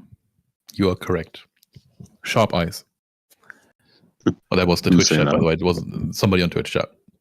Okay. Oh, is this the stream frozen? Is the stream frozen? It's Please not. don't tell me the stream is frozen. Oh. Okay, it's not.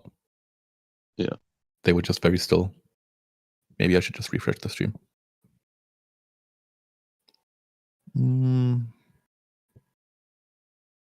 Okay, now we have... But...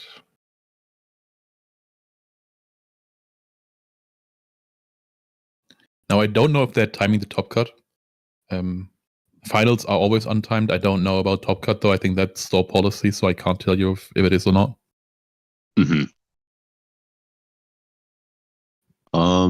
I'd imagine that they're probably timed just because the store needs to close, right? Maybe. But some people like to live on the edge. That's true. I mean, we've heard of a GGP go to 3 a.m. in the morning. Yeah, it's nuts. I mean, I'd go for it. Like if I'm in the top cut, keep playing till you can't. It wasn't the top cut's fault though. It was because like our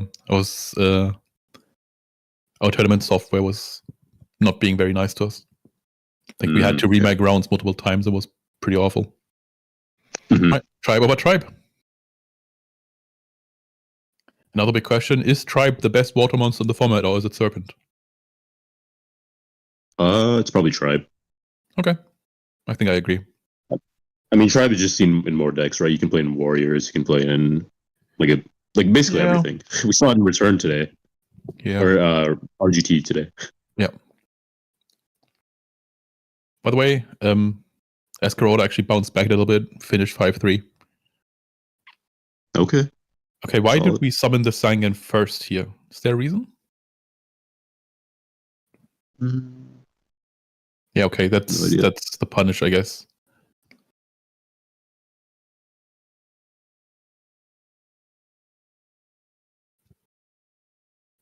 Snatch. Is that enough? No, it's not. Though. It's gonna be like imagine if you had a break on hand and now you just don't get the kill because you summon the Sangan. Yeah. Very possible. Quite possible. Gotta make sure that he's making sure to shuffle the hand real good. So if he draws a card, he can be like, I top deck the breaker. I always find that so distracting when I play against somebody who's just constantly shuffling the hand, and especially if it's loud, like if it's like clacking. Mm-hmm. That's the most annoying thing. Okay, so how do we get out of this if we're Cagnati? Breaker would be quite good, right? Is that sword banished? Or no. It's on the field. It's on the field? It's destroyed. Oh, it's destroyed, okay. Yeah, I mean Breaker would be quite good, get back your tribe. Yeah. Hit over Sangan, hit again. Yep. Keep hitting. I don't think he is set up for a chaos play.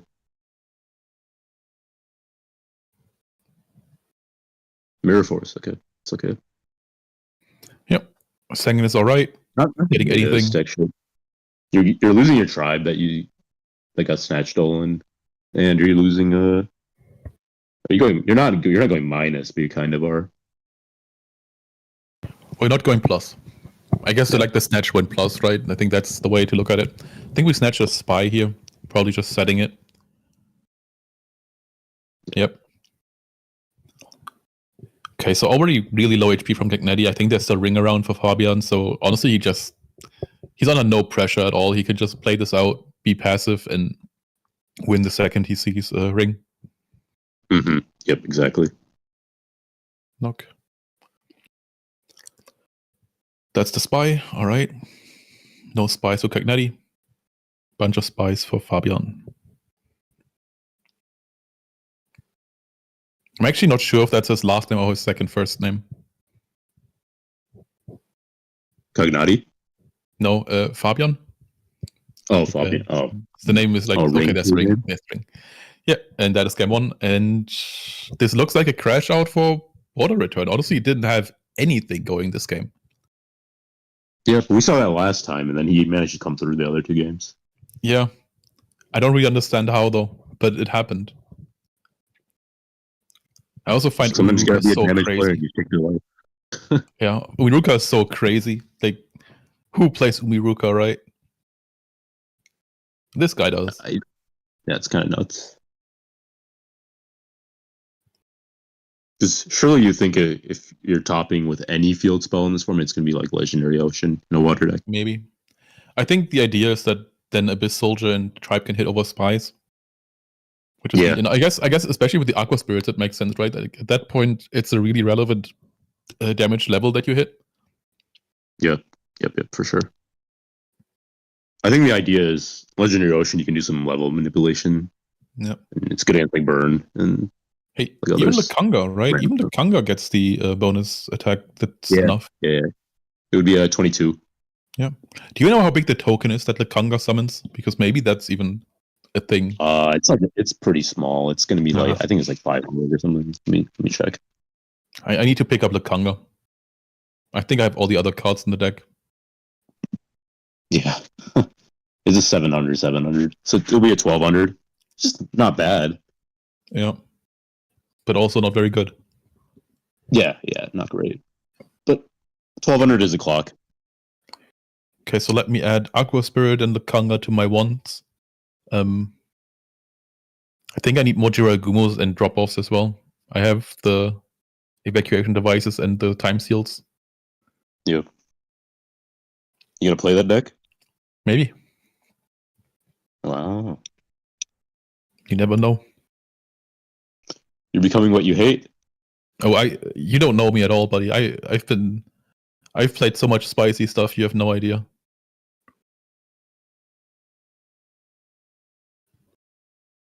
And I also don't hate spice, by the way. I don't like alt win, I guess, or like OTK stuff. I find that very annoying to play against, and yeah.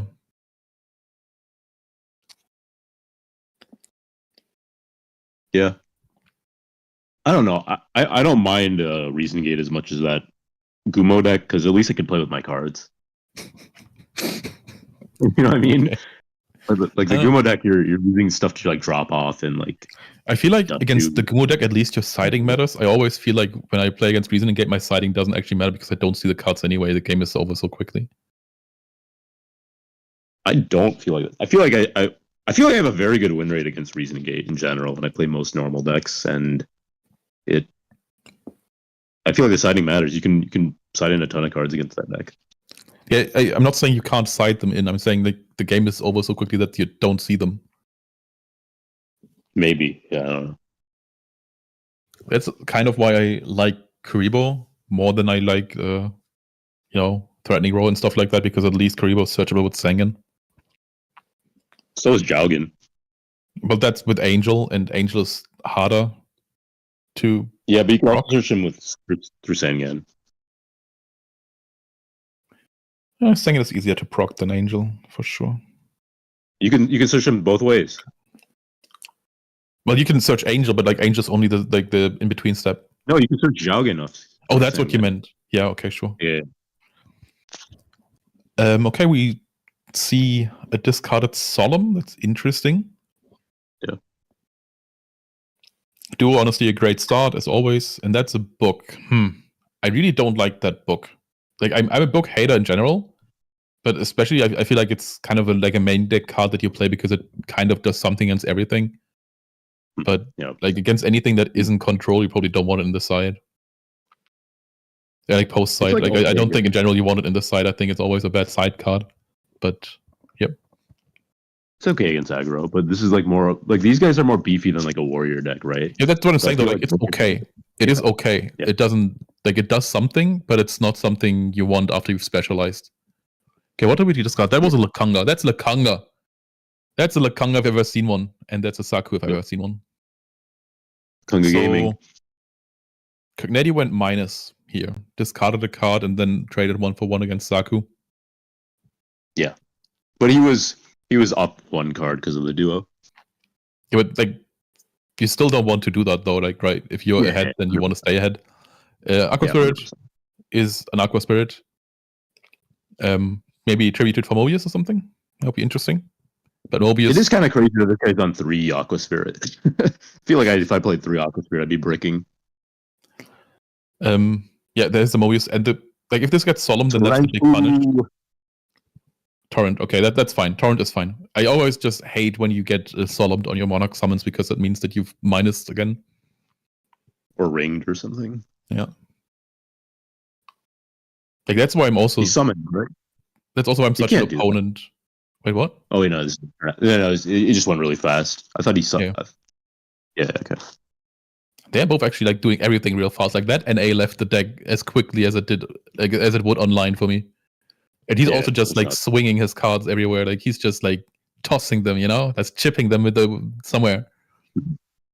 Like he really, it feels like he's never done anything that wasn't card game related. Like he was probably born with cards in his hand, just doing things. Also, yeah. Okay, that Kaiku banished the spy. Okay, I was confused for a second. Yeah, that Kaiku's actually doing some work. And also kind of, like, this whole thing makes me want to play the water deck. I'm not even sure if it's good. Probably not, but it's fun. And I like fun. I also like return.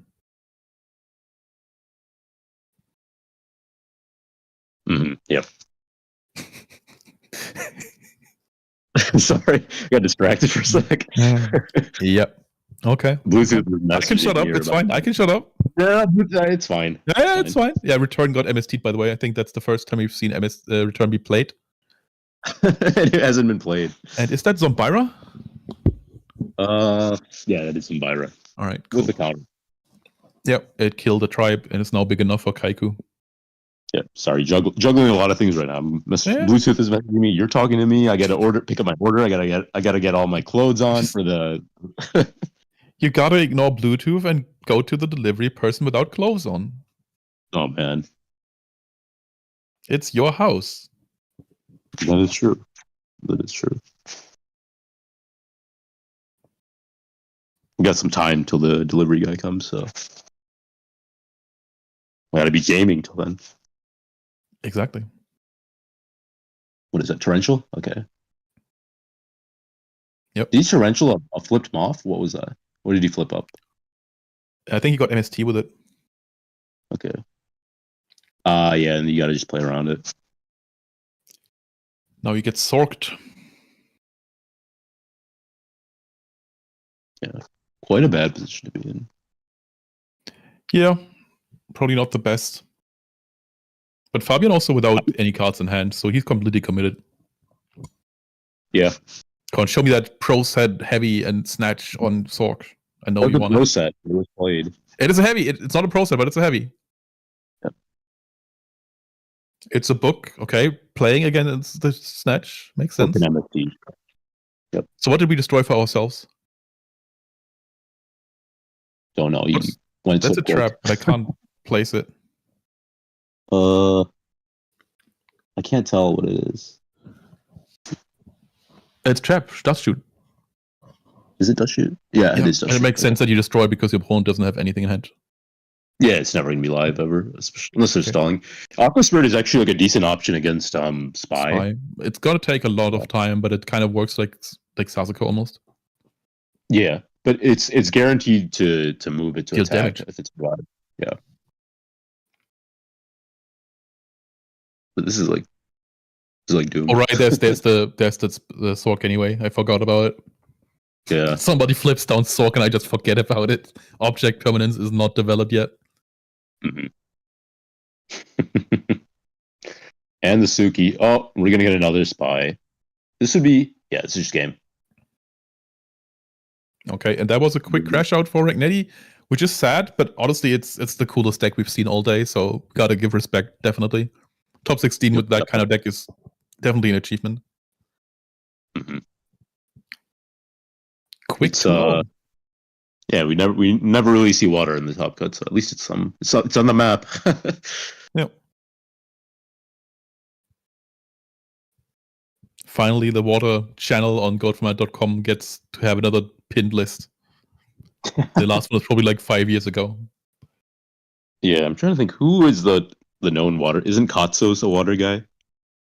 I have no idea. I don't think we have a water guy. He's like played something with water. I know there's that one Chris Perovic Watergate deck. Yep. Wait, why are they drawing again? Didn't they win? Okay, they're just boarding. Okay. Yeah. All right. Yeah, there's a lot of like crazy channels in the Goat Format Discord that are not very active. Like there's like an Elemental Hero channel. I don't even know what goes on in there.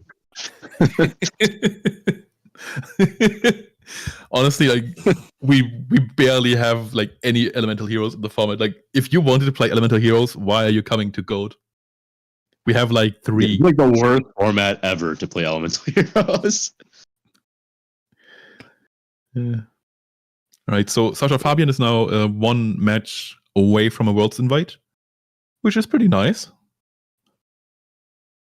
1 match. Because is it top 4? Top 4 get it. Yeah, we have 4 invites today, and yeah. Makes sense. Exciting stuff.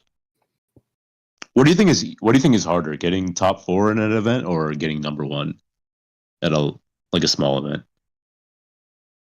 It depends how small it is, but like overall, I'd probably say top 4 at an event like this is more difficult than like winning your locals. Yeah. Like a Patreon, for example. Hard to tell. I think for Patreons are probably a little harder just because we've only ever had one that went above 2 invites. Yeah. Like we have ever only had a double invite Patreon.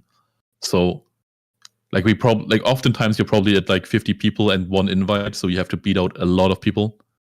So I think just like the ratios are harder.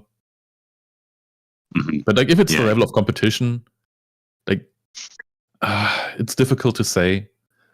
Probably like the level of competition in the Patreon is higher, but I find like the offline meta is so unpredictable that it's so volatile. There's so much stuff that you can face. Like, who would have thought that like your top 16 matches against water return?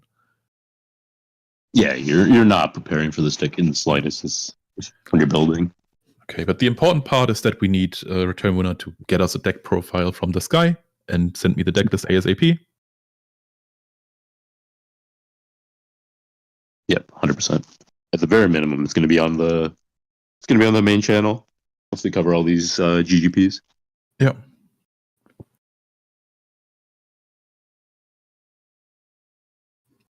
Oh, he's doing a deck profile, kind of. Yeah. Main deck BrainCon, okay. Mobius. He's on double return. Interesting. We've barely seen any. Yeah. Hey, what is that trap? Oh, it's Jar. Never mind.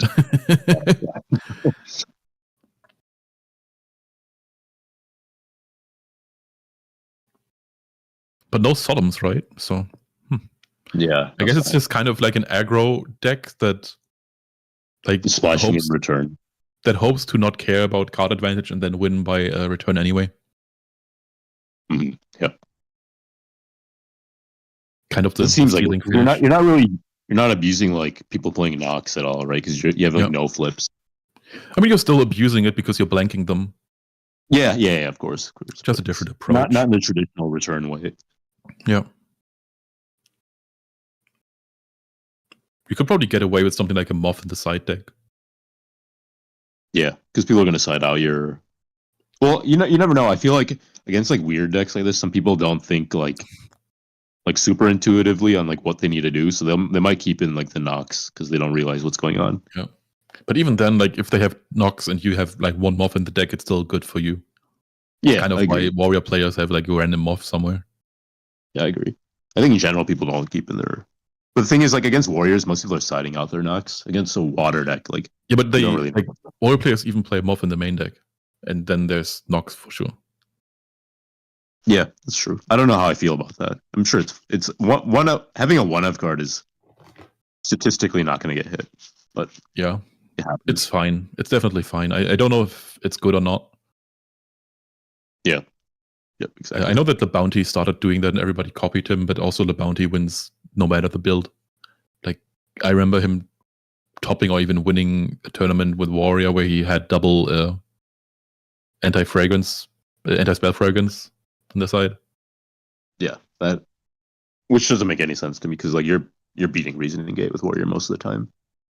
Oh, I don't think it's about Reasoning Gate. I think it's also about just trying to have another heavy out, and also because it makes Tornado so nice.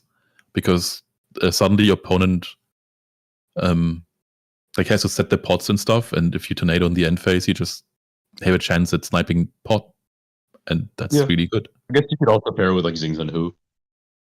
Yeah, of course, yeah. I still don't think he's like a great card though. No, I agree. Right. It showed up in the showed up in the last Patreon. You got second place. The guy 10 play. Yeah. So probably fine. Okay, and more people spotting. The guy with the back towards the camera with the long hair. That's Justus. That is also from Osnabrück, and he was one of our judges at our tournament. Mm-hmm. Big Justice. These are some interesting play mats. Wait, what? What is that? There's Pokemon like faces. one. It's like some guy's face on it. Almost looks like Eminem.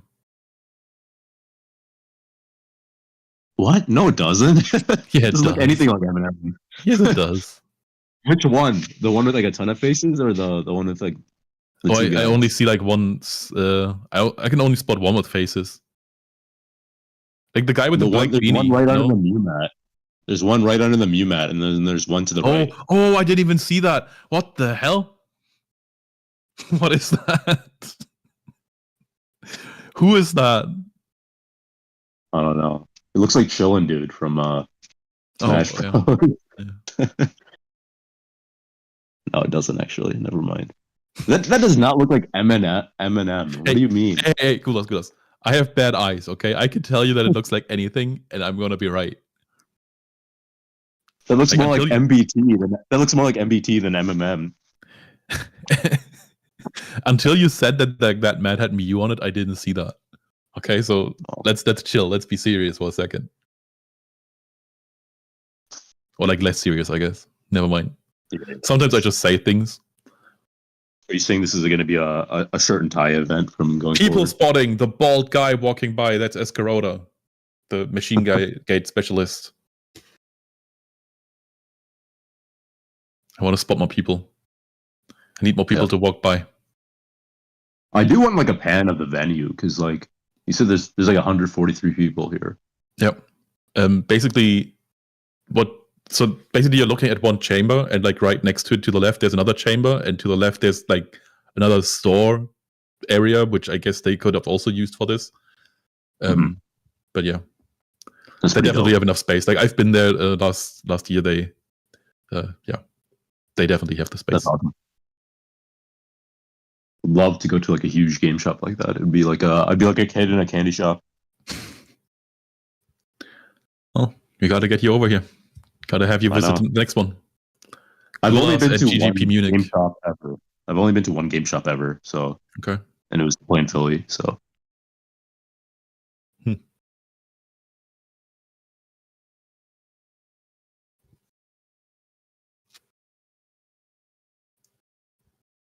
All right. Is that a One Piece art in the background and a Dragon Ball? Very likely. Yeah, okay. They seem like the go-to nerd series, and I haven't really watched either. Like I've started watching them and I didn't like them. You didn't watch them as a kid? No. I didn't really watch much TV as a kid, to be honest. Got it. What was the go-to show as a kid if you had to see something? Like, did you watch Yu-Gi-Oh as a kid?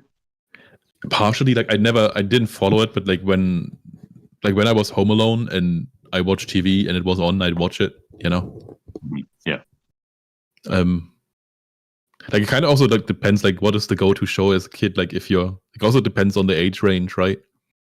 Like when I was young, I really watched, like I think Disney's Big Break was something I really liked when I was younger, as well as Darkwing Duck. That was sick. Darkwing Duck was amazing. Okay, you're aging yourself. Maybe.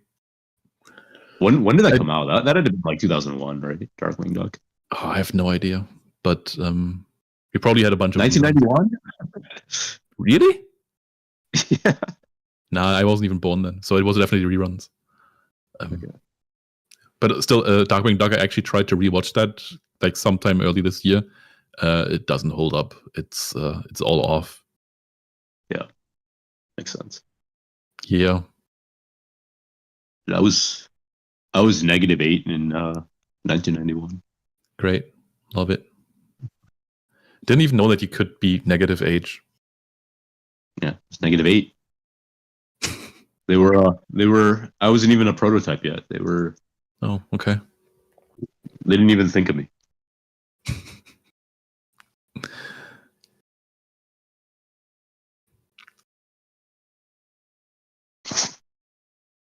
I gotta find some pants for this food delivery. Pants are optional. Always remember that. No, if I'm at home, I'm always lounging around in like athletic shorts. Athletic. Yeah, like gym shorts. Okay. You know what I find unfair? What? Like these days, it's completely normal for women to wear skirts or trousers. But for men, it would be kind of weird to wear skirts. I find that very upsetting. You could wear a skirt. I know. It's just like people would like be weirded out by it a little bit. Like if you wear it in public, yeah, it would. Tell them to kick rock. I know, but I'm just saying it's unfair, man. I'm not trying to tell you not to wear a skirt. Wear a skirt, buddy. I know. I'm not gonna wear a skirt. I can't pull it off. I don't have the legs for it. You don't have the legs for it, okay? Maybe start working on your legs. Nah, they're hairy. Please don't tell me you're in a wheelchair or something, please. Yeah, imagine. That would have been a 1 in a million shot. Yeah. No, I don't have. I'm a calisthenics athlete. We don't train the legs as much. Okay. Of course. Yeah, they wear them in Ireland, kilts. Yep. And also the Romans used to do it. Actually, during Roman times, it was seen as feminine to wear trousers because I don't know why. Yeah. I imagine wearing like a skirt would be like, or a kilt would be quite free. Yeah. Whenever I wear pants, though, I hate wearing jeans. They're so uncomfortable. I go with like chinos or something like that all the time. Jeans are like the worst material ever. I don't know why they're so rough. I feel like you can really like feel the difference between like a good pair of jeans and a bad pair of jeans. Yeah, you can get away with like a really bad pair of chinos and you'll be fine.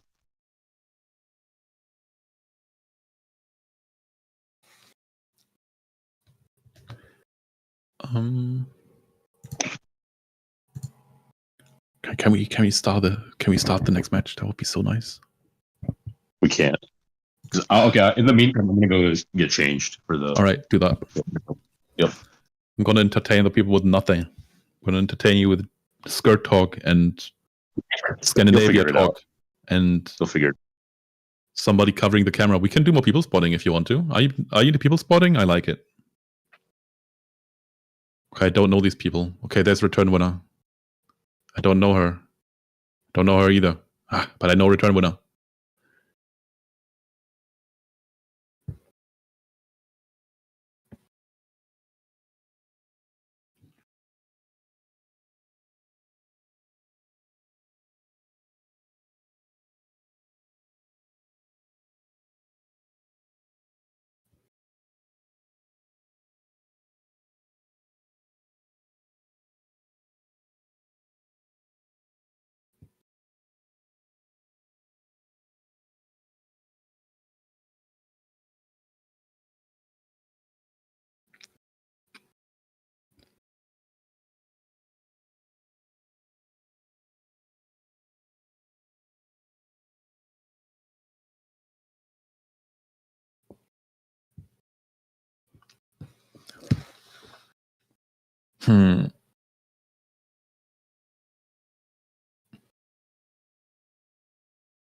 I'm hoping to get my hands on a tournament tree, but that's gonna be a little difficult.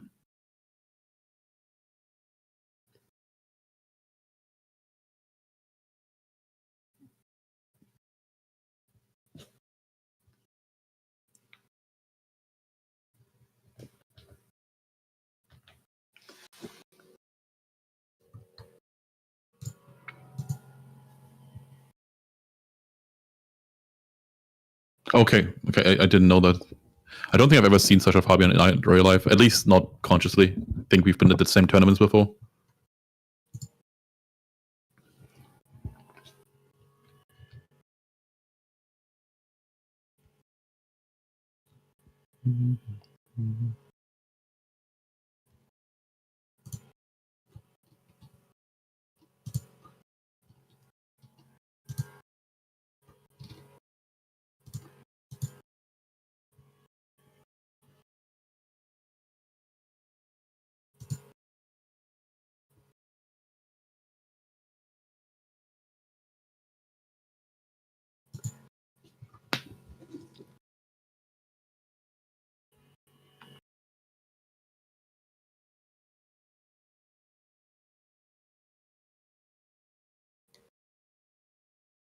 It also seems that like the Patrick who went top 4 is Patton, who's somewhat known online at least.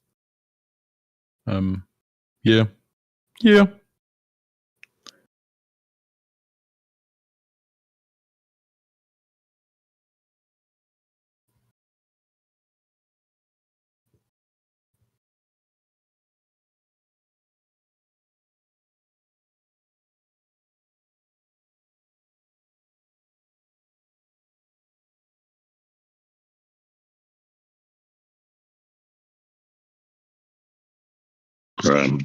Back. Yeah. All right. I'm back. And I'm Do you still have your waiting on my food yet? food. Oh, No, no. I just got changed. What did you end up getting? I ended up getting Indian. All right, it's a good choice. So, yeah, reheats well because I'm not going to finish it all. I got a lamb curry. I got 2 dosas, and it came with a free. So it was actually a pretty good deal. So it was buy one get one dosa, and then a lamb curry, and then if you pay more than like $30, you get a free tikka pasta. So it's like 4 meals. All right.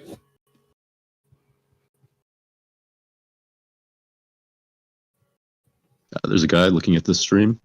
Perfect.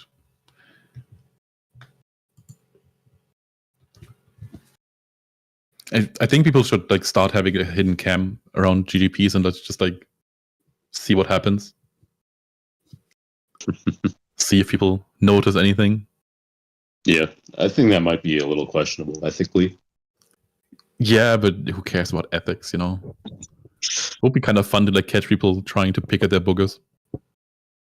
Like, Yeah. they think nobody sees them. They like off in the corner, back to the crowd, just quick. What if they quick figure it out and they start trolling you and start doing like heinous things? Well, that depends on how heinous they are.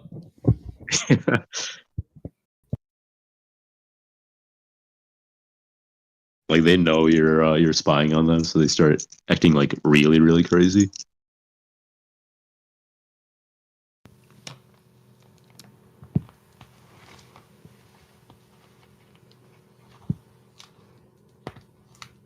What do you think is going to take it down today? Any bets? I have like my favorites who I want to win. When it comes to like who I think is gonna win, I think who we've just seen, Sacha Fabian, is a pretty good call. Also, Roland Gress, Joker 88, had an undefeated Swiss run, which probably means he's losing the first round. But if he doesn't, then he is a good shot. What is he on? I think Chaos Control. Yeah. Okay. Yeah. I think it's a good chance that Chaos Control wins this whole event. Seems like there's a ton what of control? Chaos Control. It's going to win the event. We have like quite a few people with Chaos Control in the top 16. I think we have like 3 or 4. So the chances aren't too bad. I'm personally rooting for Amma and Dennis, who are from my locals. And Amma is always on Chaos Control as well. So that's another one who might do it. Yeah. Also, Amma has top 2 GPs before, and he's lost round 1 of Top Cut every single time. So I'd like to see him survive. Yeah, at least get round 2. Yeah. I'd really like him to have the invite. Like, I think that would be really cool. Mm-hmm. I just hate that that people at my locals get invites and I don't. It kind of like bothers me. Which is, I know it shouldn't. Like I am happy for them. Like, don't get me wrong. Like I want those guys to win them because I like the guys. It's just like a personal thing. Like it's a disappointment with myself. I get what you I'm not. Well, I can't necessarily relate. I'm 1 for 1 on the years of getting the invites. I can't relate. I'm always getting invites. Okay, I'm not. Just you wait for your downfall. I still need to get an invite this year. In my first year, I got 2 invites, and then I went top 12 worlds. Okay. And then I haven't won anything since. Coming off a strong World League season, I'm feeling confident. All right. That's good. We'll see. Feeling confident ain't bad. I'm just saying, your downfall will come. You will be washed sooner than you know. If I win GGP Atlanta because of this, I'm gonna laugh so hard. Because of this? What do you mean because of this? Like after having this conversation. Okay, I don't get the relation, but that's okay. It's the very next tournament. Yeah. Nah,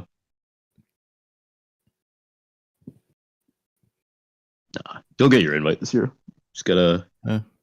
I have a decent shot for the Patreons. Like right now, I'm in the like the top 6 points at least. Like if I get another top there, then I'm probably making it that way. Makes sense. Yeah, would be nice. But the downside to that is that I have to play more Patreons, especially the double elimination one, which is coming up, and I don't like double elim. Mm-hmm. Yep. Like they especially awful for the Europeans because they go so late. Like I don't want to play at 4 AM, buddy. Yeah, I don't blame you guys at all. It's definitely tough to play that early or late, I guess. Yeah. And early. It's so late that it becomes early. Return Winner has the theory that the reason why most of the Americans win at the Patriots is just because of the timing. I think we've only had one non-American winner this year. Actually, we had two this season. We had Angel Valentinov and we had Michele. I don't know if that's just it's the people that are winning are very good players. Michele won the only 2-day Patreon, which would feed into the theory. I think I'm going to debunk this theory and say our winners are very good at the game. I don't think you can put Ivan Rosita on any time and he'll win. He'll put dueling high. I am clearly a better player, and the only reason he won against me was because I was tired. Of course. Yeah, but he knows that as well. He constantly tells me. Yeah, Alvarado. If he was in Europe, you're gonna say he's like a chump, right? Yep. Like Alvarado in Europe will probably have one major top. He has won he won GGP or GSC Europe, I think. Like not this last year, but the year before. Okay. I think I have to qualify this because Alvarado was mad at me earlier already. I'm not serious. I know Alvarado is a good player. I just like trash talking people. Around. I am very sorry about that. Please don't feel attacked. I find it funny. He's gonna beat your ass the next time you play. He's gonna remember this. Yeah. I don't think he enjoys banter in and around the game, so I try to requalify that a bit. That's fair. But I do, so get with it or get out or something. I'm a fan of the banter.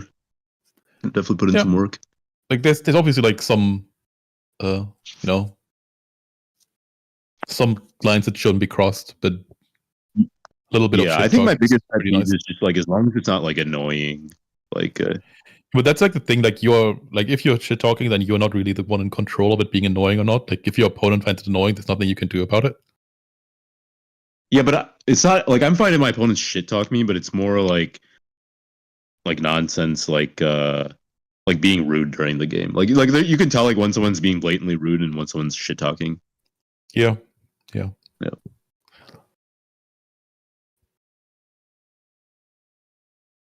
Some people just call you bad, and other people play Reasoning Gate, and only one of those is okay.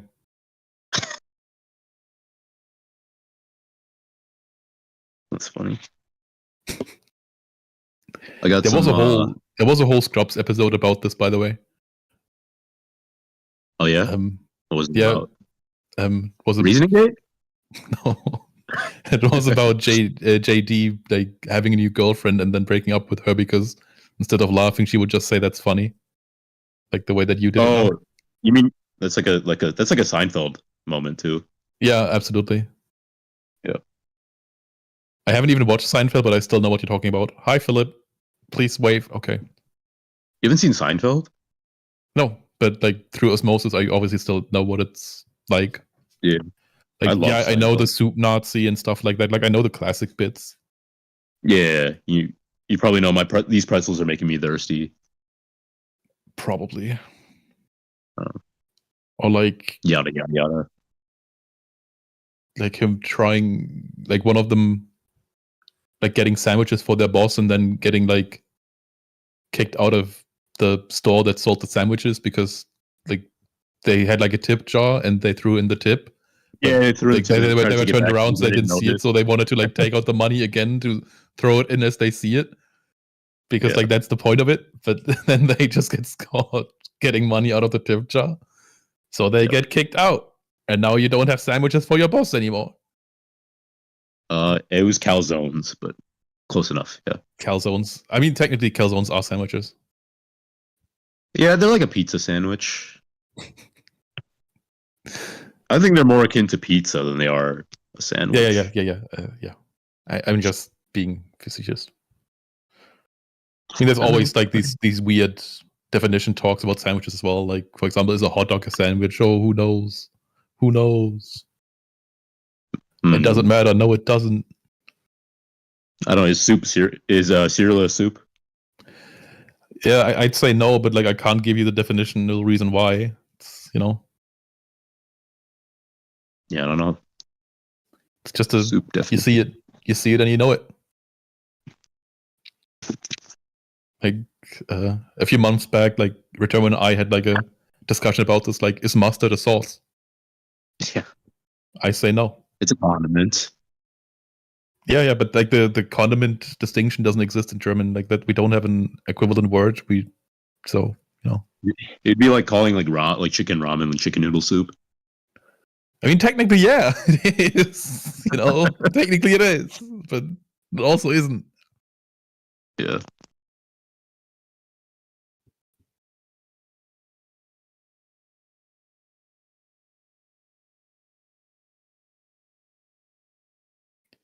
I love soups though, and ramen. Soup is Like I really love good. liquid. I don't know why soups, ramen, pho. I'm a huge fan of like broths and soups. Having like soup with fresh bread is so nice, Yeah, or noodles. Have a especially during nice. the winter. Like for some reason, winter is soup time to me. Yeah, Just warms you up so nice. a huge fan of like fresh ramen. Okay. Like the packaged ramen can't compare, but Yeah. A I really nice like it bowl of. when you have those big chewy noodles, like for example udon. That's my favorite, I think. Yep. It just feels so nice.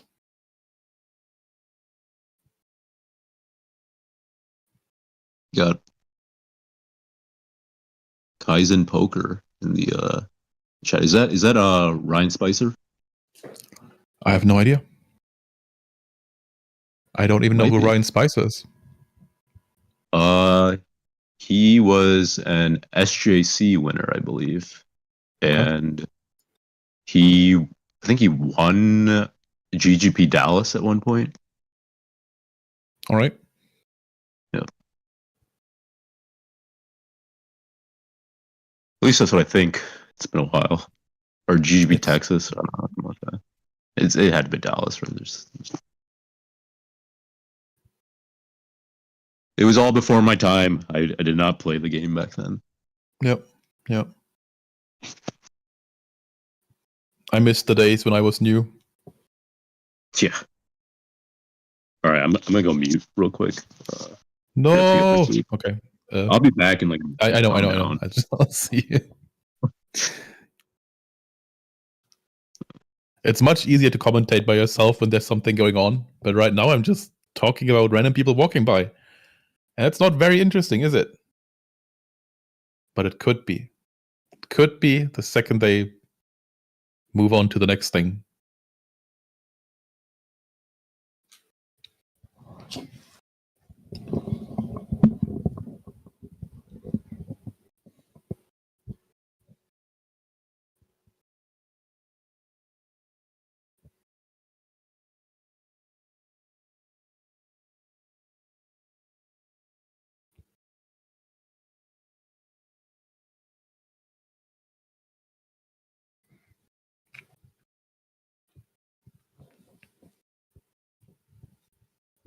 I'm also surprised by the amount of sweatshirts I'm seeing because, like, up here it's way warmer. Like, I'm not wearing anything but a t-shirt all day.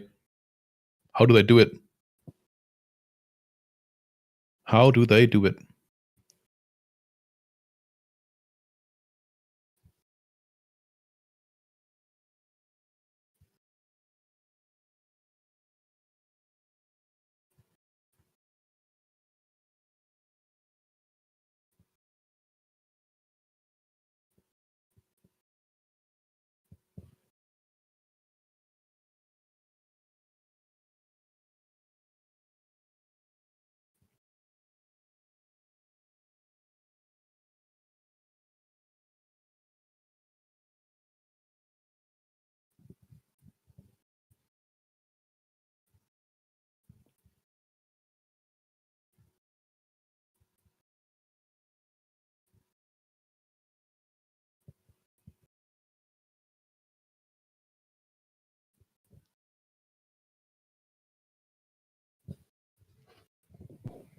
Okay, this seems to be an announcement.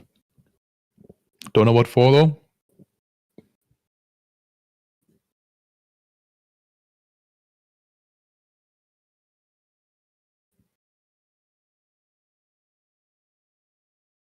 Okay, it seems that Simon Schwarze won his match and is now in top 8 as well, while Patton lost.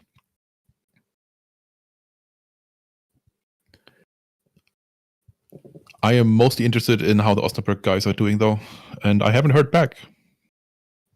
Return winner is ignoring me.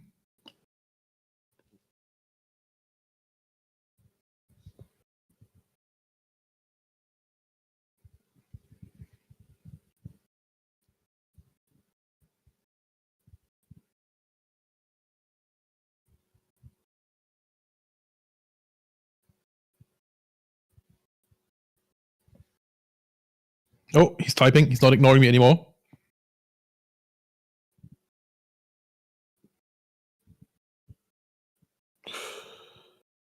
Okay, Dennis got kicked out in top 16, and Amma made it through, and he's going to be our feature match. He's playing for the World's Invite on stream.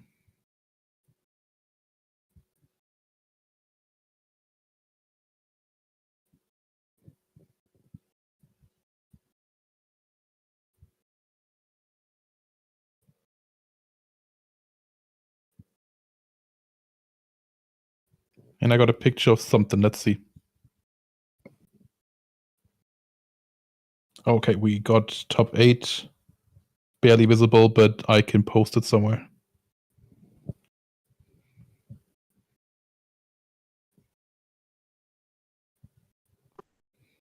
All right, I'm back inside.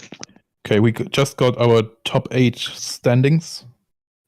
Give me a second. I'm putting it into War League, and I can also send it to you, but I guess you can also just look into the War League chat if you're into that. I mean, that's a risky move, looking into the War League chat. You never know what you're going to see there. I know.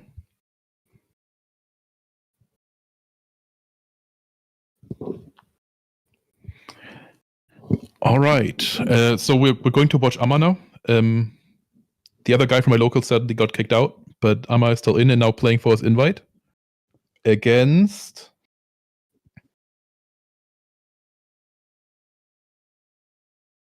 Daniel. I don't know this guy. But he's around.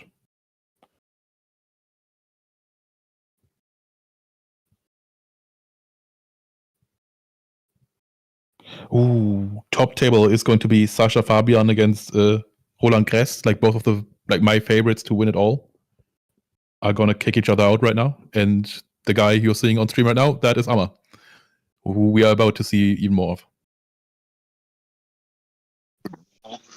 On the bright side, though, at least one of them is guaranteed, right? Well, yeah, but it also means that one of them is guaranteed to not have it. Yeah. Can always turn it in the another way. On the bright side, you and your Germans trying to look at the downside of everything. Well, you just gotta, you gotta look at it from every angle.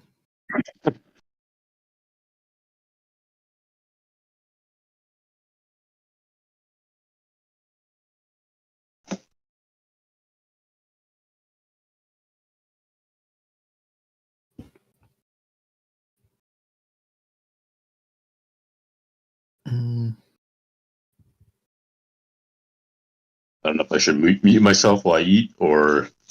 Well, I don't hear you eat, so I don't think you should. Well, if you want to. I mean, maybe you don't want to talk to me. I can talk to you. I just don't want to... Yeah? I just want to be disruptive for the stream. We're not disruptive unless we can actually hear stuff. I didn't know if they wanted a mukbang stream or a goat stream, right? Maybe a bit of both. Like maybe that's the niche. Like people were always talking about JDZ starting to make ASMR videos. Maybe that could have boosted the channel. Maybe we should do that. Who do you think has the best voice in the stuff for ASMR stuff? I think you have a pretty good voice, Grumple. Oh, that is so nice of you, man. Yeah. Yeah. I guess like an accent also kind of helps with that kind of stuff. Yeah, I'm just a Midwestern guy. I don't have an accent. Yes, you do. Do I? Yeah, it's just an American accent, but like sure. Yeah, but I mean, I think I sound different than like some guy in like the South or the Yeah, coast. yeah, like you don't have that thick of an accent. That's true. Yeah, But I that's think in general the Midwest is more neutral. that's the neat thing about English to me, that like everybody has an accent because like there's like multiple areas where it's spoken as a first language. Like for example, like a British guy, an Australian guy, an American guy, like even an Indian guy, like that's technically still the first language, right? And all of them have an accent because they just like sound different. You Exactly. don't have it. I guess you don't really have that in other languages. Like I don't know. Does Italian have accents everywhere, or is there like a region that's considered the normal one? Who No idea. knows? Who knows? I'd imagine there's probably an accent. Well, yeah, like I don't know. Who's your answer, Cub? Who do you like to hear? Cub would like to hear himself. Oh, not Grumble. Wait, what? I meant to ask, who would you like to hear out of the staff? Oh, okay. Honestly, we could probably use Cub's guinea pigs. Just like have them munch away at something. That has to be cash cow, right? Just like Oh yeah. move the camera like into the cage, like exactly above like the feeding whatever they have, and like just have them munch away. I mean, it works for cats. Yeah, I know he has a guinea pig cam in a lot of his videos, and Yeah. I've seen people say in the comments or even to him like, "Oh yeah, my girlfriend was watching just to watch the guinea pigs." Yeah. Guinea pigs are pretty cute. It's true. And they taste great too. No. But I think they're actually eaten in South America, where they come from. Yeah. Here's what they would taste like. That what? Huh? Well, if they're eaten, well, you got to know what they taste like. Oh, okay. Okay. I misunderstood completely. Okay, I don't know. I have no idea. They probably. What did you think I said? Like I thought you said this is what they taste like, and then you made like this the snapping sound. Oh no, I was opening up some plastic from the. Okay. Okay, and we're in. Amma probably on the left. I don't think I've ever seen him wear anything but black. Yep, absolutely. And let me check again who his opponent is. His opponent is, drum roll please, Daniel G. Daniel G. Daniel G. You know who Daniel G is? No, never heard of him. Neither have I. I'm also not super familiar with like the IRL scene outside of Goat. Honestly, even the Goat IRL scene, I'm not super familiar with. So, is he an advanced player? You think? I have no idea, but likely, maybe, who knows? That is the nice thing about Goat, though. I feel like it's a game that anyone can pick up and has like a very low floor but high ceiling. Like I can't imagine trying to get into the advanced format, right? It's just I feel like it's too complicated. Yeah, like I have no desire to do that. Yeah. Oh, that's nice. First you start, then you have a pod. That's exactly what I want to see. Come on, Thunder Dragon, let's go. Do we have a Grace? Come on, show me Grace.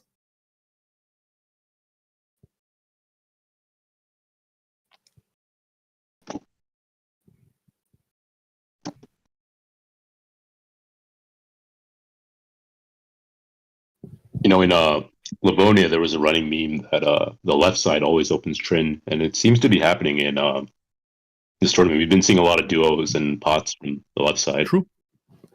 Maybe left side is just OP. Mm-hmm. Maybe instead of like switching who goes first and second, we should just switch who sits where.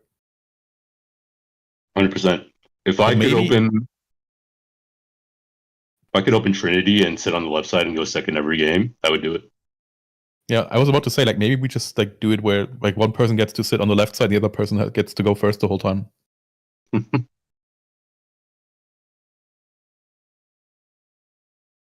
Sangan Summon. Is this a knock? This smells like a knock. Yep, it is a knock. And it's a spy.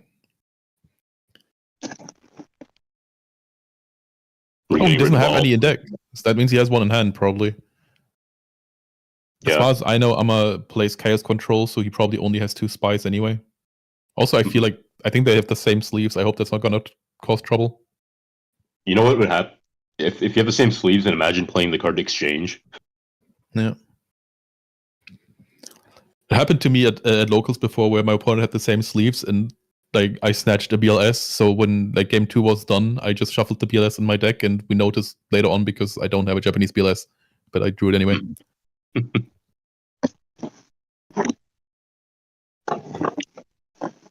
Okay, what do we see? We see Breaker, we see the Spy, we see the Thunder Dragons, we see Knock, Snatch, and a card that I can't see because of glare, but it looks like a monster. What do you think it is? Are you talking about Breaker? Yeah, I see Breaker. I like the one above Knock is the one I can't see. Oh, the one above Knock. Tried. Okay. Are you sure or did you just guess? I think it's Tribe. I can zoom in. Okay. If you can see Tribe there, then well, good on you.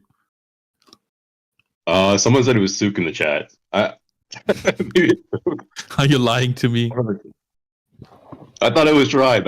My screen wasn't zoomed in on the. You are a filthy little liar. Okay, Charlie Cook is saying it was Sook, so all right. We will. I trust him. I trust him. I was mid-bite when he caught me off guard. How can you not trust the second place at Worlds? How could you not? True. It's the kind of thing that just makes you, so much more trustworthy. You don't want to trust him too much, though. He's going to beat you then. He can beat me. That's okay. Pause. Why do you have to make everything so weird, huh? Hey, man, you said it. Just a good beating among friends.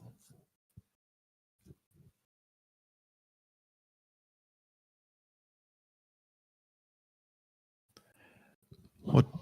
Card destruction, there we go. But honestly, that's not that good of a card destruction. We knew about double Thunder Dragon in Amma's hand. Like, maybe it was just to get rid of the knock. But I don't really like it. Like, you weren't really forced to do it. Okay, now we drew into Thunder Dragons. It's nice, of course, but I don't know. Refreshing your opponent's hand like that without any need is kind of sus to me. Suspect. Yeah, no. Sus is such a 2020 thing to say. Mm-hmm. Not sure how I feel about this new card destruction trend. I've been trying it out. And honestly, the card hasn't been like that appealing to me. Like, I'm still winning my matches, but I feel like I'm winning in despite of card destruction than because of card destruction. I think it's completely busted. Like, I'm a big believer. But I am pretty unlucky whenever I draw it, because I always have like Chaos Monsters in my hand. Can never play it.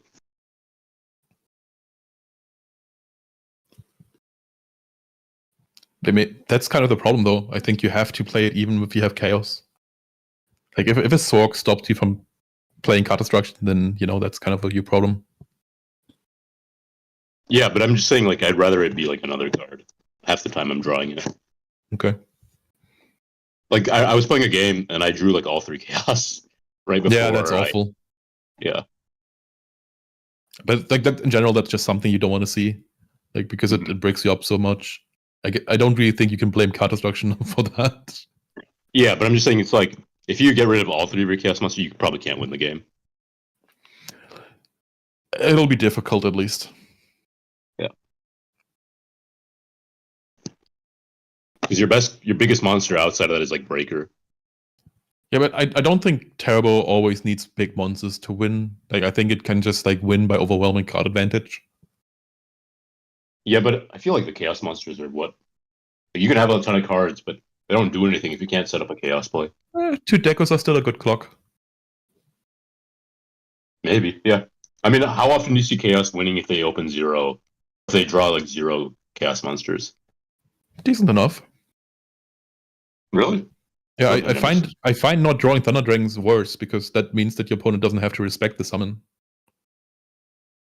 Yeah. Is that a Syrup Priest on the field? Yes, that's in Chaos Control. Probably with Creature Swap in the main. Makes a lot of sense. Guys D did the same thing for a while. It probably still does it. Yeah, there's the Creature Swap. Makes a lot of sense. Wait, did he just pick up a card that he had face down and shuffled it into his hand? I'm just seeing things. I am just seeing things. Ring on Isura. Can be tricky. Can be really tricky if this face down for Amma is actually something relevant. Mm-hmm. And I also wish that they would show us the monsters, but can't have everything.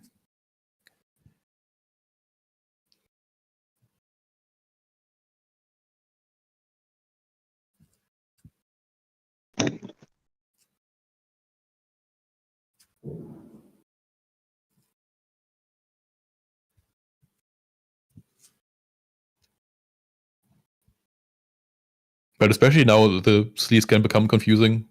Like, what if the game ends now and they both shuffle them in? Okay, it's a spy. Especially with like swaps in the equation.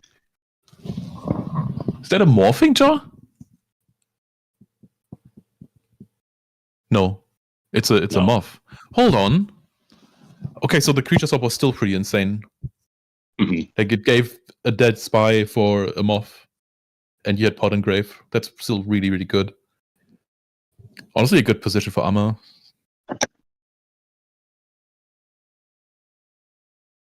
He just needs anything to stem the bleeding for now, and he'll be fine. Yep. The field can be slightly dangerous. Okay, Jar, we draw even more. Drawing is good. I do it all the time. It's alright. You don't like drawing? No, and there's Grace. Oh, let's draw a bit more. Come on, let's draw some more. Drawing is definitely one of the best feelings in Goat. Yeah. It just feels like you've accomplished something, right? It's like finishing a chore. It just feels like you've been productive. Like you've done what you're supposed to do. You can be proud of yourself. Feel like an adult for some time. Would you rather draw a card of Upstart, or like a Jar of Greed, or search a card off Rhoda? What is a better fielding? Feeling, I think actually Jar is the best feeling out of those. Mm-hmm. But with Rhoda is obviously better than Jar. Like it's something. Yeah, 100%. Something you keep in hand and then you get. Like I feel like it's more satisfying to draw. Yeah. Even if it's like objectively worse. Yeah. I often wonder like how much that kind of stuff impacts decision making for humans. Like for example, like one of my things in League of Legends was like wondering about if you could buff the win rate or like the play rate of a character if you just changed the sounds they make and the sounds the abilities make. Like let's say you just make an ability sound more satisfying. Does that also translate into a better win rate because people like play it more? Probably. I mean, it will definitely be played more. Like a lot of these old champions, they don't see any play because their like visual effects are very bad. They haven't been updated in many years. Yeah. Like for example, I'm a Zillion main, right? And no one plays that champion, even if he's like objectively a very strong champion, and he's never been really touched. That's true.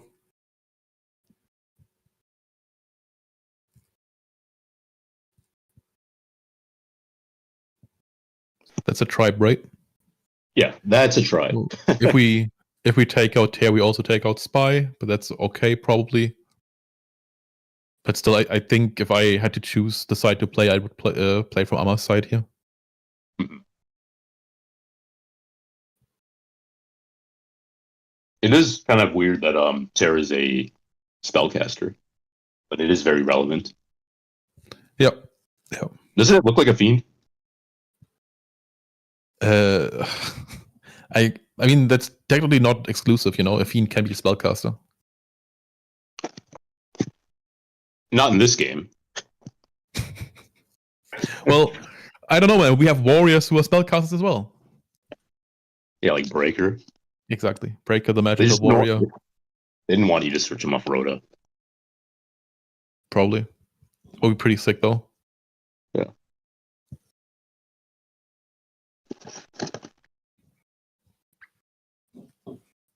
What do you think of like the sentiment that Chaos Turbo should actually be a spellcaster deck? Chaos Turbo should be a spellcaster deck. Yep, because like most of the monsters in the deck are spellcaster, so why do we call it Chaos instead of spellcaster? Because the best monster in the deck is Dekoichi. Okay, but we also have Spy, and we also have Sorg, and we have Moth and Zook. And Kaiku. Well, yeah, if you're bad. But Yeah, no, yeah, there's more spellcasters than anything else. yeah, I There's think also, like, somebody Guiding at some Gauntlet. point said that Turbo actually plays more spellcasters than Warrior plays Warriors. And that's, disturbing. Yeah, I mean, some people are saying you shouldn't even call it Turbo because it's not a Turbo deck. Yeah, I think like in the beginning people were playing Cyberjar and stuff. Like they were going harder on the Turbo-ish aspects. Mhm. Wait, isn't this just game? You flip up, you banish, oh no, never mind. It's not quite enough for Zook to kill. Yep. Does he go for game? No, he banished. This game. He banished. Okay, So and meta kills it. Meta kills. He wanted to play around Night Assailant, I guess. Nice. That's what I want to see.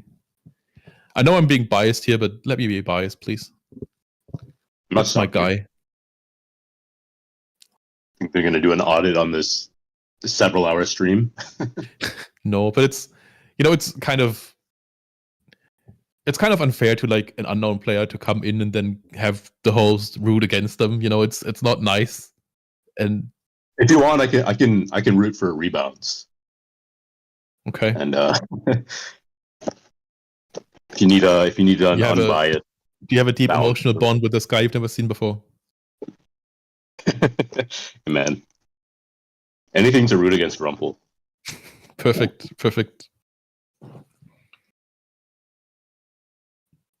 But I actually have good news. I don't think we've had any reasoning gates in Top Cut. The best Toasty, I agree with you, but you're not going to get that with Grumple. If there's an RGT, he's automatically biased. If it's his friends, he's biased. I mean, I'm even rooting against my friend when he plays RGT, so, can't say I'm not consistent. Yeah, you would rather root for a stranger than your friend on biased commentary, right? Yep.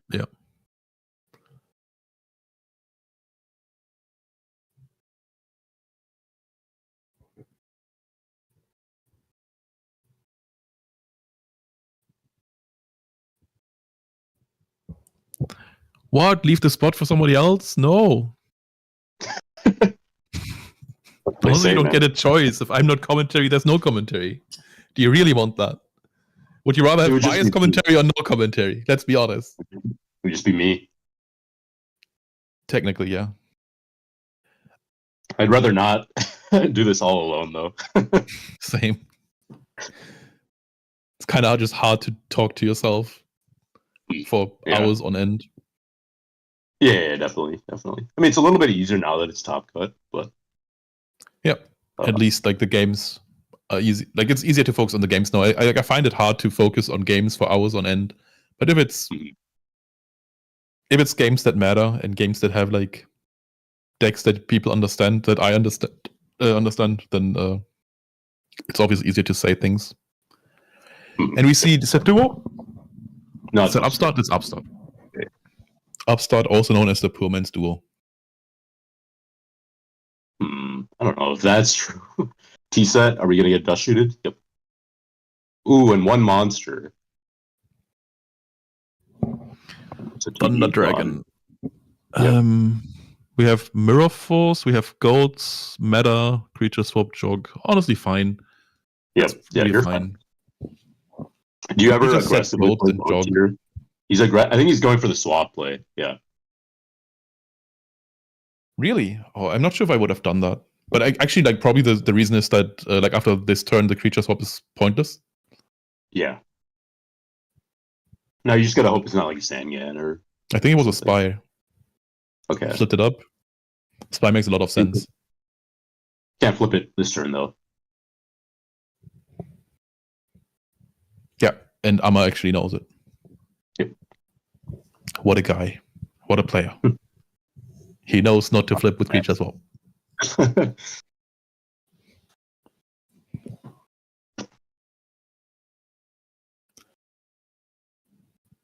Right. And now we jaw, right? Do we jaw? See some draws. Oh, right. We flip the spy first. Of course. Yep. I'm a big fan of attack position spy in spots like these.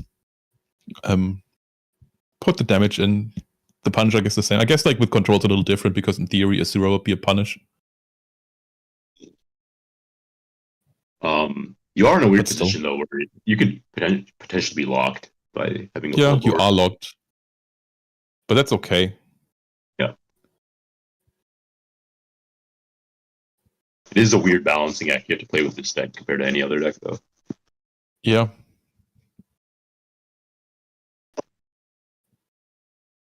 I mean, we also know he has meta, so he can do stuff if he wants to. Mm-hmm. But metaing doesn't really help with the lock. No, it doesn't. But it helps with like stopping your opponent. Yeah.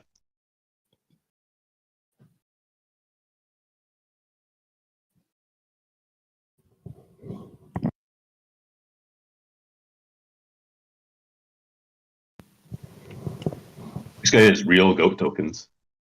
Yep. I don't. I don't either. I think when I was buying my cards, I sorted by cheapest token, and I just bought like 30 of them. You have 40 tokens? I think I have a little more than 10 tokens. I have 4, and it's just a random collection of tokens. Like I have one Go token from the World Championship that I played. I have other tokens of like other things that I don't actually know.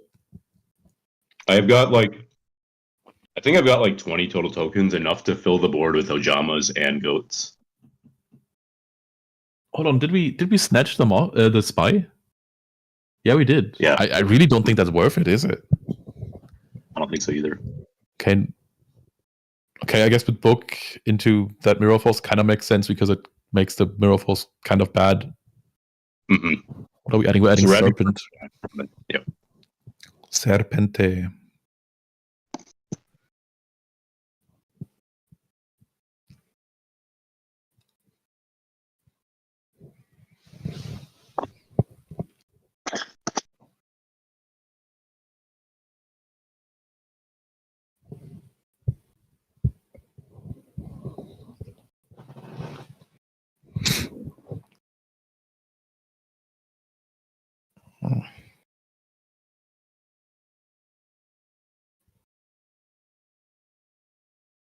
Okay, graceful.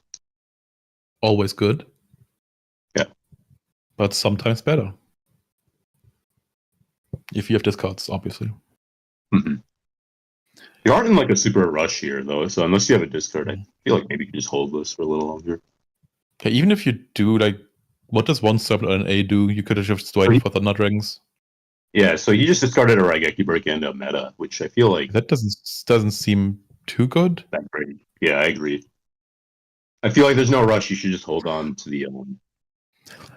And that meta is also a little questionable, maybe? Is that... Oh, that's Raigeki Break. Okay. Yeah. It's a big punish here. Because now you kind of wish you had the second meta again, right? Yeah, we're kind of slamming a bit. Yeah. Like, I don't think you had to do anything in that spot. You could have just waited. Yeah, I agree. I think that's like, especially when you start playing Goat, that's like the first big lesson you gotta learn. It's that like you don't always have to do stuff. Sometimes the game just wins itself. Even some like very good players, they need to play a little bit more patience and they can do well. Yeah. But it's That's just especially instinct. playing a slow deck like this, like a Goat control, chaos control. But it's just instinct for people to want to do stuff. Yeah. It's that ADHD brain. We're running into Mirror Force, okay? Oh, never mind. Mirror Force was discarded earlier, right? Or something like that. Okay, yeah. So we don't respect Mirror Force. That's fine. Suddenly,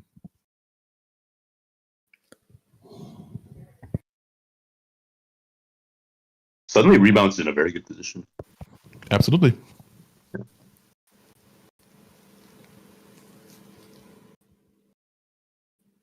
And the fact that you like discarded your other meta makes your goats even worse, right? Because now you're probably only, I don't know if he's going to be on three copies of meta, but well, we've seen I'm a creature not sure. swap as well, so it's very unlikely. Yeah, and we don't even know if he's on 3 creature swap. He might be only on 1. It's possible. 3 creature swap is actually illegal. No, I mean not 3 creature. 2 creature swaps. Okay, sure. Yeah. Okay, we cleared the spies. We're going in for damage. That's nice. We take those.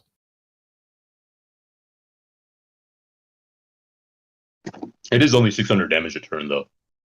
Yeah, but that's still gonna rack up, you know. And even if it doesn't, like Tribe is a threat because it can out every single monster. I agree.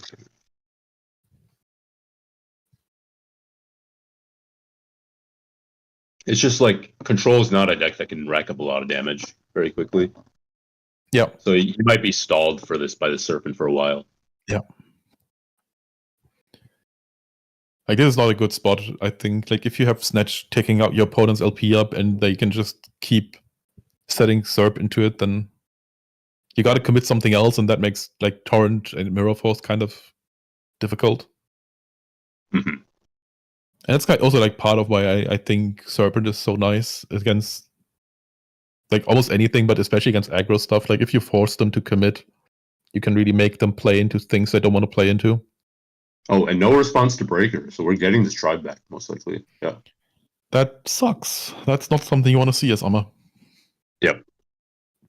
And you probably just swing with both. It's a clock as well. It's not even like a Book of Moon or anything, because he would have just slammed it on the Breaker. So it's probably like a knock or something dead. Maybe. Yeah, if he doesn't have anything now, then he's dead in this next turn. Yep. Or a swap, I don't know. Looks like we're going into game 3, I would assume. Also, I think Rebounds went into the Goat package, right? Rebounds had metas this game. That's what it looked like, yeah. Okay, and we're picking up that Sinnoh, and that's it. Okay. 1 for 1. And we're going to the next one. Final game. Whoever wins gets an invite. Mm-hmm. I wonder if having to go second or first makes the decision of switching into the meta package. Like, is that a factor they consider, or what is the reasoning? I don't know, man. I think overall, it's not smart to go like the Goat package against like the Mirror or against Chaos Control. Like if you do, like the big question becomes like, why don't you just main it if you're putting it into everything? Yeah. Yeah. Yeah, I don't understand why people do it, but people just do it. People just do it.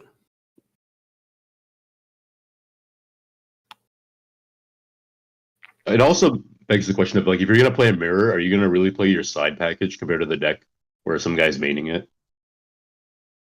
You know what I mean? Like the guy maining it probably has more experience playing it. Like I don't even think that should matter. Like I don't think the experience should matter. I think what matters is that like it's just a bad matchup call. Yeah. Like that's literally just no reason to play Turbo if you think that Turbo loses against Chaos Control. I agree. It's also like the idea of like you're replacing your deck that's full of like independently very strong cards into a deck of combo cards. And I don't think that's a problem, by the way. Like especially against like slower decks like Chaos Control, I think it's actually decent because like the deck gives you the time to find. It's better that your cards are good independently. Yeah, but I just disagree. I think that the control decks allow you to draw into your combo cards. So I think the combo cards in itself, like in themselves, become stronger. But But the payoff for the combo is not as great as if yeah, you exactly. were- Like that's the problem. That's the problem. The problem is that like creature swap isn't good against control. Meta isn't actually good against control. Yeah. And like anything that you gain, like all you gain out of it is scapegoats as anti-creature swap insurance.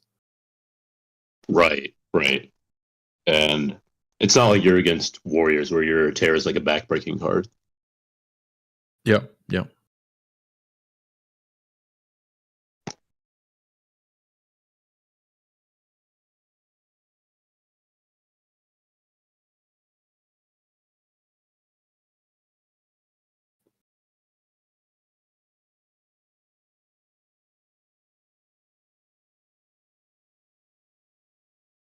Do we think we're going to see Trinity piece from the left side? No, we do not. We don't Breaking know. the norm there. Damn, you must be ahead of me. I gotta refresh again. Okay, I see damage. Never mind, I see upstart. That's not damage. But it was at least LP changing.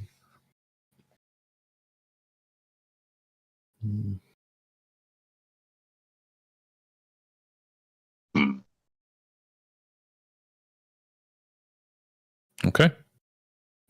Quite passive from both sides. Probably the way to play it. And there's the 30. There we go. Let's go. Yep. Show them, Amma. Come on, show them what you got. Yeah, okay, Serpent. What else do we have?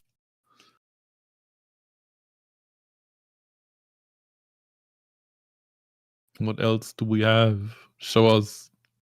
I don't think it's a very obvious discard. I think. Judging by how the reaction is. What I want to see is heavy, scapegoat chains from rebounds, and then Asura big plus big bang shot. Mm-hmm. So you discarded a copy of Goats. So Yep. you're still on this package. There's a good chance that, well, yeah, because Amma is chaos control. Like he started out with us. Yeah. Also, like with the discarded goats, it's kind of likely that the card on the field is goats for Amma. Yep. Like it would make sense in this spot. Okay, we're getting Serpent again. Makes sense. But Serpent get here is also an indicator that we are still on the goat package because it's kind of a crucial control card. I think people just generally just Serpent off Sangan. Yeah, you can obviously do it, like especially if you have like a key break and stuff like that. Yeah, which I think like if you certainly don't, then stuff like Deco is probably better, where you just draw a little deeper, or Spy or stuff like that. You know, just stabilize, be passive, and get your advantages anyway. Yeah, it's just a good card though. I think right insulates against duo, play with card destruction, you can play with your own Trinity.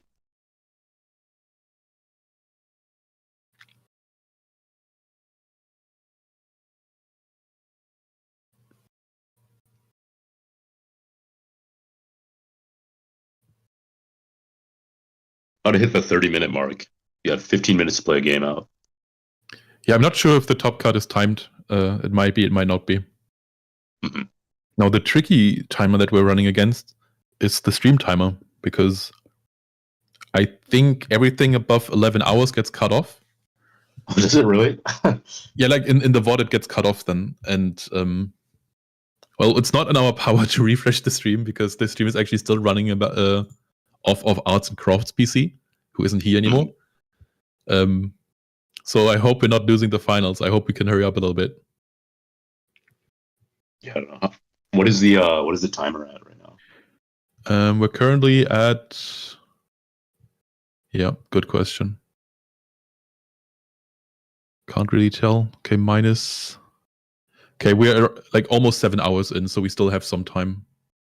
Because we didn't start... We didn't start when the tournament started. We came in for like round 5 or something. There's no way this goes to 4 hours more. Probably. I mean, you never know. It better not. Do you remember like the Patreon final between HNBB and Dueling High that went to game 5? Okay, well. I don't think it's going to last 4 hours. No, it's very unlikely.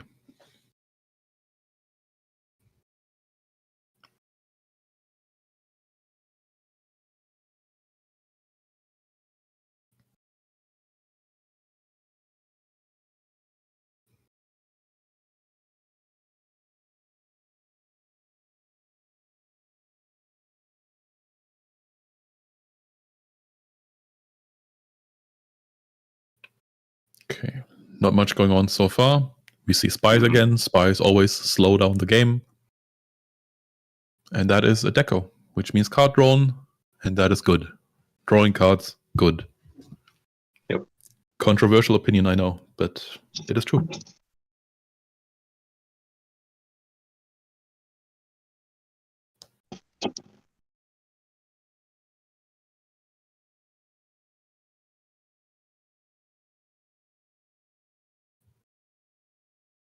Now, usually the answer is spy.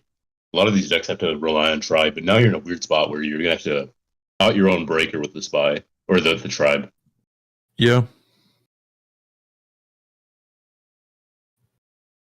Because I don't know if what does control really play? I guess tear. And Well, regular control would also have Zaborgs. yeah, but that's chaos true. control has to use Zorg in its place, I guess. Yeah.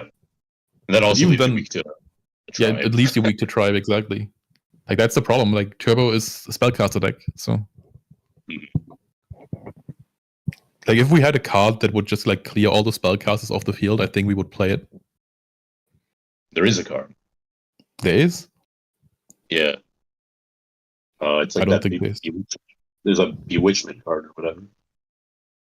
Honestly, if there's, like, just a random spell that just said kill all spellcasters on the field, I would play that. There is a card like that. I don't believe you, because I would play that. Let me look it up. Well, is it gold legal? Like, if it's not gold legal, then I don't care. I'm pretty sure it is gold legal. Then why is nobody playing that? Like, that's the best spy answer. It answers so Everyone is on stuff. spellcaster. Everyone is on spellcasters. Except for water return. Yeah, except water return. It's called.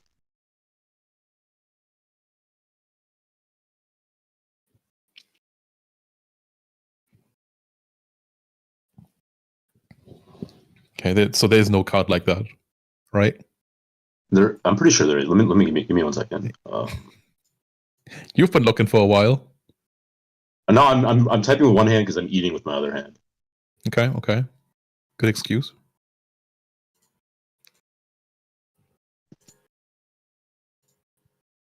Because I know that exists for machine. Okay. There is not. See. I thought there was a card called like something. I know there's a version for like warriors. I don't think for warriors, but there's one for machine. Acid Rain, I think. Oh, there's warrior extermination, right? Or something like that. Never heard of that. Unless I'm just imagining these cards. I only know Nobleman of Extermination. Wait, what is that? Oh, that's that Kaiku? It's Kaiku. It's Kaiku and a Mindcon.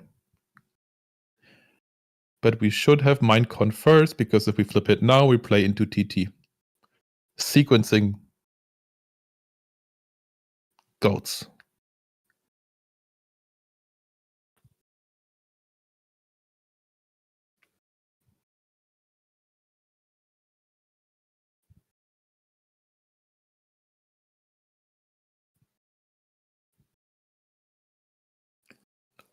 Geki break? Why? Huh? What was the idea here?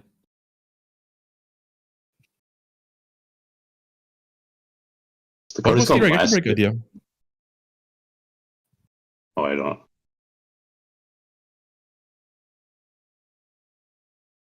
And that's another spy. And that means that Amma is gonna be goat locked again.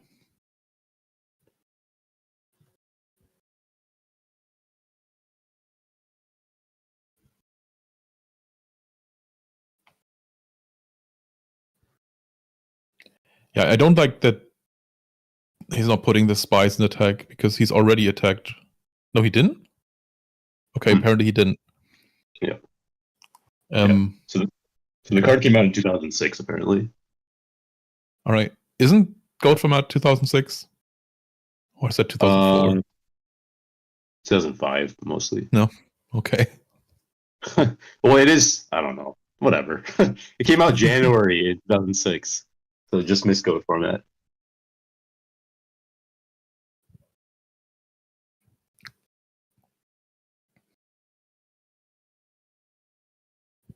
We should be allowed to have like a one-off card of like a following format. Yeah, we got ring, by the way. We shouldn't. Yeah, we should. Like let's say like the next 2 or 3 formats, and you just like get to pick one card for your deck. Like what would break it? Treeborn Frog. Treeborn Frog. Do you really think a Treeborn Dragon. Frog would break Goat format? Cyber Dragon. No, again, one-off wouldn't break the game. Cyber Twin Dragon. Yeah, but that's even worse. That's probably for like Cyberstein then, right? And then you have to play Steino TK. Steino TK would be good with Cyber Twin Dragon. Nah. I don't know. I feel like there's like a bunch of nonsense cards you don't want to deal with. Confiscation.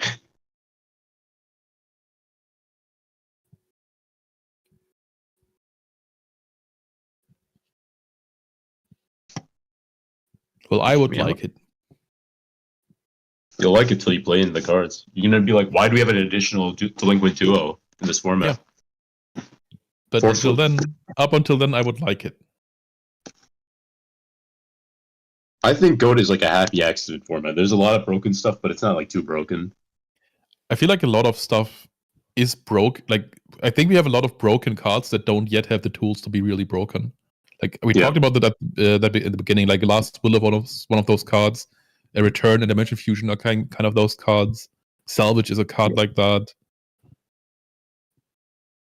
Although I feel like Salvage probably was never really broken because like we just didn't have the material. But yeah. Just imagine if we had good water monsters, man. Salvage is good when you get all the water stuff. Yeah, if you bug stuff.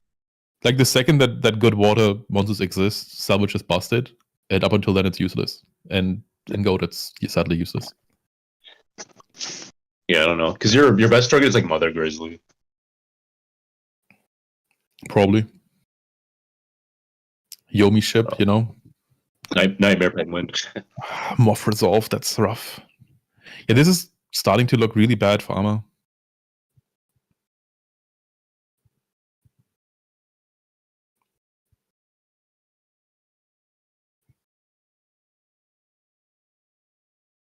And Upstart, but at least getting some HP back. Love to see it. BLS would be rough. Mm-hmm. Like there are definitely ways to lose. I think BLS and Ring is game, but I think we've used Ring on Tear before, so that's no longer an option. You could also just like swing, like summon BLS, swing with everything. Wait, that is BLS, right? Okay. Mm-hmm. Also, you're sure no one can hear me. I feel so bad. Wait, yeah. Yeah, he would have actually just won, right? If he just swung over because spies have already been used. Yep, he would have. Wait, wasn't this also like flip face down with Zook? He knew it was spy. Mm-hmm. He missed lethal. No, never mind. It would only be 3k. Would have 12. It would have still been. Yep. Ooh, what a crazy try to skin resolve. You probably have to hit BLS first, right? Unless you have initial removal. Yeah, probably. But it also doesn't really matter because you have to get both done anyway. Yeah. Okay, so you're getting rid of the spell. What am I saying? Okay. The spies.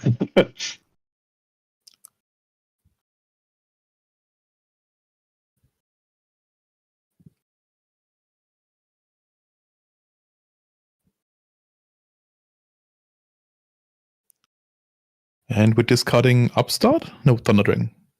Or to book it. Okay, we have to attack it and then do it again.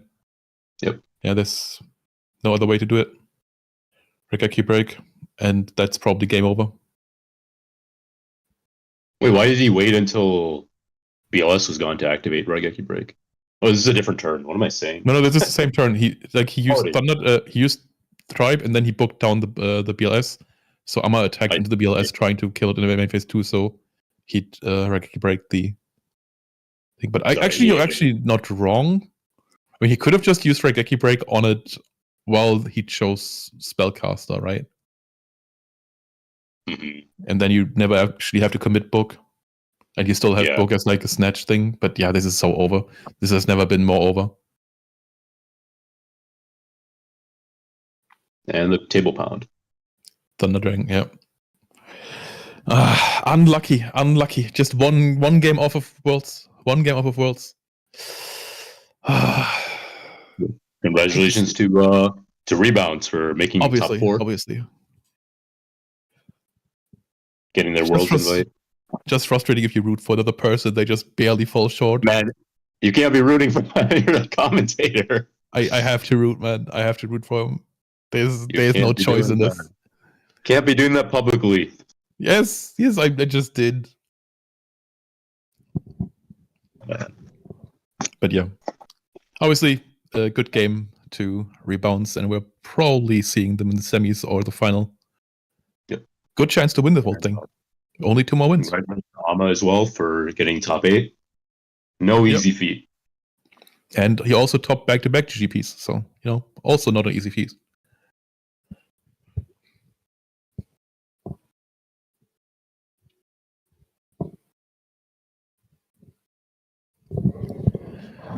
Right. This was also pretty long, so I hope we're jumping straight back into the next match.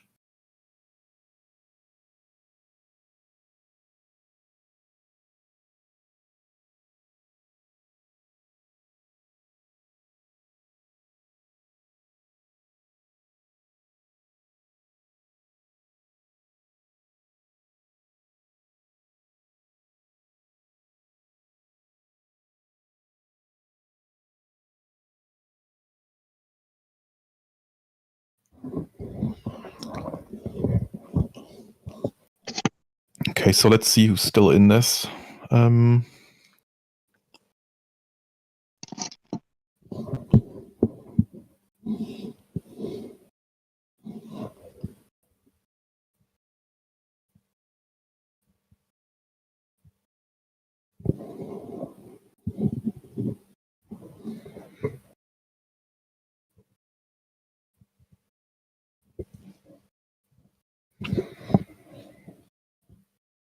What time is it in Germany right now?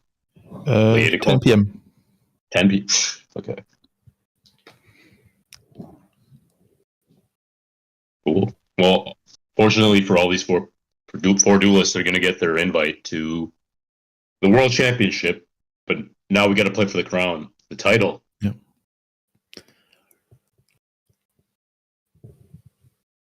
Actually, last year around, an Italian guy won, so it feels like the German GPs are literally just being farmed by everybody but the Germans. I think that was the last return tournament win that we've seen. Actually, no, there was an Obelisk win this season somewhere. Mm-hmm. And if it was the Warrior return version, if I remember correctly, with Rhoda instead of Angels. Oh, the bad version? Okay. Yeah. No, you're right. I don't get that version. Because it feels like you're playing like a worse Warrior deck.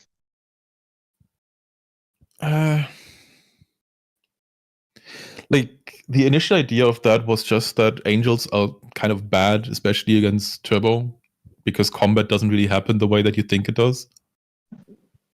So you might as well have the mini Rhoda package and have your light monsters that way, because the main reason you're playing Angels is because you need lights, right? That's the main issue. Yeah. So that was the idea. I feel like Angels is a better card than people think. I really don't think Recruiters are good at all. You hit it into Dekoichi, you go +1. No, you don't. Yeah, you do.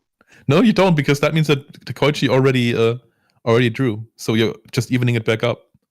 You're still going +1. Yeah, but any monster that is bigger than Dekoichi goes +1 in that situation. But you get a toolbox, and you can put a light in your graveyard. Yeah, that's the part. That you get to put a light in your graveyard. That's the part. That's the only thing. I'm just saying, Angel, great card. You can play with Book of Moon. You won't feel guilty about it. I don't really get the connection, but that's okay. Yeah. I don't know. I think you're underestimating Recruiters. I feel like Recruiters are actually very slept on in the format. Yeah, I don't think so at all. That's what Dale Bolito believes. Okay. And he's like the GOAT. Or one of the GOATs. If you say so. So I think the main appeal to Angel in return is that it's settable. And to be honest, like I do prefer Angel over the Rhoda build. I do think that is stronger. Well, I think the just main trying to appeal is that it makes Years of Borg more consistent. yeah, kind of, sort of.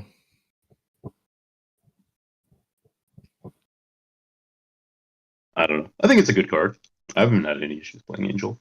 It's all right. Like it fills the hole that the deck needs, but I don't think it's strong. Like it fits a specific profile that you need. What's so bad about it? Oh, I'm not like it's basically a vanilla in my opinion. Like I think that getting the effect done is both not impactful and hard. I feel like it's, but by that logic, most of the time Ninja Grandmaster Sasuke is also a vanilla. Yeah. I think the only reason that Sasuke is actually playable is because you have Rhoda access to it. Yeah. I don't know. I think Angel's fine. Yeah, it's fine. Exactly, it's fine. It fills like the niche that the deck needs. It's just They used to play it in Angel Chaos too. Yeah. People used to do a lot of things. It's true. That is true. Yeah. I think I'm done with my meal. Gotta put all this stuff away. Was it good at least? Yeah, of course. Of course? Why is that of course? Why would I Every order for meal some is good. I ordered from some place that I have been to before. I'm not gonna order it again. Okay. So you never order at places you've never ordered from? That's not true. Didn't say I'm that. asking. I'm asking. Of course I do. Okay.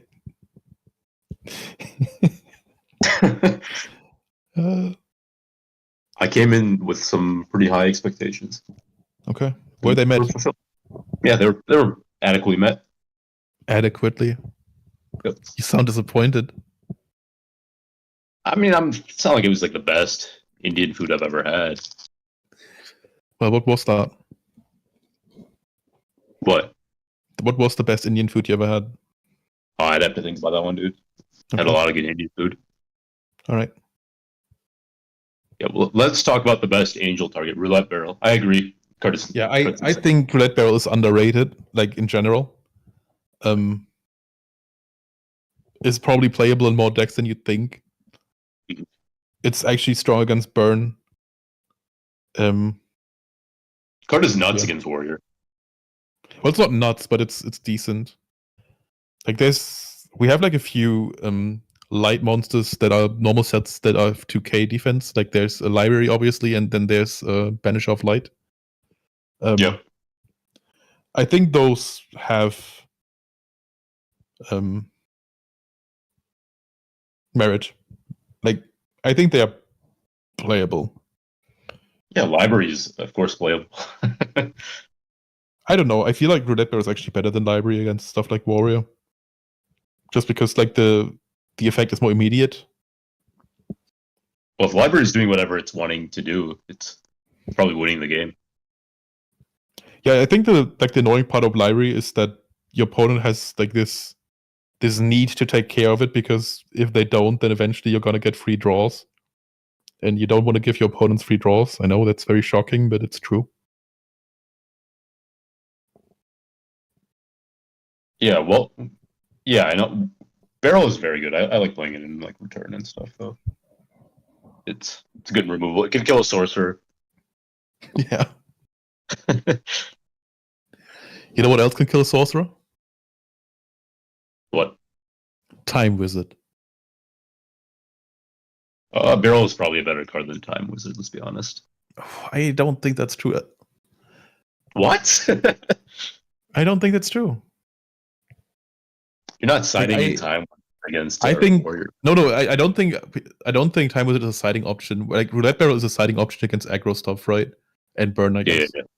But Time Wizard, I think, is very playable in Turbo main decks. Yeah, I mean, you're gonna play Apprentice Magician too. I did that. I don't think it's necessary. I just feel like there's better cards to play in Turbo than timeless. Maybe. But like on the other hand, people are starting to play Book in Turbo, right? And Book is kind of ass. Book is a great card. What do you mean? Book is really, really bad. Book is so good. Nah. It's so versatile, and it just comes up randomly, and it is why wouldn't you versatile. play Like it? it does a little bit against everything, but it doesn't solve anything. Like That's fine. It's the 40th card for a reason. yeah, but like for example, like the best thing it does is it stops a tear suck, right? Like that's prime Book usage.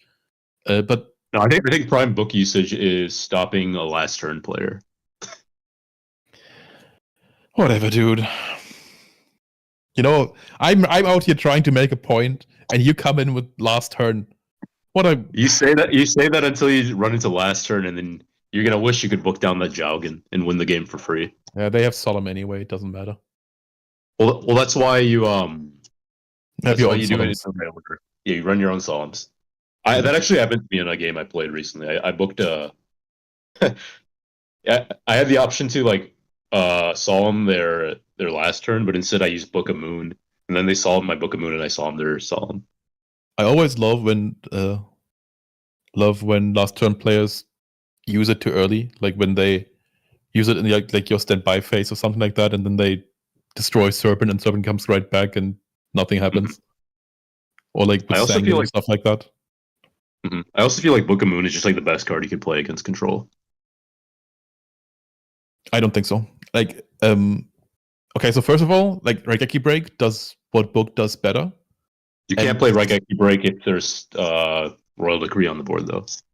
Yeah, whatever. And the second part is that for aggro decks, which obviously don't play Raigeki Break, I've also find Book not that great because you still have to connect an attack afterwards. That's fine. No, it's not fine because like if you're aggro, why then is it fine? the whole deck is full of battle traps. Are they? I don't know. Yeah. I feel like I've never really had that much issue against like Terror. If you're playing Book of Moons. Yeah, okay. You don't have much issue against Tear, but then why are you playing Book? Because you don't have the issue because you're playing the Book of Moon. Come on now, let's be serious. I would, if I could play against, if I had my own free will and I had this opportunity and I knew I was going to play against a control deck, I am playing 3 Book of Moons and I'm destroying the control player. Of course you do. Okay, we're going into top 4. I'm trying to recognize the arms. I think the guy on the right is Daniel from just now. The re-something? Request? Was it Request? I have no idea. But it was something with Rebounds? Rebounds. It was Rebounds. I just played, right? And the guy on the left, I don't know. I feel like I would recognize those arms because those are quite memorable tattoos. Yeah. It is Rebounds. Distinct. Yeah.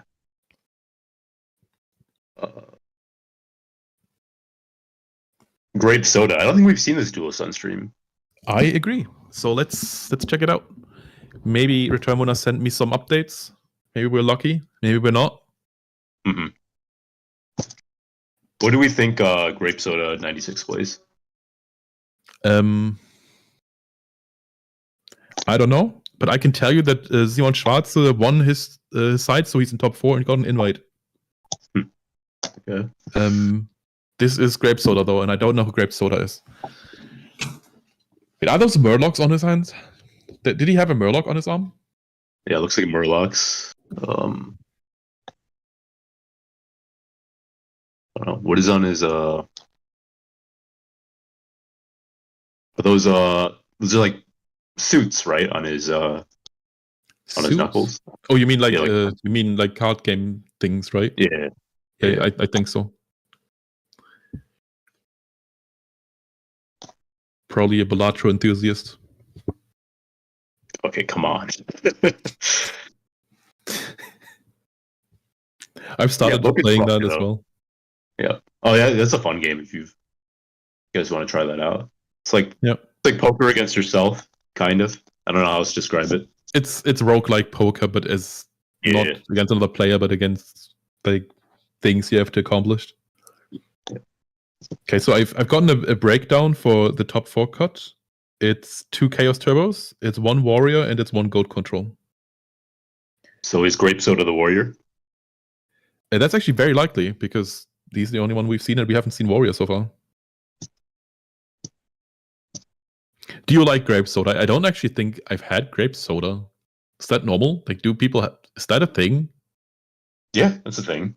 I haven't had it in a while. I'm not like a biggest soda fan, but it's fine. I think if I go for a soda, I'm doing like a ginger ale. Okay. I'm personally a bitter lemon enthusiast. So what do you do? Like a Sprite? No, bitter lemon. Bitter lemon. Is that a soda? Sprite isn't bit.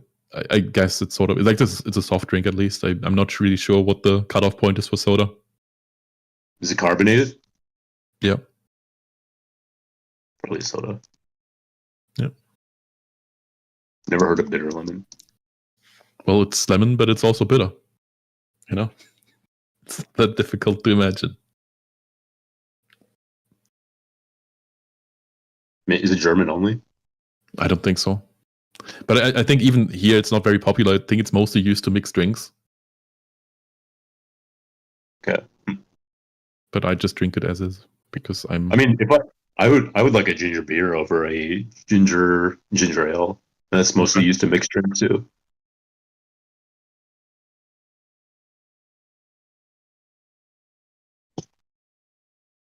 Okay, what are the players waiting for? We've already rolled.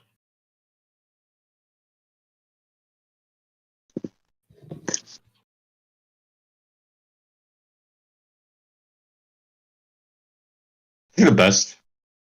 I think Book is better than Trunade in like a broad sense. I think another one to consider is. Wait, hold on. You just said Book is better than Trunade? Yeah, you're not playing Trunade in your turbo deck. Okay, yeah, but you can't compare those cards at all. Like those are not. I don't know why you suddenly jumped to Trunade. Those are because some guy mentioned.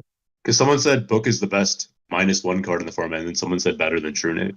Oh, okay. Honestly, I think you could make a case for Trunade being better because it's so crucial to OTK strategies. I think the best -1 card in the format might be. You can make an argument for Swords of Revealing Light because it's not a -1 till 3 turns later. Okay. I have a take. The best -1 card in the format is Thunder Dragon.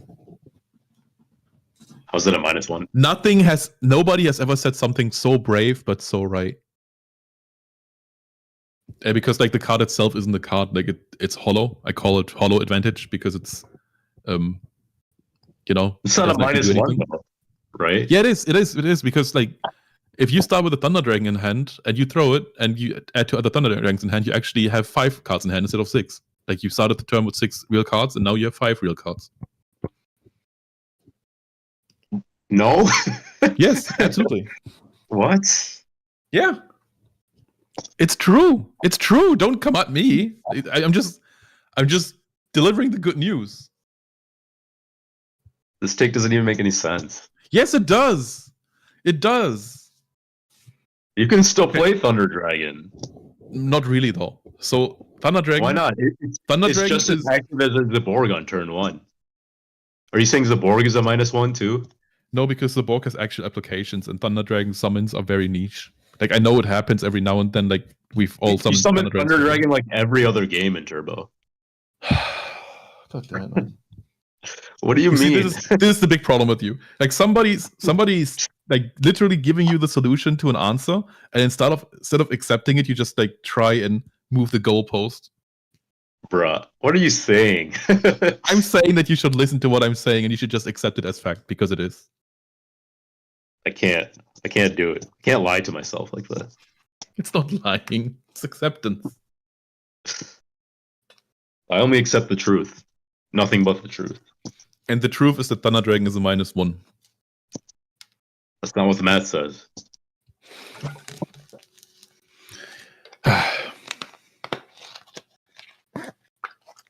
You confuse me. So you as a burn player, right? Yeah. Have you tried like the Chaos Burn thing that was kind of popular for some reason like a month ago or 2? Yeah, I tried it. I tried it even before it became like Tommy Huda build. My issue with the deck is like the idea is you play this burn, kind of weird burn chaos deck game 1 and you side into Chaos Turbo, right? Game 2 and 3 or something like that. you don't really solve this like warrior issue where you're playing this burn deck without any floodgates, which is awful against warriors, and then you side into turbo, which is also bad into warriors. You get what I mean? Yep.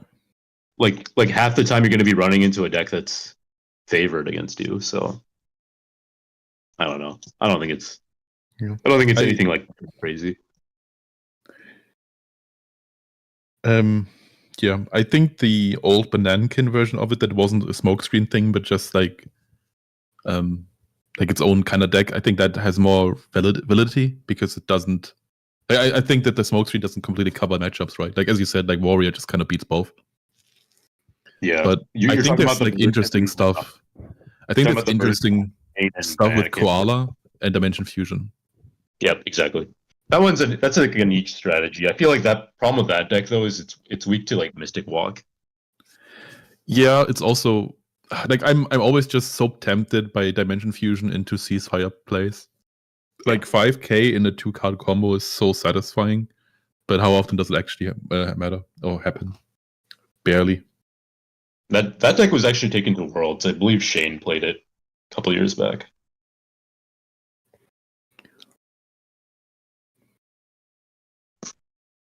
It didn't do very well, I think, though.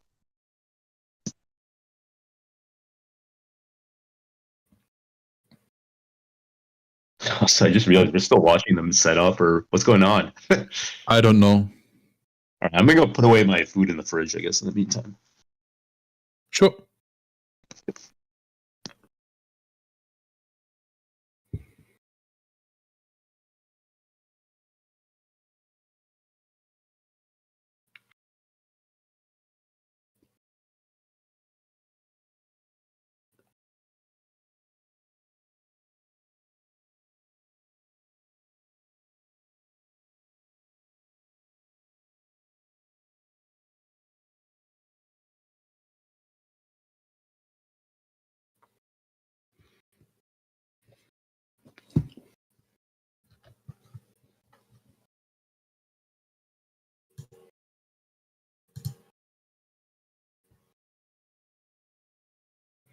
It might be arm wrestling, and I feel like we should actually start doing that. We should arm wrestle for who goes first. It started at 10 a.m. Germany time at rest of Fanian, not Farian. All right. It's best of Bestanian. It's not. What am I? Okay, it's been a long day. Okay, I'm sorry. It's Bestanian. It's not Rastafarian. Same thing though.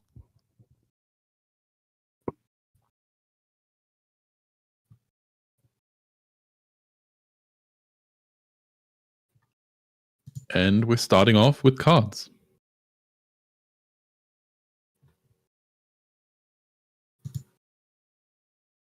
Breaker key break on breaker. Makes sense. Makes sense.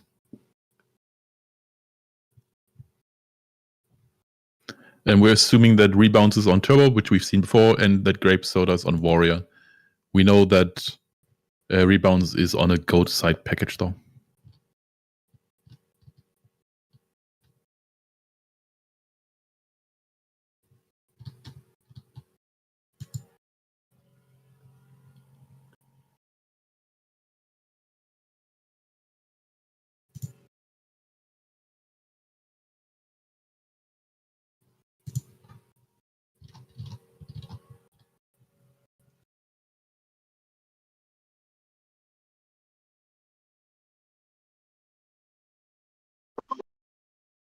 All right, back.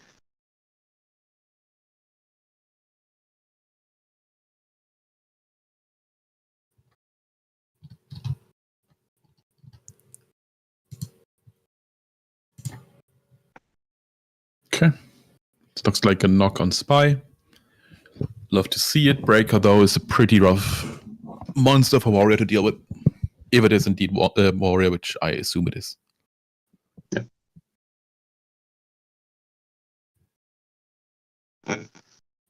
That is a jaw. Okay. You don't mind that at all. And we're taking damage. But please use the table. Tap the... Yep, there you go.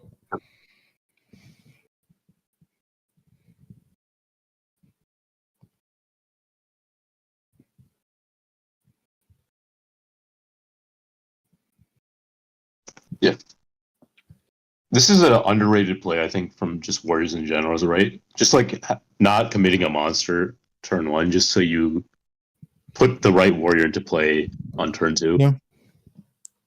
I've seen a lot of people also just set BK turn 1 just to not show that it's BK and still use the summon. I'm not sure if I really want that because, yeah. It does make your opponent's Nox live, though, right? If they happen to have it. Yeah. And there is a set. With a bunch of new sets.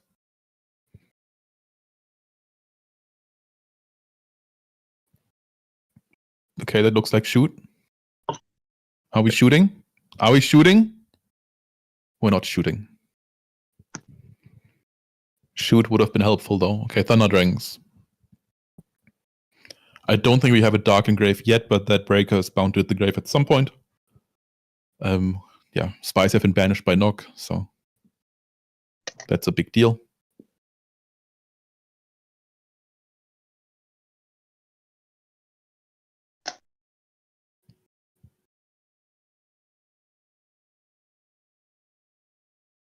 You set a monster. And do you pass? I think I would have swung. Because what could it be? Like, what could the monster be that bothers you? Like, yeah, it might be like a Donzalug or something that they. But Breaker's big enough for that. Exactly. Level 2. Okay, so in this case, like Saku and Breaker would have been rough because then level 2 clears the monster, and then a Donny, like if it is a Donny, kills it. Could you tell what monster got destroyed there? Oh, the Night Assailant. Okay. Yep. There's a Pot of Greed. Get that advantage right back. So what is that monster though? Like, what is the set monster? I think it's probably like a Donzalug if he's not flipping it. But why could we like set it then? Because we set it into Breaker. I don't know. I mean, he set 4. So then maybe the back row, one of them is like a Saku or something. Yeah. Heavy Storm. So this is going to bait a Solemn if you have it. Yep. Well, not exactly bait. It's just going to require a sort of answer.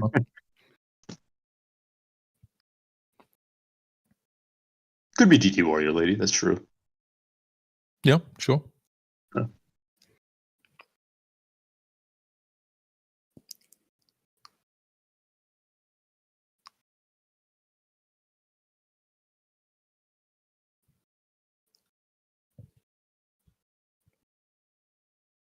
Okay, so this should answer Saku. Yep. Yeah. Level 2 is too tasty to not try and kill. Mm-hmm.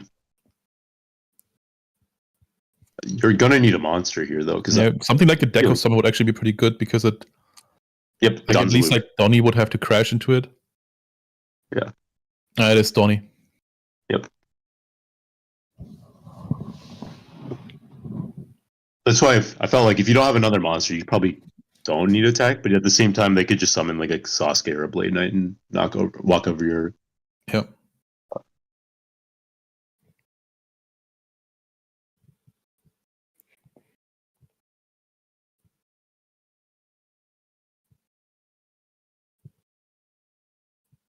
There's DT Warrior Lady. Yeah, good. That's a lot of damage. That's a discard. Yep. Really good turn for Grape Soda. This is 38 damage. Yep. You know, if you had a tier list of sodas, like where would Grape rank? Like, Maybe like a IB, low A. Okay. So that's pretty high though. Yeah, it's pretty good. Okay. All right.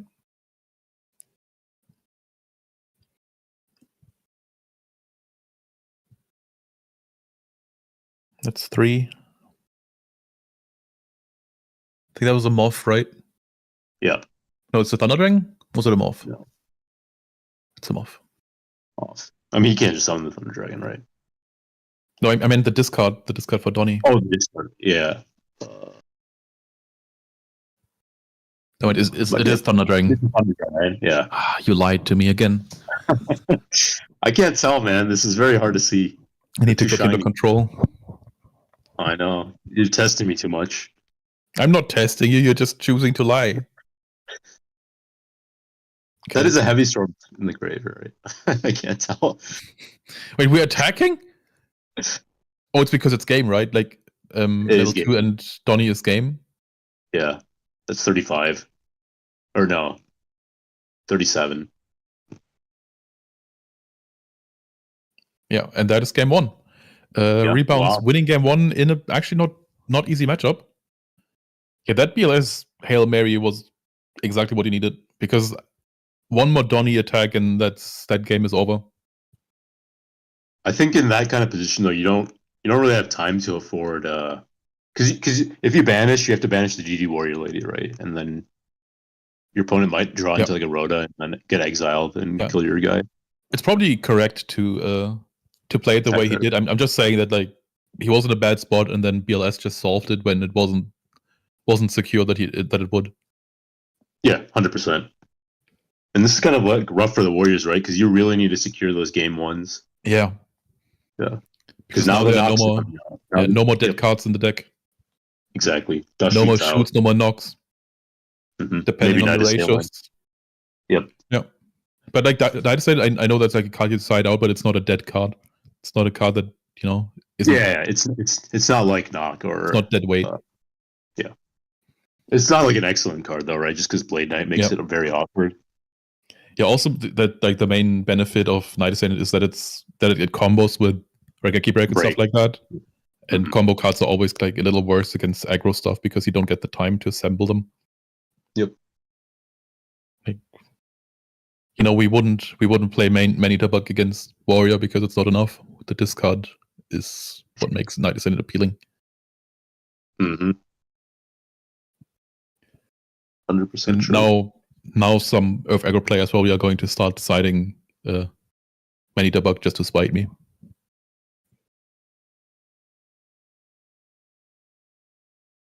Probably should just start siding with the 4-star Ladybug before Man-Eater Bug. True. Or Green Kappa. Yeah. That card saw some play. I know Moxie's is a fan of Green Kappa. There are some flip monsters that I feel like there's potential in them, but haven't quite figured them out, or maybe like we don't have the tools to figure them out. But like Kotetsu is a monster I wish would be a little more useful or see a little more play, because like it opens up funny stuff in the side. Like suddenly you can have like Big Bang Shot in the side and it's not bad. Stuff or even like United We Stand. Yeah. Although I think that's probably like the card that would move to the main deck the most, because like Prima and Snatch are the two. Yeah, you're already anyway. Them. Yep. So I feel like you probably need a third equip in the main deck to really pay off Kotetsu. Maybe you can play a Bikyo Drakmord. Yeah. Yes. That card maybe could see some play. It's like repeated removal and against an aggro deck. I mean, it is repeated removal, but it doesn't plus though, right? Like it sets itself on top of the deck again, and you have to redraw it. It adds it back to your hand. No, it's not to the hand; it's to the deck. Are you sure? No, I don't think that's true. I'm not sure, but I think so. Okay, a pot start for Warrior, pretty good. And Charity. And Charity, of course. But we have to remember that Warrior does not have good discards. Still, Charity is always amazing and is a good card that should be played. And yeah, a big Drakmord re-adds to the hand. Okay, then it's kind of neat, I guess. It only does it when it kills itself by effect, though, right? Like when it destroys the monster and then it goes to hand. Yeah, but it doesn't happen with Dustinator. Yeah, if you tribute it, or if it gets Dustinator, it goes to the grave. Almost works like a non-reactable Nightmare Wheel. Yeah, that's true. I think the one of the appeals of Nightmare Wheels, though, is that it keeps the monster on the board.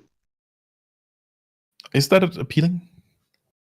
Yeah, like because if you're playing in like a burn deck, you want to have some guys just to feel your. Like, yeah, okay. If you're playing a burn deck, sure, but we're like talking about general usages of the cards. Well, also it's an equip spell, so you can't like target sets with it. Yeah, that is true. So.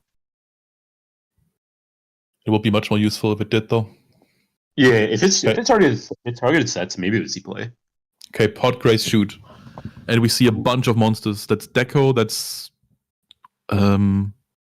Cypher Soldier, Spy, Breaker, Rekaki Break, and a trap I can't make out. What's the trap next to Rekaki Break? Two Raigeki breaks. Okay, yeah, probably. Yeah.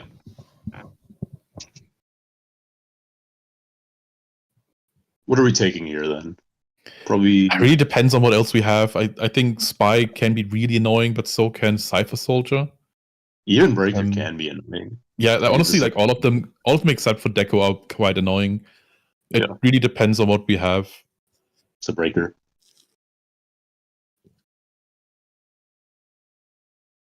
Okay. Because even stuff like level 2 is dangerous, because let's say your opponent sets Spy here, you level 2 over it, and then Cypher Soldier runs it over. That's a chunk of damage.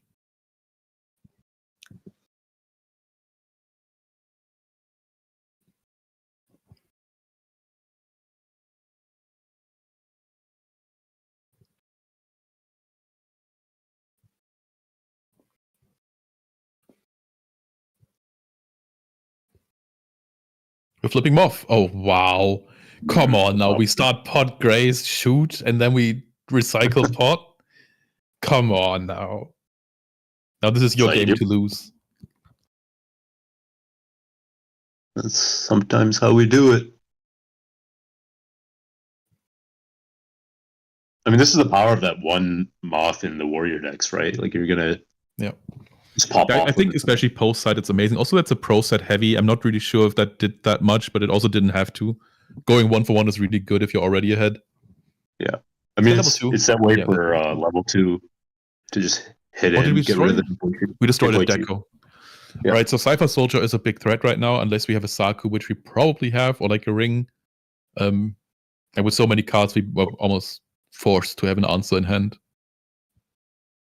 Or maybe, like, you don't even need stuff like that. Like, even stuff like Kaiko would be useful, where you just run it over next turn. Mm-hmm. Yeah, but then again, you're getting walled by Spy the turn after, so it's not ideal. You say Cypher Soldier instead of the Kinetic? Yeah. I don't know why. Don't ask me. I don't even know what the original name is and what the new one is. I just say it like... Torrent? Wow. Magic Drain. Suddenly we've minused ourselves down. Magic Drain! Magic Drain! Magic Drain! Guys! It's Magic Drain! What did it negate? It negated something. What did it do? But yeah, I'm actually kind of a fan of Magic Drain. I actually think it's also fairly good against stuff like Warrior, because they don't have enough stuff in hand to like discard stuff and force Trinity go through. And it's also really nice against like control stuff. Like, let's say they have Scapegoats and a meta. They they can't discard the meta and still have the play available, right? So it's really nice. The ironic thing is it's not that great against Reasoning Gate, which you think could be like the most intuitive. Because they have spell cards to spare. Yeah. Is that Donnie? Yeah, that's Donnie. Okay. Yeah, that kind of like justifies the torrent to some extent, because it means that you get to plus again. Mm-hmm. But I still didn't really like that torrent. I don't know. And we're spinning the pen, and we're taking the damage. Now we're looking into grave, probably already preparing for the next game.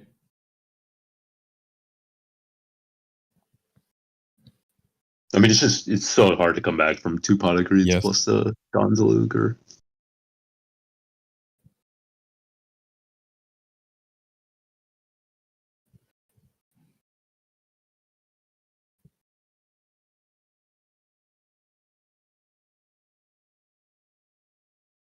Yeah, and especially in these situations, Solemn just becomes so strong. Mm-hmm. Because you can answer anything. Yeah, we don't have level 2 anymore. We've used that already. Exile is still in the deck. That is a primo. Okay, we have level 2. Never mind. I'm a filthy liar. You can always side in a second level 2 too. Yeah, I don't think that's good though, because I think level 2 becomes worse post side when the Sakus are in. Also, people are siding in like Zambairas and Yeah, exactly. other. Like, I still think you cards. should have one because it means that that you still have the option with Rhoda. But I think, like in general, in Warrior, the second copy always has diminishing returns because of Rhoda. And yeah. And what did we discard? I cannot tell. But we have a breaker summon. I guess this means there's a Solemn somewhere. I think it was a Moth discard, by the way. Okay, So and it's- we're scooping. Okay, we're going up to game 3. This was kind of a non-game, to be honest. A lot of it felt Trinity like that from Moth just ran away Grape's with side. it. But I think like the game almost the same in the other way around, right? Unless I'm remembering this incorrectly. Yeah, and then apparently the magistrate negated a duo. Ooh, So that's really nice because they still have to pay. yeah,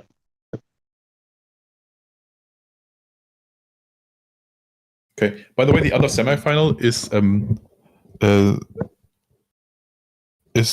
okay. I'm just gonna use like the online text. SS95 versus IMFBN, which is Simon Schwarze against Sascha Fabian. We've seen both of them on stream. Simon Schwarze was second place at last year's GGP Munich. And yeah. I actually played that guy recently in the 3v3. Yeah. I think he did pretty strong well game. in that, right? Like, I think that team with who else was on it? Was it? I think they got like third place or something. Yeah, they got third. So we lost to them round 2, and then we played them again in the I think it's semifinals, and we beat them Nice. that time. Yeah. So definitely a tough team. It was JCVD and then someone else. Yeah. Was it Charlie Cook? It, No, never yeah, mind. it was Charlie Cook. Are you sure? I'm pretty sure.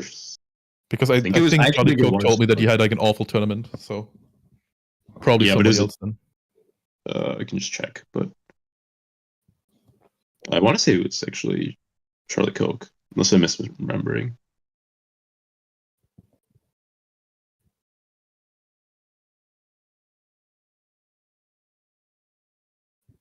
It was Charlie Cook. Yep. Oh, okay. Never mind. Yeah. Mhm.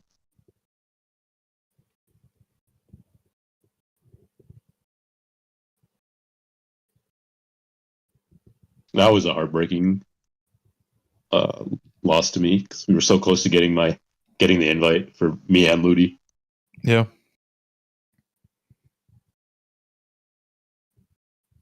Yeah. All right. See a Blade Knight on the field. Who, Yep. this Probably is- what do trying you to what do you swing think this is? It's probably like a Koichi or something. What is this? It could be anything. Like it could also be Spy. It's what was it? What the hell was it? Is it Serpent? It's Is a Serpent. Serpent? It's I fine. don't know. Yeah. That's fine. Yeah. Yeah, I think in general against like warrior stuff, you often want to not set your Spy first, just in case of knocks, because Spy Yeah, is so yeah. crucial in the matchup. 100%. Gotta protect it. But that also opens you up to like these punishes with Blade Knight if your opponent just expects you to do it. But that's again also risky in case like Spy is the only monster in your hand, because then you'd still set it. I mean, I think the key is just to do a mix up of the combinations of when you're doing it, right? Yeah, you can't do everything at this like the same all the time, but yeah, it's just different. Like it's just that the theory is like the exact opposite that it would be against Turbo or Control. Yeah. Because in Turbo, you want to play the Spy early, because if it gets knocked and your opponent draws it, or if they have in their hand, it's a lot worse. Yeah, for example, but also then you thin out the deck before you draw a deco and stuff like that. Yep, exactly. Yeah. Okay, I want to not be greedy here. I don't want to tag, and he does, right? And it pays off. Wow. It pays off. Okay, like I feel like in those situations, I always just prefer the 3+1, where I destroy the back row and then crash. And what is it? It's a dust Tornado? tornado. What did we destroy? Heavy Is storm. that heavy? What's up with those pro set heavies today? To be honest, I like pro set heavies. I just feel like we haven't seen one pay off all day. It's definitely a risky strategy, right? Yeah. Some games you can just blow people out, but other times it feels like Yeah, I you're love it wasting so your much. or you're using your heavy too early. Yeah, you have to know the spot to use it in. Like, you can't always do it, but like when it goes off, it really goes off. Yeah, because it gives your opponent like free range to set their whole hand now, which they kind of did. Especially against warrior, because like even if warrior solemns the heavy, like heavy is still the best burn spell in the game. Yeah, and you're fine going a 1-for-1 to do 4,000. 1 for 1, half your HP. Oh yes, please. Yeah. So it's better than a burn spell. Yeah. Unless it's a burn spell, like Ring is a burn spell, right? Like it goes 1 for 1 and does its damage. That's why Ring is insane. Yeah, exactly.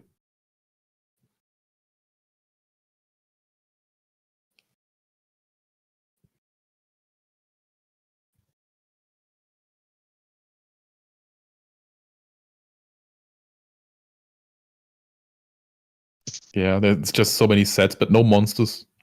No nothing. You probably just like keep attacking with Breaker and keep setting more monsters. Mm-hmm. I mean, at some that point is one of the weaknesses of warriors, right? Like sometimes they just draw their back row and they don't have any way to pressure. Yeah, and now using Saku on Breaker is really not something you want to do because most of your monsters are bigger than this guy. Wasting a Saku on it is not something you want to do. But now what happens if Rebounds flips him off, adds heavy to hand, and just blows everything up? Because there's probably no Solemn there because he said everything after heavy was gone. Yep. That is what? That is Grace. Grace, pretty good card. He's on the left. He draws Trinity. It's fair. So what do you want here? We probably want like a Blade Knight. And Knock would also be really good. Level 2 would be decent. Exiled would be okay depending on what the face star monsters are, but honestly, Exiled you probably don't want it because you want another monster on the field afterwards. So we're dumping Kaifu and Tornado. Yeah, okay. We set our own. We said that might be Moth again. Yeah, likely. What if it's Morphing Jar? What if it's Morphing Jar? It better not be done.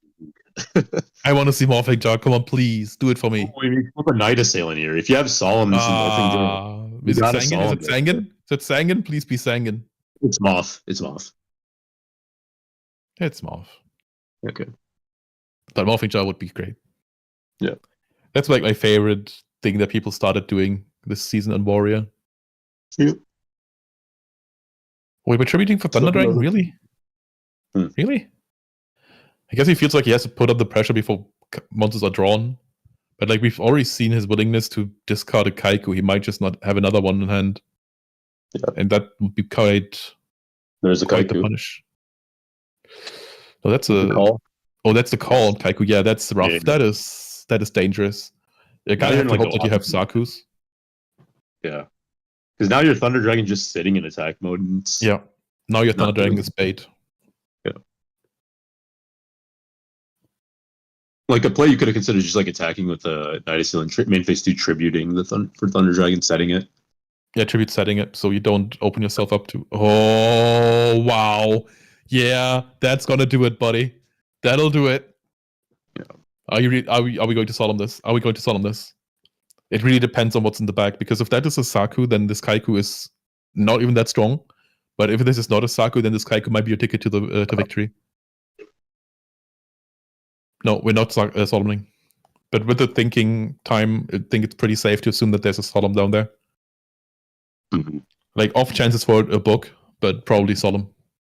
Solemn would be kind of awkward too. Oh, actually, no, never mind. You're solving the ring, so you're not taking the ring damage. Yep. Like with a solemn, you would probably gamble that the face down card is not a Saku, but that's been sitting for so long that it is very likely to be the battle trap. Because we haven't battled all game. That's a BLS summon. That's a BLS summon. Yep. All right, not bad, not bad. And BLS with a solemn to back it up is not a bad way to win. Yep. I'd even argue it's a pretty good way to win. And correct me if I'm wrong, it killed a serpent, right? I think so. Yeah. Okay. So hard to see on that corner. Yeah. Yeah. Snatch steal. You better have that solemn. He does have Solemn. Like, there's no way he doesn't have Solemn. Like, if he doesn't have Solemn, he has Book, and they both of them answer Snatch. Yep. And there's the Solemn. All right, and now do we have Chaos? I know we have a Light Engrave. Do we have a Dark Engrave? And we don't have Ring anymore, so. Yeah, you're going to actually have to deal with this thing. I think you have a Light and Dark. You go for Chaos here, he's doing. Do we have a second Solemn, though, is the question. Our own BLS? Okay. I don't like that he did it in defense. Like, let's Sasuke's coming. Ooh, and a Torrential. Just Yeah, clearing okay. up the board. Okay, I think that you're fine if you're rebounds with this. I think, considering the games that you're kind of ahead, you have the HP advantage, you have the card advantage. BLS is out, Yep. Prima isn't out, but Call is out.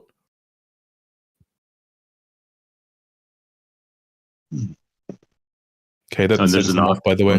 That set is him off. It's a spy. Deck. It's a spy. Okay, never mind. My reads are off. Yeah. I'm illiterate.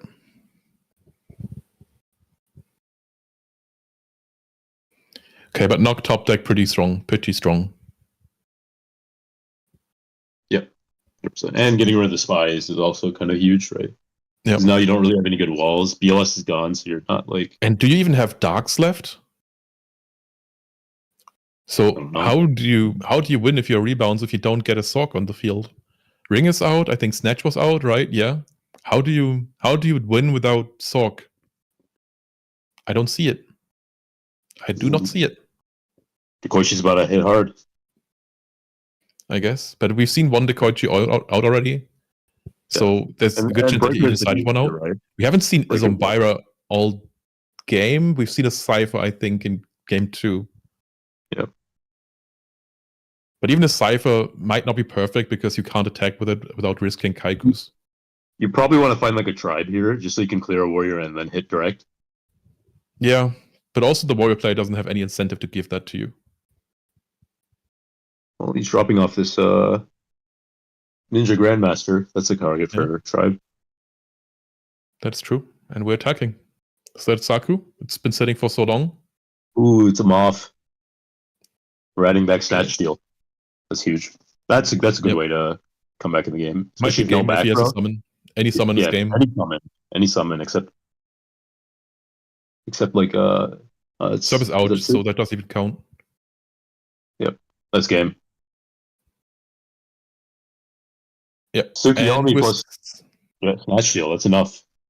We're seeing rebounds in the finals. There was a tribe in hand for Grape Soda. But both of them already had their Worlds in White. Rebounds gets to fight for the title. And we're going to have Turbo in the final. Don't you like some Turbo? I like Turbo. Yeah. Definitely an interesting deck at times.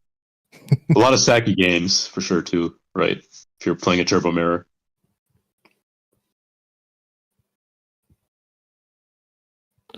Okay, it's gonna be Turbo Mirror in the finals. Sasha Fabian went through.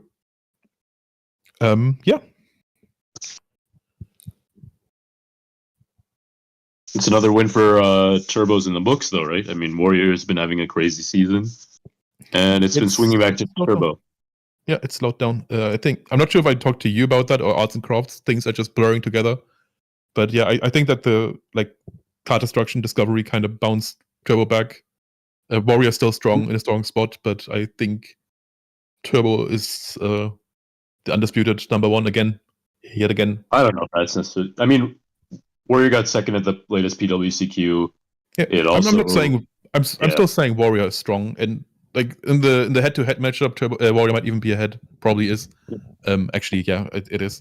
But I don't know overall, there's just enough noise going on in the meta that Turbo is just stronger overall because it beats the random stuff so well. I don't know if you saw the 3v3 decks, but I think 4 Warriors were in the top. Yep. So the top match.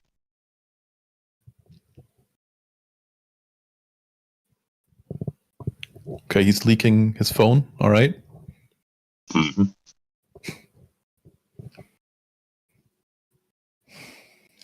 All right, let's move on to the finals. Okay, I am tired. You are tired. I've been watching the stream since 10 a.m. You might ask yourself, how does that work if like the stream wasn't even online at 10 a.m. Because I was watching the other stream on Twitch at 10 a.m. You're watching it no volume. Yeah. Cool. Wow. I wanted to see I wanted to at least like see what's going on to have something to talk about when the actual stream starts. Mm-hmm. And then I barely remembered anything. Perfect. Sounds like a plan. Sounds like a plan. Yeah. I mean, sometimes you don't want to see too much information, right? It's just better to go off the cuff. Yeah. I mean, it's always like, especially in these like long sessions, it's always good to have something to talk about. The lull is going to hit at some point. I don't know. I don't think we've hit too many lulls. Yeah, but we have been. I know the chat has been super thrilled with our arguments. Really? Which I don't think we're. I think it's just banter at the end of the day. Well, it kind of depends on what you're talking about. Like some of them are like literally just discussions on cards in the meta, and some are just banter, and some are whatever. I don't think anything has been like malicious. Are you kidding me? Not yet. We could make it malicious if that's what they want, though. Hell yeah.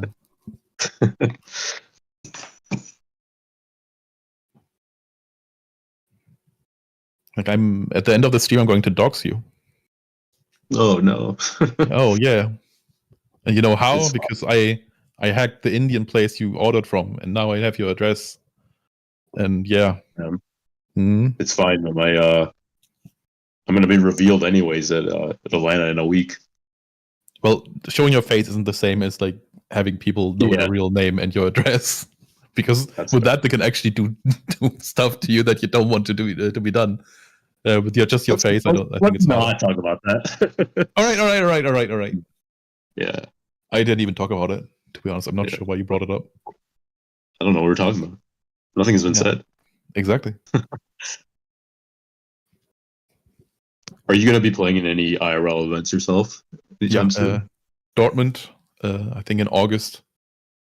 It's fairly close to return winner, so I'm gonna spend some time with him and then play the tournament. Get really annoyed at doing badly, and then I'll go home again. Yep, we'll do the same thing the next day. What? How? Get on Dueling Book. Oh right, yeah. Get annoyed. Yeah, I really needed a break. Like right before I like a week ago, like the weekend before the 3v3, I was playing FLL and I was like on the worst streak on there, and I got so pissed, like to the point that I started being annoyed at my opponents who like didn't do anything wrong or anything like that. I just like, I don't know. I started typing to opponents, which I don't do and I don't think should be done. Don't do that. Yep.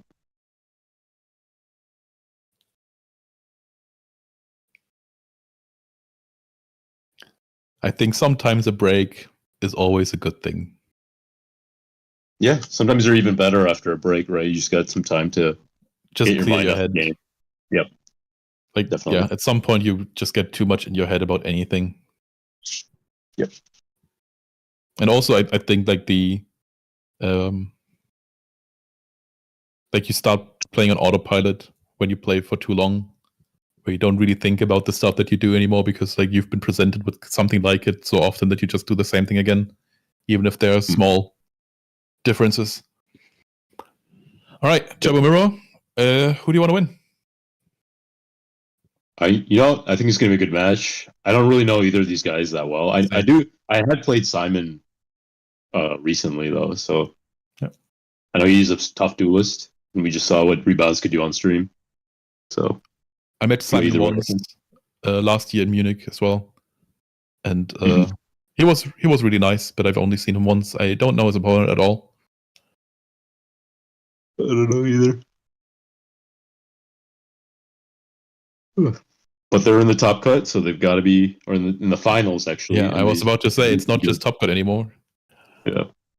Also, Simon was in the final last year and didn't quite pull through. Yeah. Is he gonna change history today, or is he gonna be like Groundhog today, getting second again? Which would honestly still be very impressive. Like getting back-to-back second places at 100+ player tournaments is pretty impressive. 100%.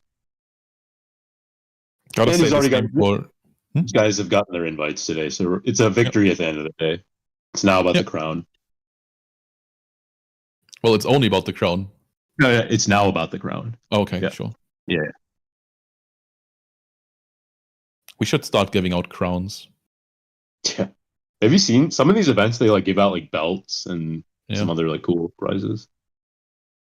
Like the first time we hosted the GGP, we were talking about like having like those Burger King crowns to give out and have a plunger as a scepter for the winner, because I think at the time it was more common, but like you call bad players plumbers, and then it would be the king of the plumbers because funny, but then we didn't do it because nobody would get it.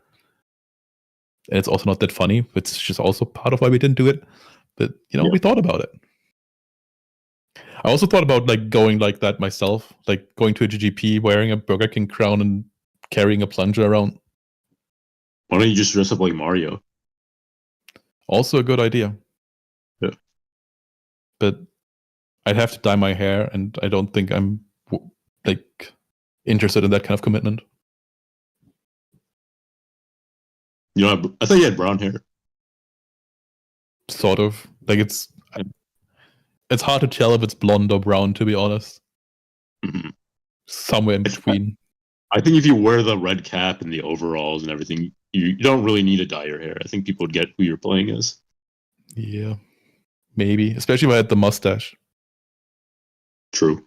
And I'd say it's me, Mario, the whole time.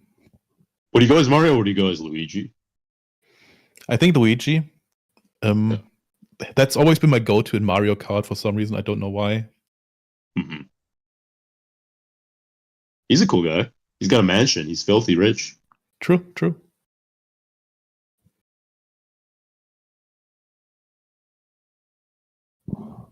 Fanning out the cards here. It's final match. Should be interesting.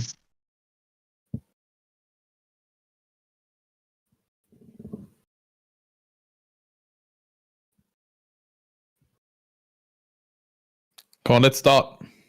Yeah. What exactly is going on? They're just fanning out the cards for fun. What are we waiting for?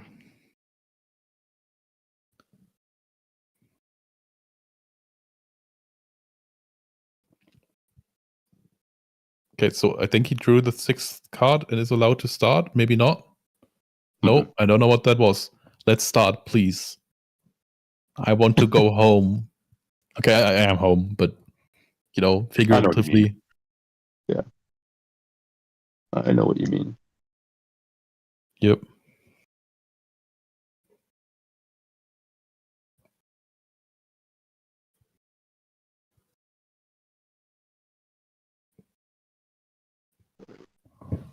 Come on.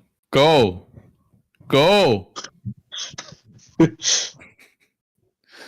Maybe if we yell loud enough, they'll hear. It'll sound across the country. Mm-hmm.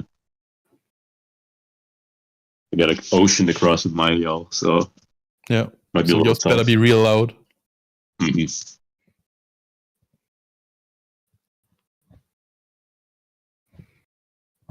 What is that?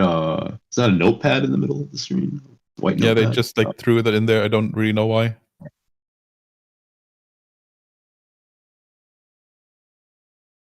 Okay, they're shaking hands. It's gonna start any second now. Mm-hmm. All right. Any second now. Yeah. Any second. Speaking of red sleeves, this guy has red sleeves. Yeah. I don't know. Okay. All right, we're starting. We got a set. And do we have anything else? Nope. Doesn't look like it. Cool. So, if you had card sleeves that had the artwork of one card on it, which card would it be? Oh, that's such a tricky one because, like, I want to play a card that means something to me, but I don't want it to be like an uncommon card. Like I think like the obvious answer is like something like Toon Goblin Attack Force, right? Really? Because it's like a very Gulas filled card, but I feel like stuff I like don't that know. is a little too busy. Like I feel Yeah, like that is true. those like basic ones are a little more satisfying. Like something like Morphing Jar, I find really nice because just because you have like that frontal grin, like I feel like it really works in that kind of artwork. Mhm. I would like maybe like a Don Zalug because Sure. he's a cool guy. Yeah. With guns or with swords? Oh man, that's a tough one. I'd probably go with swords. Okay. Yeah. Can't be I know there are like some young players that play nowadays. Can't be showing off guns to them. I mean, it'll be Moms real might get weird mad. if like you showed your guns to some young people. Yeah.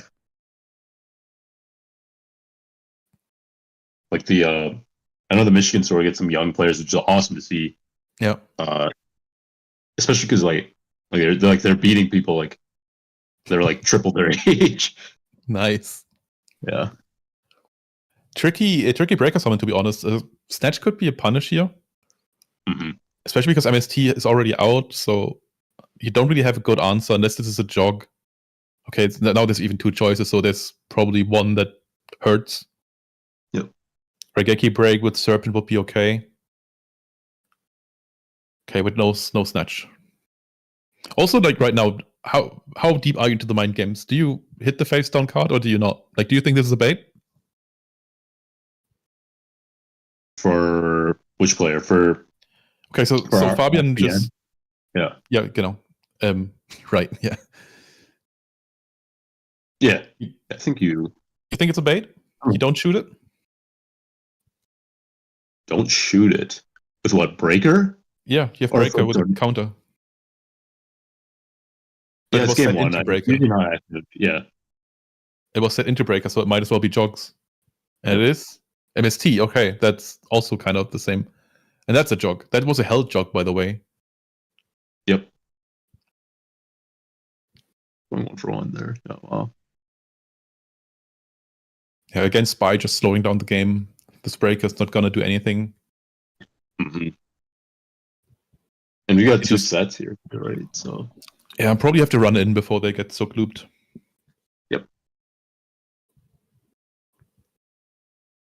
Okay, so we're tagging the middle one. At least that's what he did.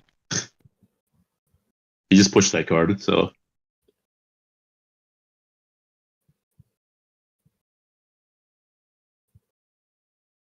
taking the left one. Dekoichi? Okay.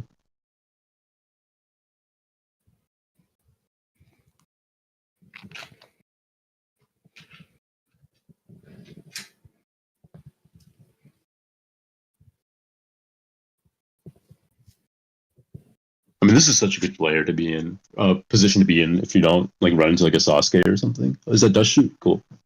There's no Sasuke about anyway. This is Jabomaro. Oh yeah, I forgot. This is just like BLS. that's a breaker. Yeah. That's not bad. I thought that was a kite. Knock. What's the middle one between BLS and Sork? Between That's a moth, right? That's a moth. Yeah, it's a moth. Yeah. Right. Did he just draw to Thunderdrang? I think he did. That's what it looks like. Yeah. Oh, there's no way he would have held it.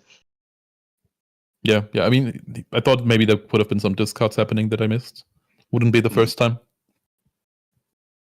Okay, that makes sense to me. You don't want to get this chaos active.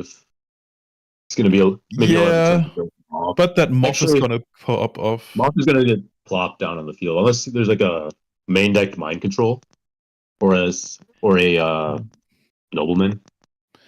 Yeah, because even if like Regeki break it, you still open up yourself to chaos stuff. Yeah. I wonder if you ever go for just like BLS there then. Probably actually. Yeah. Because it also solves the spy. Yeah. Okay, that's the moth set. Yep. Wait, what Only did he have option. in hand that he could set here? I thought he only had knock in hand as spell trap. Maybe just set it. Maybe just set it to get undershoot. I think now his hand is like Sork and PLS, and he didn't want to get shooted. Yep. Upstart, all right. Get some LP. Get some draws. Do a little bit of all that.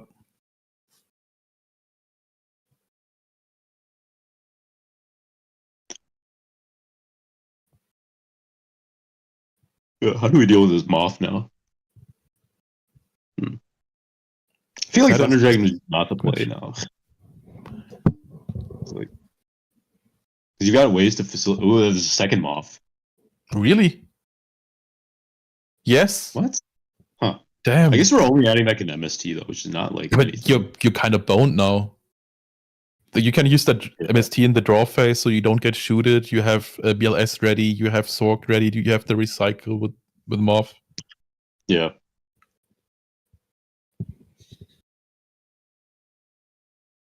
Another jar? No. Ooh. Now we can get rid of getting rid of Serpent with it. Probably get the. Honestly, you don't really care about this MST. You maybe just get rid of the spy. Yeah.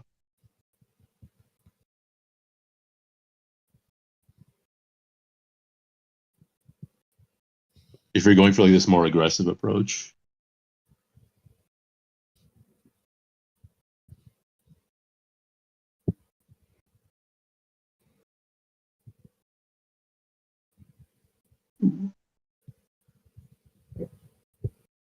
What did he banish off that knock?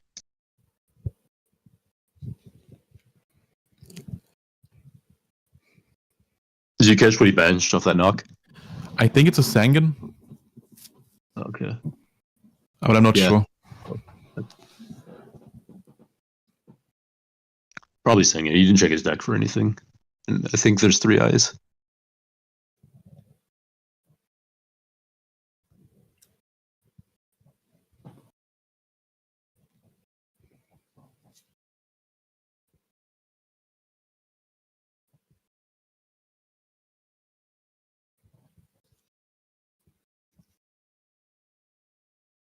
Checking Graves.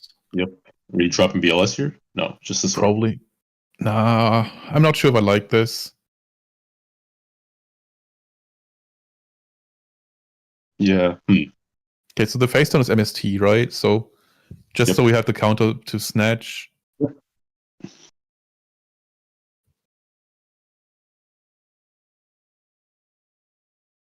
Yeah, I really think I would have preferred just the damage from BLS. Yeah, because you're taking 44. Yeah, and that's enough for Ring to kill on Sorg summons and stuff later on. So I think it hits like really crucial LP points. Yeah.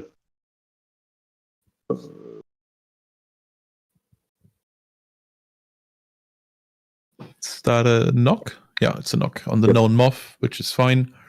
But now the BL, like not summoning BLS gets even worse because now, like if BLS gets dealt with, it's the light for Sorg, right? But it doesn't work the other way around. Yep, 100%. So now your only light really is the Thunder Dragons. You might have a while till you can summon this BLS. Yep. Might be a big deal. Yep. Also, the fact that this sword can't deal with sets by itself. True. Didn't even think of that. Might be in a tricky position. Yep.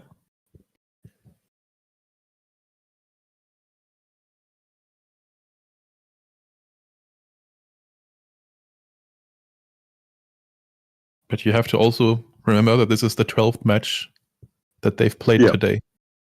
Mm-hmm. Nerves are on, it's the finals, and you're probably exhausted just by playing this many matches. Yep, and the Night Assailant deals with the sword very cleanly. Yep. That is rough. That is very rough. Yep.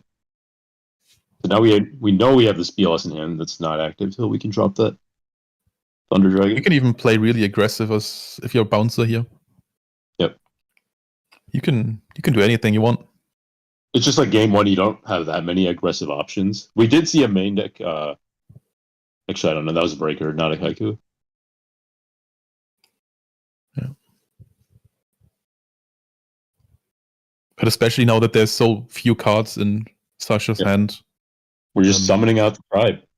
You don't even have to respect stuff like knock anymore. Oh, that's a spy, not a tribe. Ooh.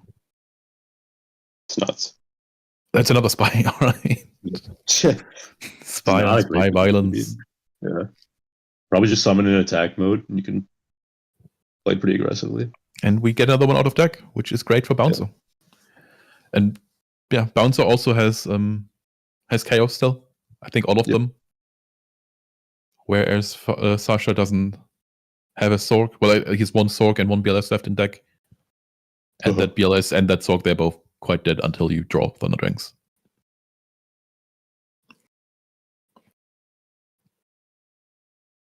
But that's really like one of those things where you can really spot that those smaller decisions in Goat, they can really go a long way. Yep. I mean, so one would think that like the summon of Sorg or BLS isn't really a big deal, but in this game at least, so far, it's really definitely a sequencing issue, right? Because now you kind of break the chain of sequences, right? If once the Sorg is gone, how are you summoning the BLS?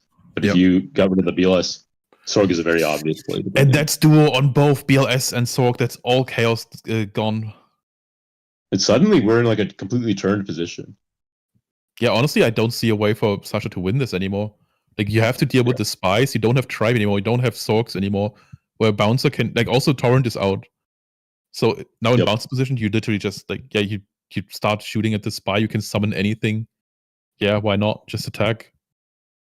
And you can already kind of see in, like, in his body language, you can already see that Sasha is not happy at all. He is pissed. Yeah, that mistake might cost him. Okay. If you draw Thunder Dragon now, I think you're really, really angry. Yeah,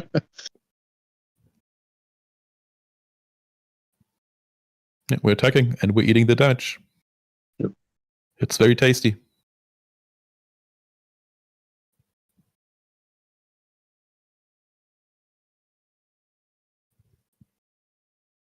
Good. And honestly, Bouncer doesn't have he doesn't have any pressure to do anything. Yeah, now we're using Snatch to like crash some spies, and even that doesn't matter. Okay, that's actually good sequence for Sasha. I'm not sure if he still has another spy in the deck. I don't think he does. But still, this is kind of alright. Okay, we get shoot. We get some info. Serpent gone. Wait, that's Serpent Tribe, Pot. Oh, of course we have Pot. What's the other one? What's the trap? Is that Raigeki Break? Can't tell. I can't tell at all, but I don't think it's Raigeki Break because I think it's Trap Dust Shoot. It might be Trap Dust Shoot. Yeah, it is. Okay. Yeah, the shoot is dead, but that doesn't matter. You have a pod, you don't give a shit. Yeah, pod. Yep. You don't really care about the tribe because you. Interesting that he sent back Serpent over the tribe. Well, tribe would clear the whole board, right? Yeah, exactly. Yeah. I don't think he's going to just drop the tribe here. Well, first you're potting, and then we see what we do. Also very interesting, like if you summon the tribe, do you also attack with the spy because you're killing the spy anyway in main phase 2, or then you risk Mirror Force? So I guess like the question is like, do you risk Mirror Force or do you try and maximize damage? But I don't think you have to maximize damage at this point. I think defense spy is the play. Yeah. Unless you need the Dark Engrave or something like that, but it's unlikely. Mm-hmm. Or you could summon the tribe main phase 2, right? True, yeah, that actually plays around both. Yep. Where you just swing and then you do it. Probably better, honestly, because then you don't risk Mirror Force and Tribe. Well, you still risk like the turn after, but that's not so bad. And he does it. Yeah, what are 800 damage? 800 damage on nothing. Yep. Doesn't feel great though, but because you're. No, it's fine. It's. What do you discard? We don't know. No. Yeah, we're setting. And Bouncer should just attack here.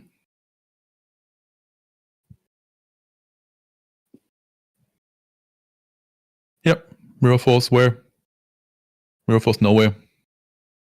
Actually, I think he's thinking about activating it.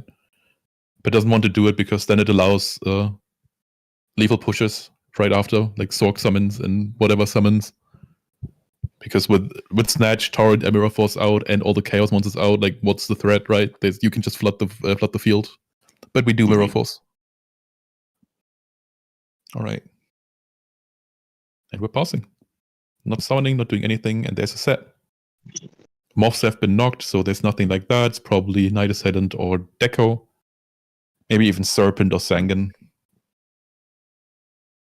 But none of that helps. Like, none of that really does stuff. The second that Bouncer gets a Chaos Monster on the field, he's happy. You probably run to Crush into this first, just in case it's Night Assailant.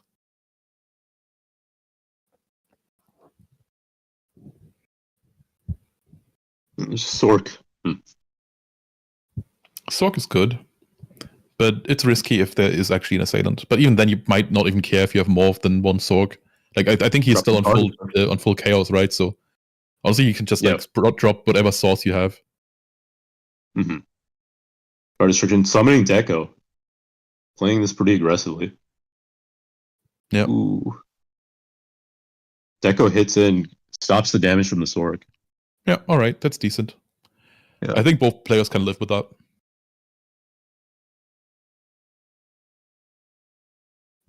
Honestly, I feel like maybe you should attack with the Sork first, but yeah, especially because of Night Assailant, right? Like, you at least want to have the damage done if it's there. Agreed. Just Night Assailant. Okay, now he opts to do it. Yeah, I mean, now he opts to do it because of Suk. Like, he knows about the other card.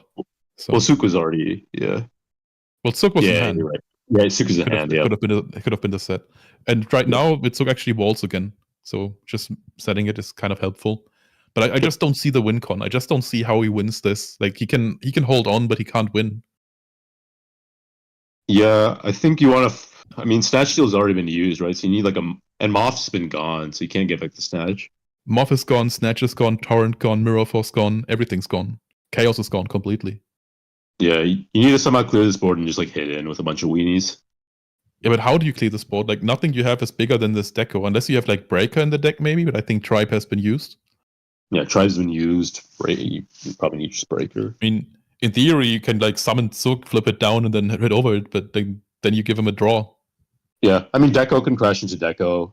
Maybe you can make some Raigeki break plays. I don't know. Has Ring been used?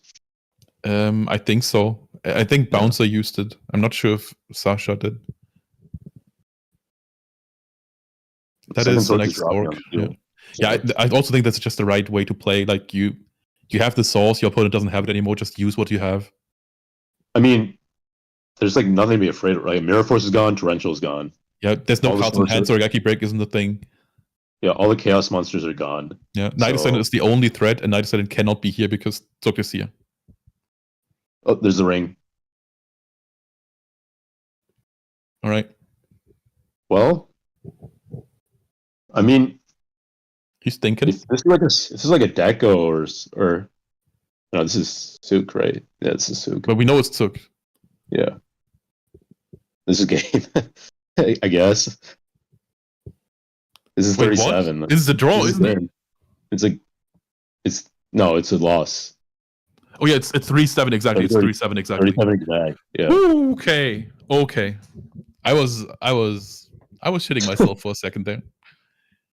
But yeah, a drawn out game, but I think Bouncer was in an unlosable position pretty early on. Mm-hmm. In the end, like, I know this is like really annoying to say, but in the end it just kind of came back to that Sork over BLS decision, I think. Yeah, again, like, just a tiny thing. After hours of gameplay, can't blame him, but I still think that was the deciding factor. Mm-hmm. And honestly, like, it's kind of best if that kind of thing is the deciding factor, because in the end we want the better player to win, and the better player is the one who does the least misplays, right? 100%. Yeah, you probably could have held that ring just anyways, though, right? I guess it doesn't matter because you're playing for your turn. Yeah, Bouncer. It's his turn, so I guess you played this turn. But I think it's the best there because, like, either you win or he has book on your deco, so you get to reflip, or they try to sort them and then they die to their own ring. Yep, exactly. So I think it's actually a pretty good spot to use it in. Also, especially because Raigeki Break was not usable because there are no cards in hand. Mm-hmm. Yeah, you don't want your opponent to see the next draw. You're gonna help it. I'm gonna leave you alone for like a minute. I'll be right back. Sounds good. All right, let's see if the chat is saying anything interesting. Yeah, that is true. You play around Solemn by chaining right there. And I don't think you care about. Well, Raigeki Break is dead, right? So makes sense to me.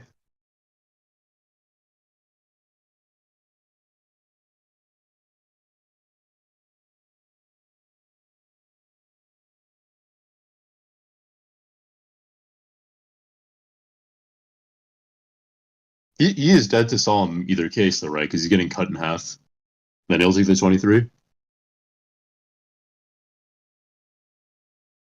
I guess you play it afterwards, right? So we had 14, and then you cut in. Then he'll be cut in half to negate the second ring. Yeah, for sure.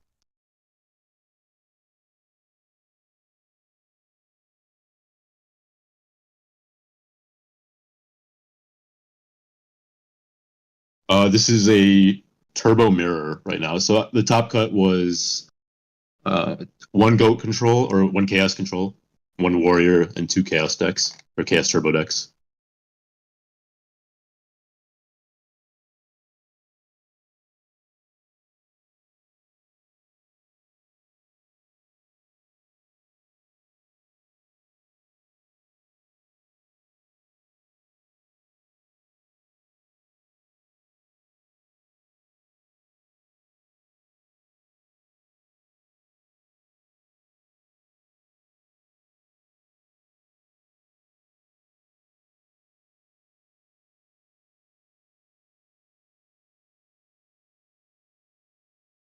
Yep, no problem.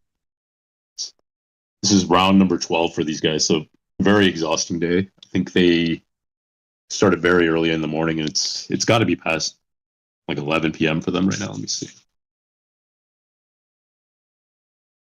Yeah, 11:30 p.m.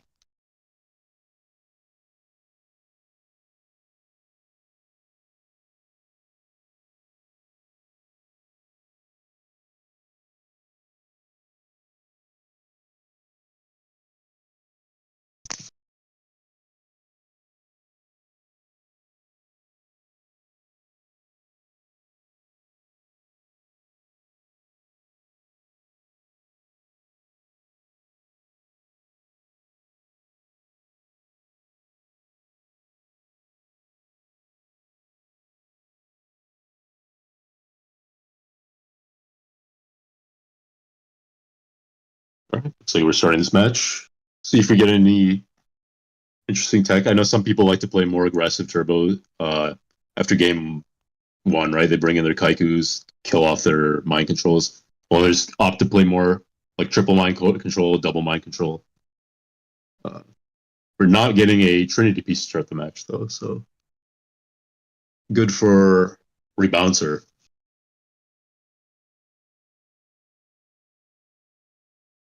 Looks like no dust shoot either. Okay.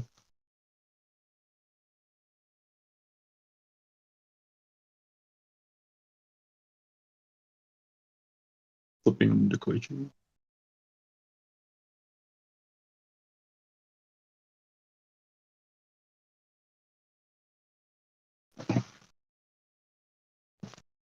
All right. Did I miss anything? It's so dangerous. Yeah, so neither player started with Trinity. Card set is the Good. Koichi. Yeah, I just saw that get flipped back down. Yep. Very good for Fabian. Yeah. Sook loops are quite annoying. Yep. Pitching Like Thunder Dragon gets last of the deck. Every now and then I feel like Sook actually doesn't do much in the mirror. And it kind of doesn't, but it's really good in this like win more situations where it, it kind of just creates a win con. Yep. And the win con is stop me or else. Mm-hmm. It also has just like weird like applications with like setting a BLS, knocking it, things like that. Yep. Also just setting your own BLS to stop snatch stuff. Yep. And being able to wall Dekoichi is also relevant a lot of the time, right? Yep. So especially post side when Minecon is in the game, it also becomes more valuable, like both to reset stuff that has been stolen from you, but also to just have it as a minecon bait. Yeah. And I think a lot of like it really depends, right? Because there's some turbo players that like to side in like triple kaiku or like double kaiku, and then there's other players that like to play like just minecons as their only siding option.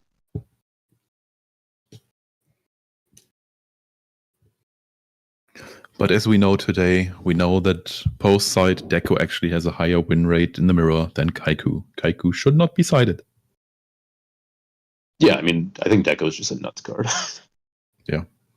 I think Deco is probably like the best card in Turbo. You could make an argument for.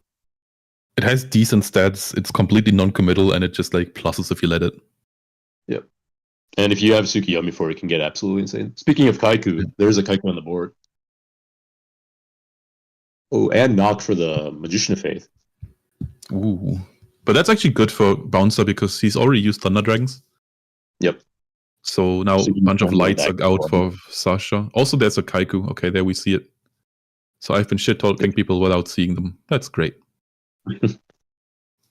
I don't think Kaiku's as bad as you say it is. I think it's not really good if you're going second. Like it's not bad. It's just like not good enough to be a dedicated siding spot. I don't know if that's necessarily true.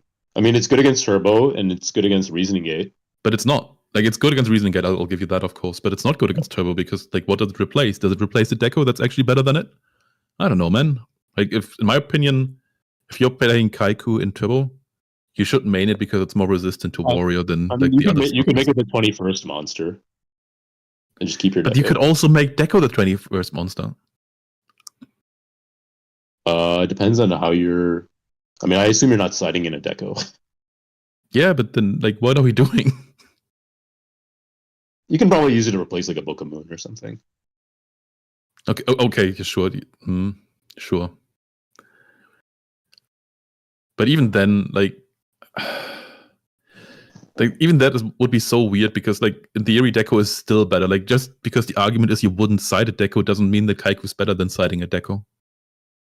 It can be. I mean, it's situational, right? Because, like, maybe we should start siding a Deco. Maybe we should start siding a Merchant. Maybe. I don't know. I think Kaiku's a fine option. I know AJT BLS is a fan of Kaiku. I think Kaiku actually becomes more legit the more you play of them. Like, I think that call strategy that AJT did is legit. I think, like, there's a point to it where you just kind of change the way that your deck plays, but adding, like, one Kaiku to your deck does not make Minecon worse, guys. It doesn't. Adding 3 Kaikus to your deck and a level 2 and call, that makes Minecon worse. Yeah, I don't know. I mean, there's times where it just, like, banishes a Serpent. It banishes, like, the light. Yeah, of course, every card has, like, ways that it can be good. And yeah, Kaiku can be annoying to deal with, no doubt. Like, it can even, like, win you the game in the right spot. But which card can't? Yeah. I think people are too focused on the effect. I think, like, people read the effect and see it and, like, think this is anti-turbo, and it kind of isn't. I think the stats are the relevant part about it, where you have, like, a beat stick. Well, the issue is there's not really, like, a ton of cards you side into this matchup, right? Like, the options are, yep, Risky Minecon for sure. Because Decos are out and Moths are out, so Spy is kind of the only thing that's left that's worth hitting. Yeah, because, I mean, Dekoichi's like, who cares? He's like 1-for-1. They already out. They got knocked. Oh, that's right. Yeah. And Moth is gone. So what are you hitting here? Even Spy is quite bad. I think Spy is actually pretty good, especially in this spot where you would like a body to defend yourself. Yeah, but it's just like okay. And there's the Spy. It might be okay, but it's the last thing you can use Minecon on that isn't the Chaos Monster. Yeah. So Spy is definitely in attack. Swinging with it. Yeah. Are we witnessing a damage player?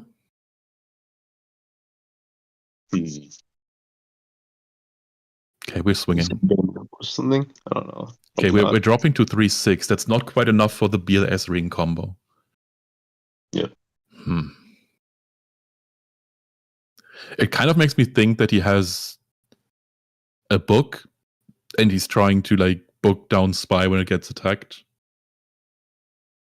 It could, especially, like, if If Bouncer tries to crash, that could be especially hurtful, because then the 600 damage that he takes, actually the 800 damage that he takes, is going to put him into that BLS ring range. There's ring. There's ring. Got hit by Unfortunate. MST. I don't. I'm not even sure if I like the ring at that point. Like, what are we trying to kill? Like, the Chaos monsters are still going to use their effect. And what else is there that's relevant? There's Breaker, I guess. I guess like Breaker is a thing, especially because like Breaker hits over Spy, and it's kind of the last thing that does it that isn't a Chaos monster. Well, I'm guessing he's just low, and then there's a situation where you can kill this Spy and just get in with 2 cards. Yeah, but like with him being low, I'd rather have the ring as the lethal options in the side, in the hand, right? Like, so I can use it when I can use it. Oh, that's another Kaiku. All right, sure. Do you even attack? But I think you do, and we do. You probably do. If they have Book of Moon, they have it, right? I mean, yeah, especially like now the book doesn't really matter as much. Like the book matters on Kaiku more than it does on Spy. Yeah, I mean it's quite good here. Yeah. Also, he shouldn't have book. This is game 2. I've just been reading it because of the way that he played that Spy. Yeah, you might have it. I mean, some people like keeping it. I don't think it's like fine. It's just not good enough. Let's say it how it is. It's like MST. I think it's better than MST. It might be, but like they both kind of hit the same thing for me, where they're not quite good enough for the mirror to stay. Yeah, but the thing is, like a lot of you don't need to side that much for the mirror. Depends. It's probably Depends. fine. I mean, you need your mind cons, you need your shoots, and these guys also cited Kaikus, so Yeah, but even shoot is kind of like double edged sometimes in the mirror, because like a lot of the time they're like setting a bunch of cards. Nah. Come on now. I'm serious. I mean, like if they're setting like solemn judgments and they're setting a bunch of I understand that logic if you're playing like warrior and you like set your whole back row so your opponent gets to set back row without risking heavy.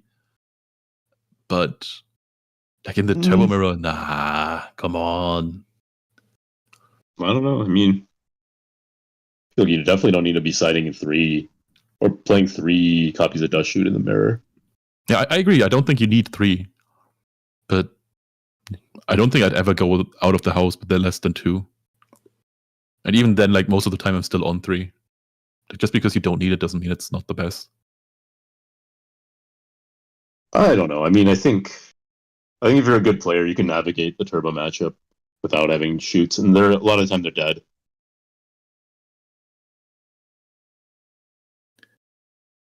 Yeah, that's crazy, but I don't know. Even Minecon can be like. Yeah, I think you definitely need one Minecon just to make your opponent be afraid of it. But I don't think you always need to. Like it's also like a meta core, right? Like it depends on how saturated the meta is with turbo. Yeah. Well, but I've got Alvarado backing me up in the chat sometimes. Sometimes he plays without it, so yeah. We will take that. Shoots. Come on. When was the last time he did that? I'm sure he's done it recently. Okay. I don't think it's as clear cut. Like there's certain players and certain ways they play where it doesn't make sense to play the shoot, right? Yeah. Sometimes that card. I'm a big hater of like the playstyle concept. I find playstyle to not be a desirable thing to play for, because like to me, like I think there's an optimal way to play, and like playstyle is just like the flaws that make you not play like that. So yeah.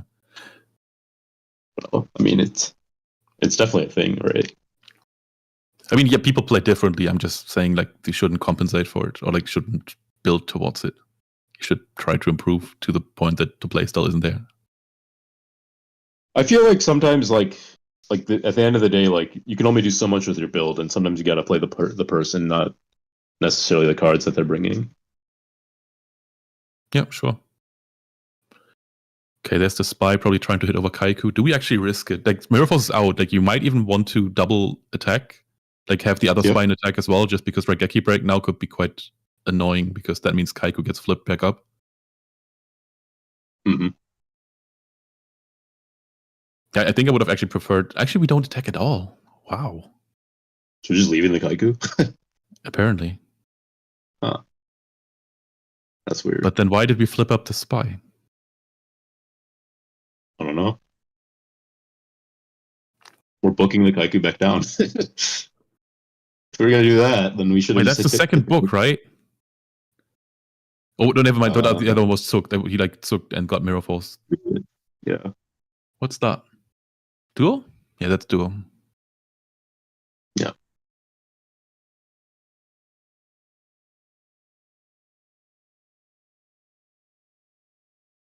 That's Breaker. Oh, okay, Breaker would have been the Kaiku out. And Knight Ascent. Wait, he just flipped it up. Does he have double NA in hand? He just flipped it up. He didn't even look at the card. Please don't tell me it's another NA. But yeah, Knight Ascent is obviously very good against Duel like this. Mm-hmm. Yeah. See, now we're attacking the Kaiku. Do you think there's a world where he just forgot?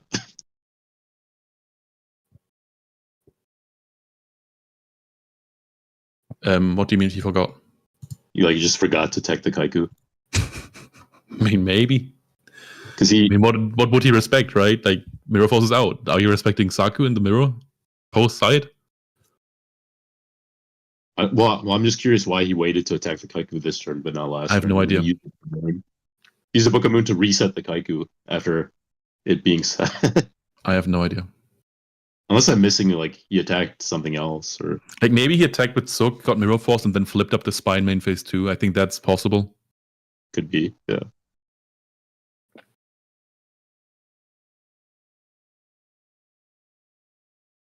Yeah, that's got to be it. I mean, I think we just missed something.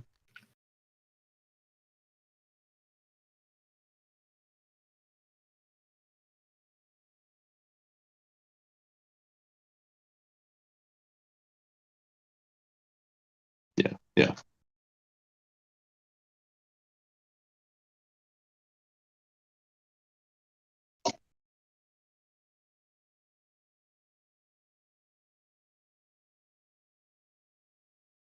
And there's the Kaiku flip. Mm-hmm. Again.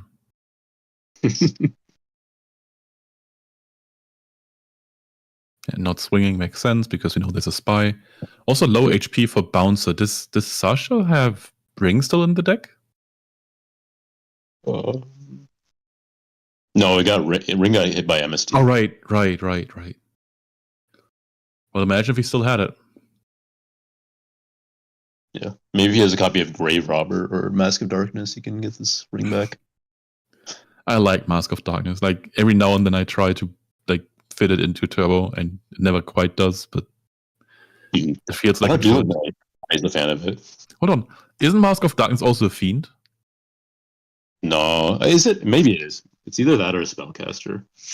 Well, if it's a fiend, you could fit that into the fiend discard thing with Night Assailant, Slade Warrior. Well, Mask of Darkness, obviously you can solemn. Yeah.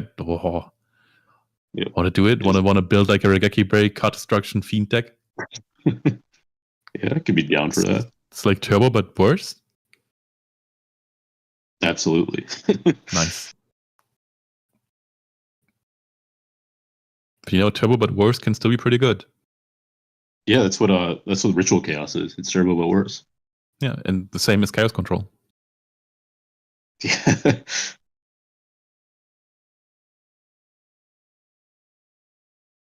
And honestly, Ritual Chaos really broke my heart because when it first entered, when it first got its first results, I think it was Wavement winning 2 GGPs in a row or something like that.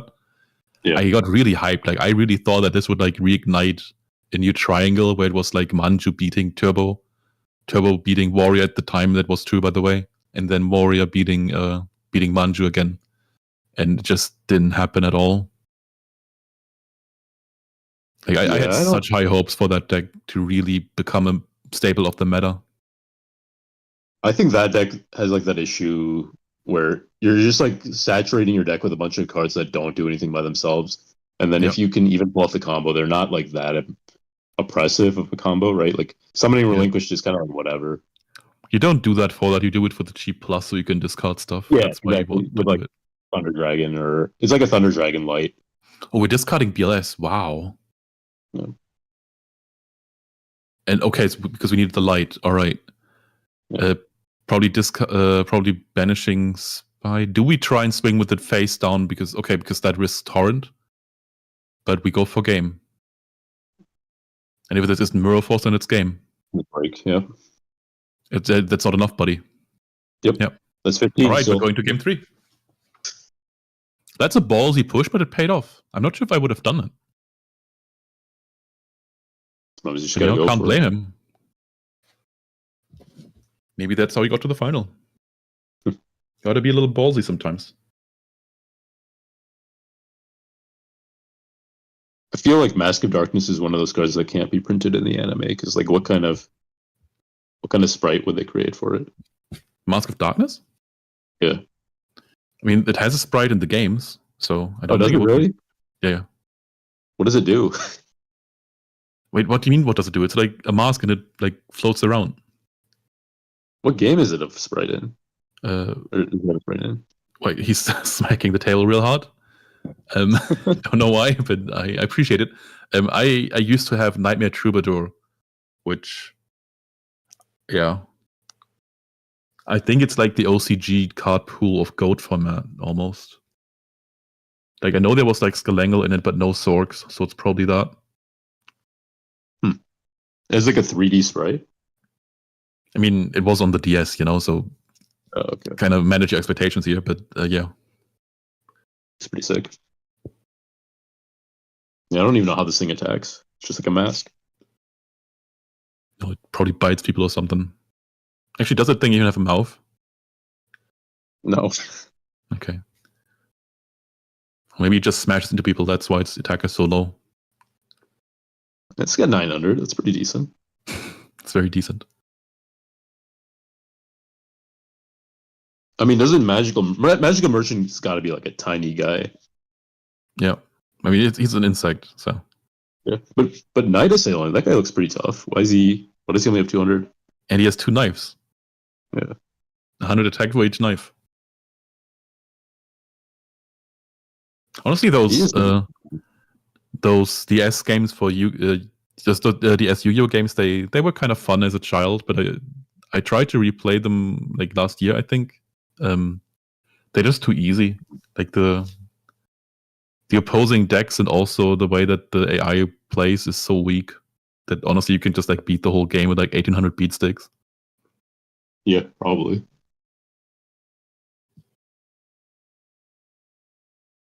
Maybe that would be like a nice modding mission, just like improve the AI and the decks for those old games to actually have a challenge. We have so many like ROM hacks and stuff for Pokemon. Why don't we have it for Yu-Gi-Oh? Opening Pot of Greed is quite good. It is. Right. Yeah. Now let's have a duo behind it.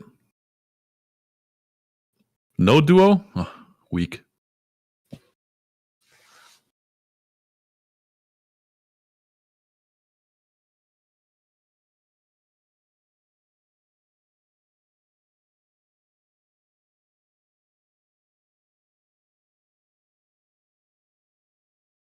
Do a big think.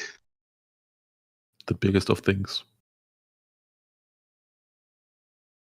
Do I use Thunder Dragon or Graceful first? Mm-hmm. That's a big question. Doesn't have a clear answer. You definitely. Because what if you deck out?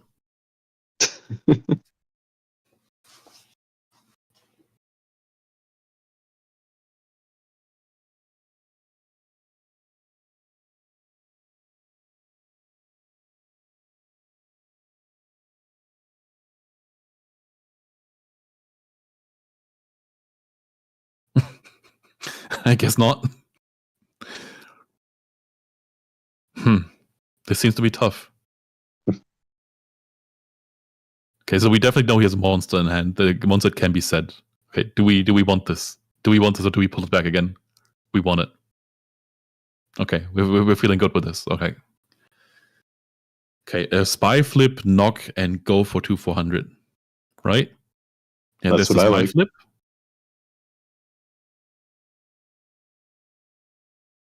And these spy swings are actually so lethal. Again. What? And defense? Well, he probably doesn't have knock then. I guess. I don't know. Yeah. I feel like people still- should just, in general, need to be more aggressive with spies sometimes. Like, who cares if they mirror force it? Yeah, exactly. It's But like I think everybody kind of does that. I think it's correct. Like you just like run in, and that's also like part of what makes spy so strong. Like it's it's a wall that also like pluses, and that also works with Night Assailant, and then it's also a beat stick because it hits for 2,400 if you just leave it around. Okay, now we have Chaos Alive. Like Thunder Dragon top deck. Honestly, kind of scary if you're a bouncer because like a sword can really, really fuck this board up and just banish everything every now and then, and you have to find an answer. And what if you don't have one? Upstart. Wait, that was an upstart hold. We held upstart for the spy resolve. All right. I used to do that. I stopped doing that. I'm not sure what the current opinion is. I think it also kind of depends on the amount of dust shoots that you have in the deck. Actually, never mind. It doesn't really. Sorry, what was your question? I was reading the chat. He held upstart, waiting for a spy to resolve. Do you like that or do you not? I think you probably just play the upstart. I Okay. think there's just like more things you can draw into than the one of spy or. Yep. Right. Even if you draw one spy, it's like not the end of the world. Alvarado says bad tempo. What do you mean by bad tempo? Like, do you mean waiting with the upstart? No, he said bad tempo, and he was finishing his paragraph from. Oh. Yeah. Resulting in bad tempo. Oh, okay, sure. I'm not reading all that. Just tell us, is holding upstart for the spy to resolve good or not? A simple yes or no will suffice. BLS drop, that's aggressive but not bad. Not sure if I like it in defense though. I think I would have had it in attack if I'm not attacking. Like for example, if you're playing like if they have more than 4 cards in their hand and you're playing dust shoot, you can just draw into the dust shoot. Yeah. You know what I mean? Like there's just like that's what I meant by like it depends on the amount of dust shoots that you run. Like if you run one dust shoot, then it's probably not worth digging for that one. I mean, if you can draw into like Ponic Reed or like Charity or whatever, I mean, those are also good cards to draw into. Yeah, of course. Yeah. Okay. Don't just give me a smiley face. I'm asking for an answer, buddy. Come on, the smiley face is not an answer.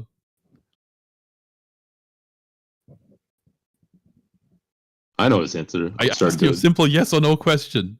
Do you think it's good to hold upstart to resolve spy before using it, or do you not? It's very simple. Please. Upstart. We need somebody to tell us. Yeah. Okay, that's what I thought.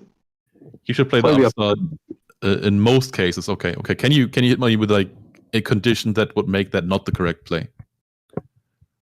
And don't tell me deck out because I'm not caring about deck out. Well, probably if you're only playing two spy, you can make an argument. But I mean, even that is kind of crazy. But even then, it's even less likely that you draw into it.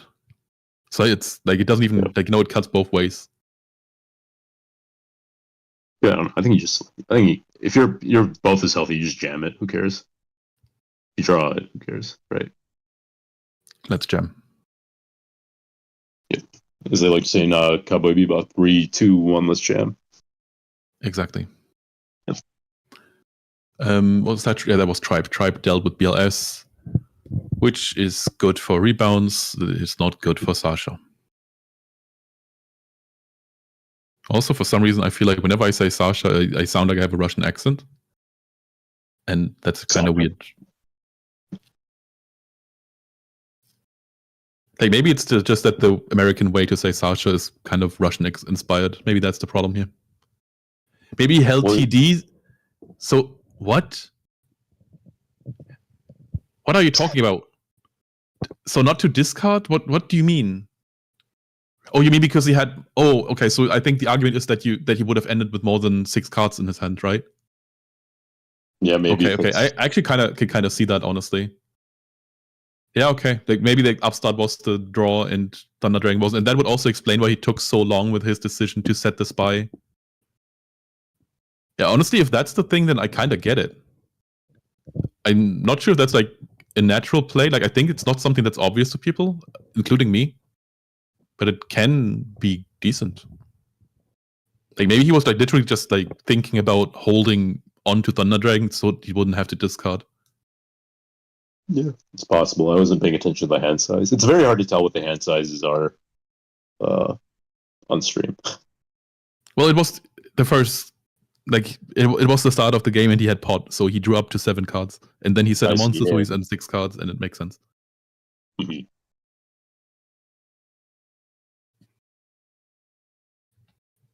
Okay, well, Alvarado gave you an answer to when you don't play Upstart.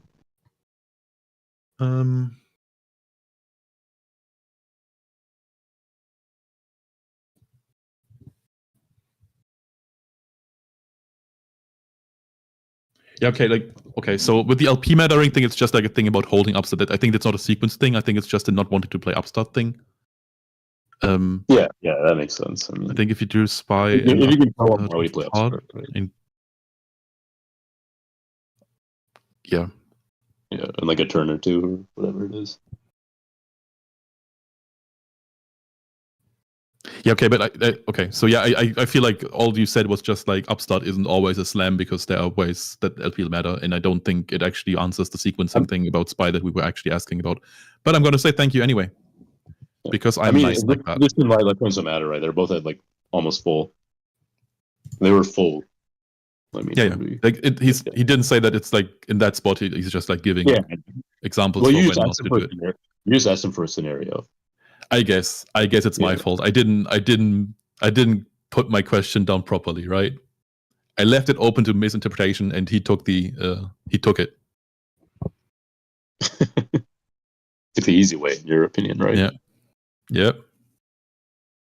Trying to duck the question.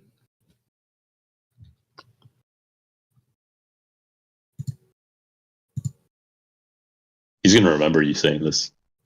I know. He's gonna beat you. Next time you run a tournament, he's gonna beat your ass. Yeah.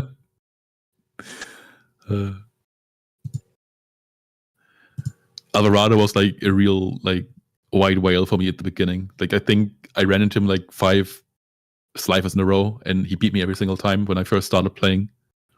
And then I finally beat him with Emissary Drain, Skill Drain aggro. And I'm gonna always have that. I beat the world champion with Emissary Skill Drain aggro, and nobody else can say that.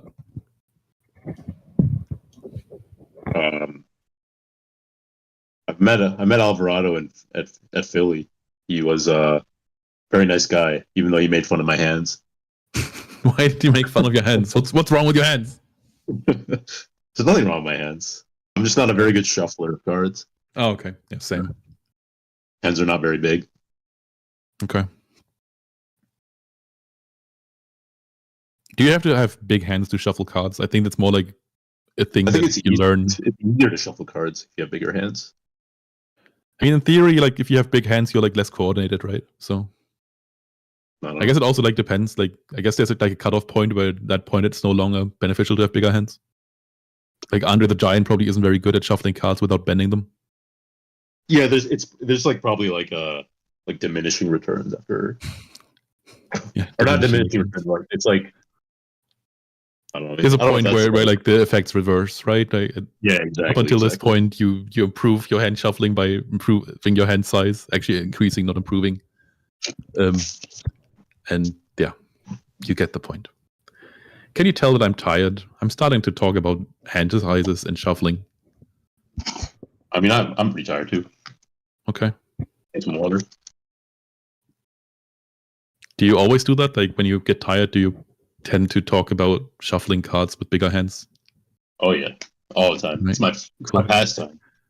It's your pastime, okay. All right, so that's the second Chaos Monster out for Sasha. There's only one more Sork left in the deck. That is a big deal, especially since Bouncer has so much LP left. Mm-hmm. I think I know what it is that makes me think that whenever I say Sasha, it's like in a Russian accent. It's like this long drawn out A at the beginning. We don't do that in German. Mhm. Like in German, it's just Sasha, and that's it doesn't have the Russian twinge to it. In Europe, Sasha is usually a man's name, right? I think it's actually used for both. As far as I know, it's actually the short form, like the Russian short form for Alexander, or also Alexandra, which would be the female name. It's short for that? I didn't know that. Yep. Don't ask me how that happens. Isn't it usually Alex, though? Yeah, well, that's how we do it, but in Russian, it's different. Okay.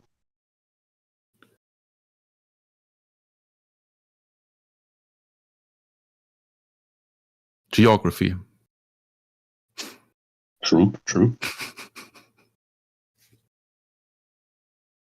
It's probably like a different translation or something. I don't know. Yeah, probably Alexander also doesn't sound the exact same in Russian as it does for us. Might also have something to do with the alphabet. Like maybe that spells it different. Then like maybe things happen. Maybe if you write things different things happen when you say them. I don't know. Might be a hot take.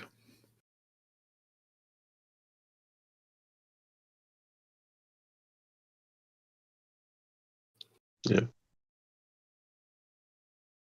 Okay. We are using an A on it. And we're returning an A. That is very fine. Insidious said that Insidious said that me and you sound alike, which really? I don't really. No, I don't think so at all. I don't think that's true at all, actually. No.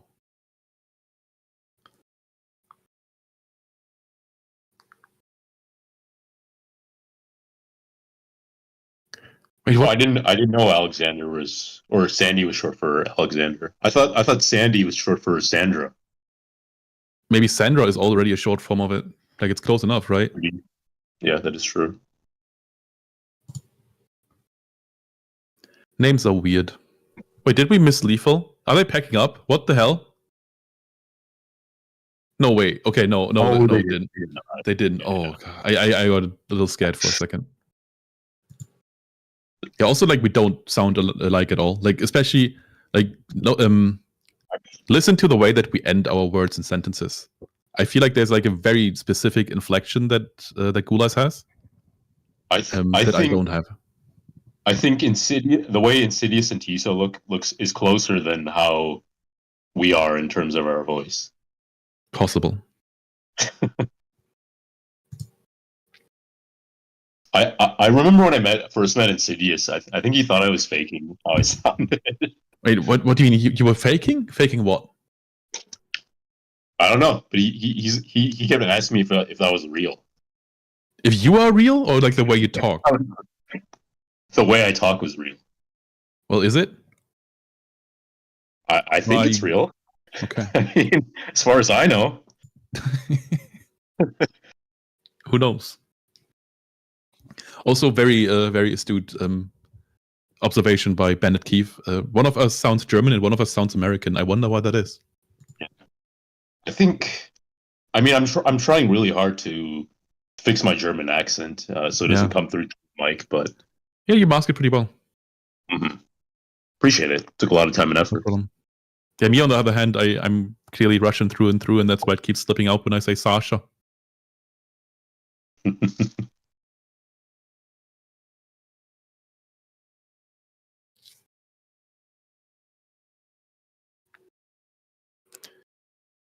Okay, we're swinging with Deco. We are hitting another Deco. Yep. The train goes choo-choo. But is it enough? LP are low, chaos is low, but cards are high. LP is not low. What do you mean? Oh, you're right. What are you talking about? Wishful thinking. You really want to leave. I do. I'm tired. It's past midnight now. I've been watching this since 10 a.m. When did do they start at 10 a.m.? They started at 10 a.m. Nuts. Sign-ups were actually at 9 a.m., but I didn't watch that, obviously. I'm not even sure if they had a stream at that point. I don't think they did. Mm-hmm. All right.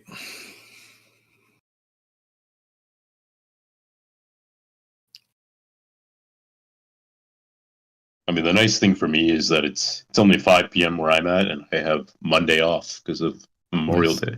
And it's not even Sunday. That's true. Yeah. It's just getting better and better. Mm-hmm. So, Memorial Day, like, what are you memorizing? I think it has to do with, it's not like Veterans Day, but it's kind of something similar, I think. Okay. I think it's like remembering like men and women that were in the military at one point or that have died in the acts of service. Right.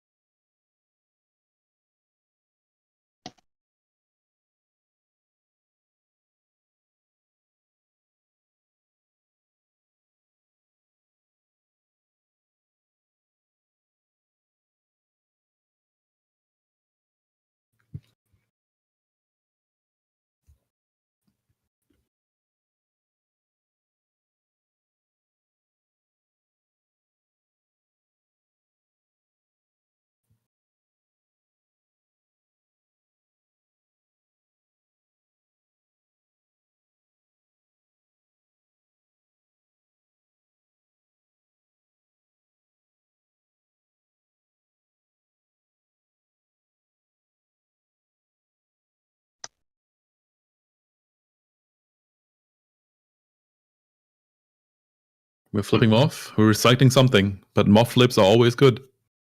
Yep. It's a knock. Yeah, Okay, we're just trying to knock. push damage. Makes sense since Sork is the only big monster we have left. We're trying to do something with the critters.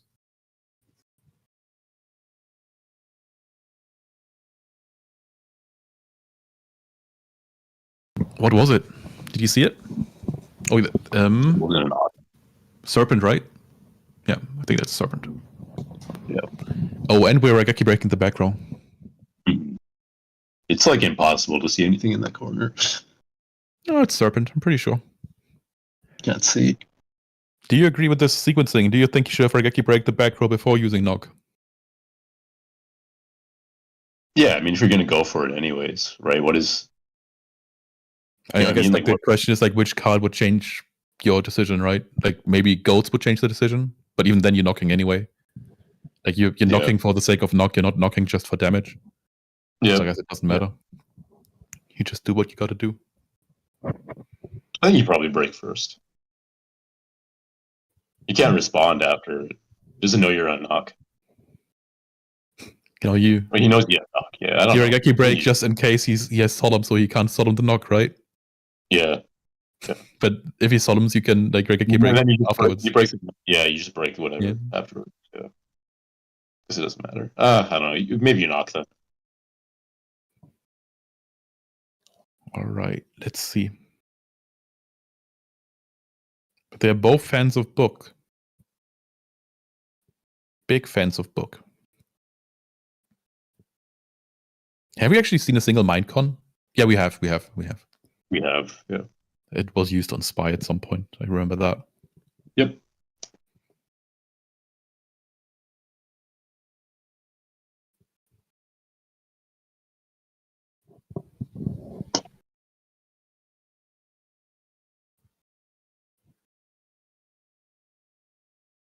I don't know. I feel like maybe that Raigeki break was kind of bad.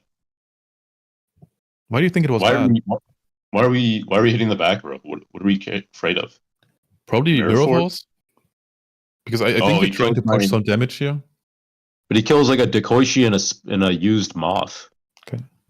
Oh, I guess he's dropping Thorn here. This is time to call for slow play, by the way. Yeah. We're taking like a lot of time since Raigeki break happened. Okay, we're banishing stuff. We're having Sork on the field. We're probably swinging now, right? Yeah. Are we thinking about swinging? Are we thinking about swinging or are we swinging? There's nothing to think about. There's no force in this. But we're thinking about swinging. We're thinking real hard. I don't think he's thinking about swing. Maybe he has another way you can commit another monster to the field. I don't know. We're that little child on the playground, and the big kids monopolize the swing. So all we got to do is think about swinging. Nothing else we can do. Yeah. You can call your parents, but then you're a snitch. Don't want to be a snitch. Mm-hmm. You already asked them, but the big boys said no, and they laughed at you. Yep. Now you're sitting in the sandlot, building nothing, thinking about swinging. Playing with your Tonka truck. With your what truck? Tonka truck. What's that? Tonga truck? You didn't have Tonkas growing up? What's a Tonka truck? It's like a toy car. It's like a toy truck. Tonka. Right. It's just the name of the brand. Okay. It's like construction vehicles. All right. I guess this is an American brand, so I guess you wouldn't know. Maybe I just don't know. I'm not too much in the know about. Do you know what a Hot Wheel is? But what is? A Hot Wheel? Yeah. Okay.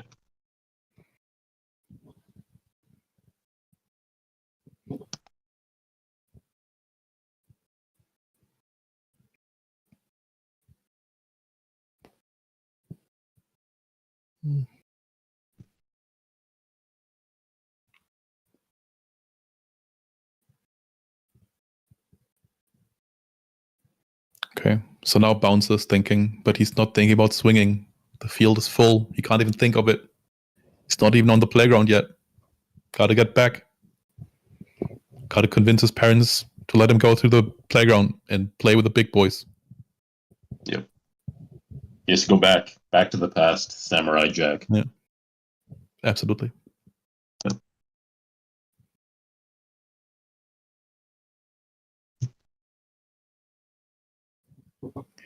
You see, that's the problem with the big boys. They never want to play with the small boys. It's better that way, I think. I mean, it depends how big the boys are, of course. But let's not go into that kind of direction, please. Not on my stream. Yeah. Okay, it's not my stream. I'm just, We're just minions of arts and crafts. He's the one that's dictating it all. And that's another chaos. Okay, is Snatch still in the game for Sasha?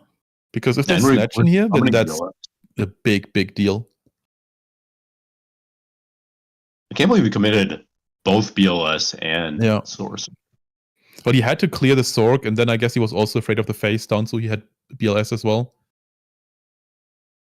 But yeah, if there's Snatch here, there's no back row for Bouncer, so Snatch could be really threatening. Yeah. Snatch could even be game if you have Zug behind it. Yeah, it would be game if you had Zug behind it. Yeah, you banish the set, and then... Yep. Then reflip and attack. Yep.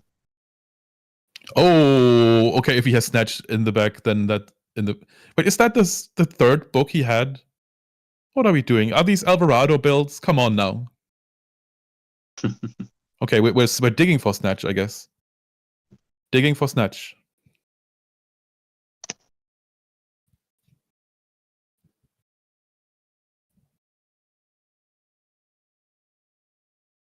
That's a shoot, makes sense. Not enough cards.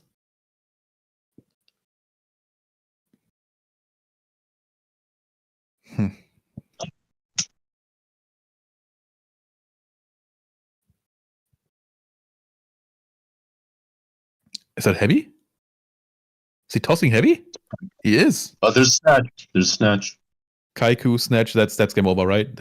Is that game over? We gotta try and swing. We gotta swing. Yeah, he's going for game. He's going for it. It's actually it's not quite game, is it? It's exact. It's 35. And he has ring. Yep. All right. Sasha Fabian wins GGP Munich 2025. Still GG's to Rebouncer. Obviously a great performance. Love to see it. Sasha Fabian, also a very deserved winner. You are about to see more of him in War League. Look out for him. He plays Burn, he plays Turbo. I spilled the beans. Be prepared for both. And Yeah. I think now we kind of have to wait for Arts and Crafts to come in and end this stream. We can't do that. But is he here still? So I messaged him like a while ago. Like an hour ago, I told him that we're in the final match. So if he's around soon, then he can end the stream. And he also answered around that time. So I think he's still like aware. Yeah. It might take like 15 minutes or something. I don't know.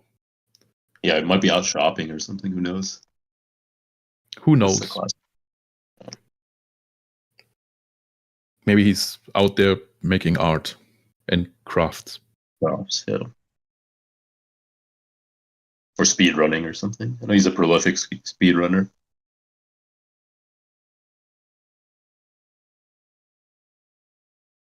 Yes, of course. Anything left to say before? Do you think we're going to get a player interview, or what do you think it's going to happen? I don't think so. No, because they don't even have sound. So I don't think, like, even if they had an interview, we wouldn't get anything out of it. I'm going to assume they're going to close up shop real quick as well. Yep. And yeah, real quick. We can at least wait till they turn off their stream or something, right? Or I don't know. We could just leave randomly too. We can do what? It's kind of awkward. It is kind of awkward that the stream is going to be running and then we're just going to leave. I'm talking to him right now. I'm just asking when he can end the stream. And once that is okay, he says he's going to end the stream right now. Okay, sure. Yeah, sure. Cool. All right. Sounds good. All right, everyone. Thanks for having us. Hope you enjoyed the stream. And I hope you did as more well. DGP to come in the next month, right? It'll be Atlanta next week. Yep, Atlanta next week. Detroit in 2 weeks after next week. I think Maryland is coming up soon as well. Probably. I think so. Okay, so Atlanta next week, Tijuana the week after, followed by Detroit. And then we've got some other events. So PWC Q 76, Clash of Champions. Oh, right. And some exciting stuff in July as well. All right. So Goat Packed weeks coming up. I hope you're all with us for those. And I think that's it from me for today. See ya. Yep. Peace.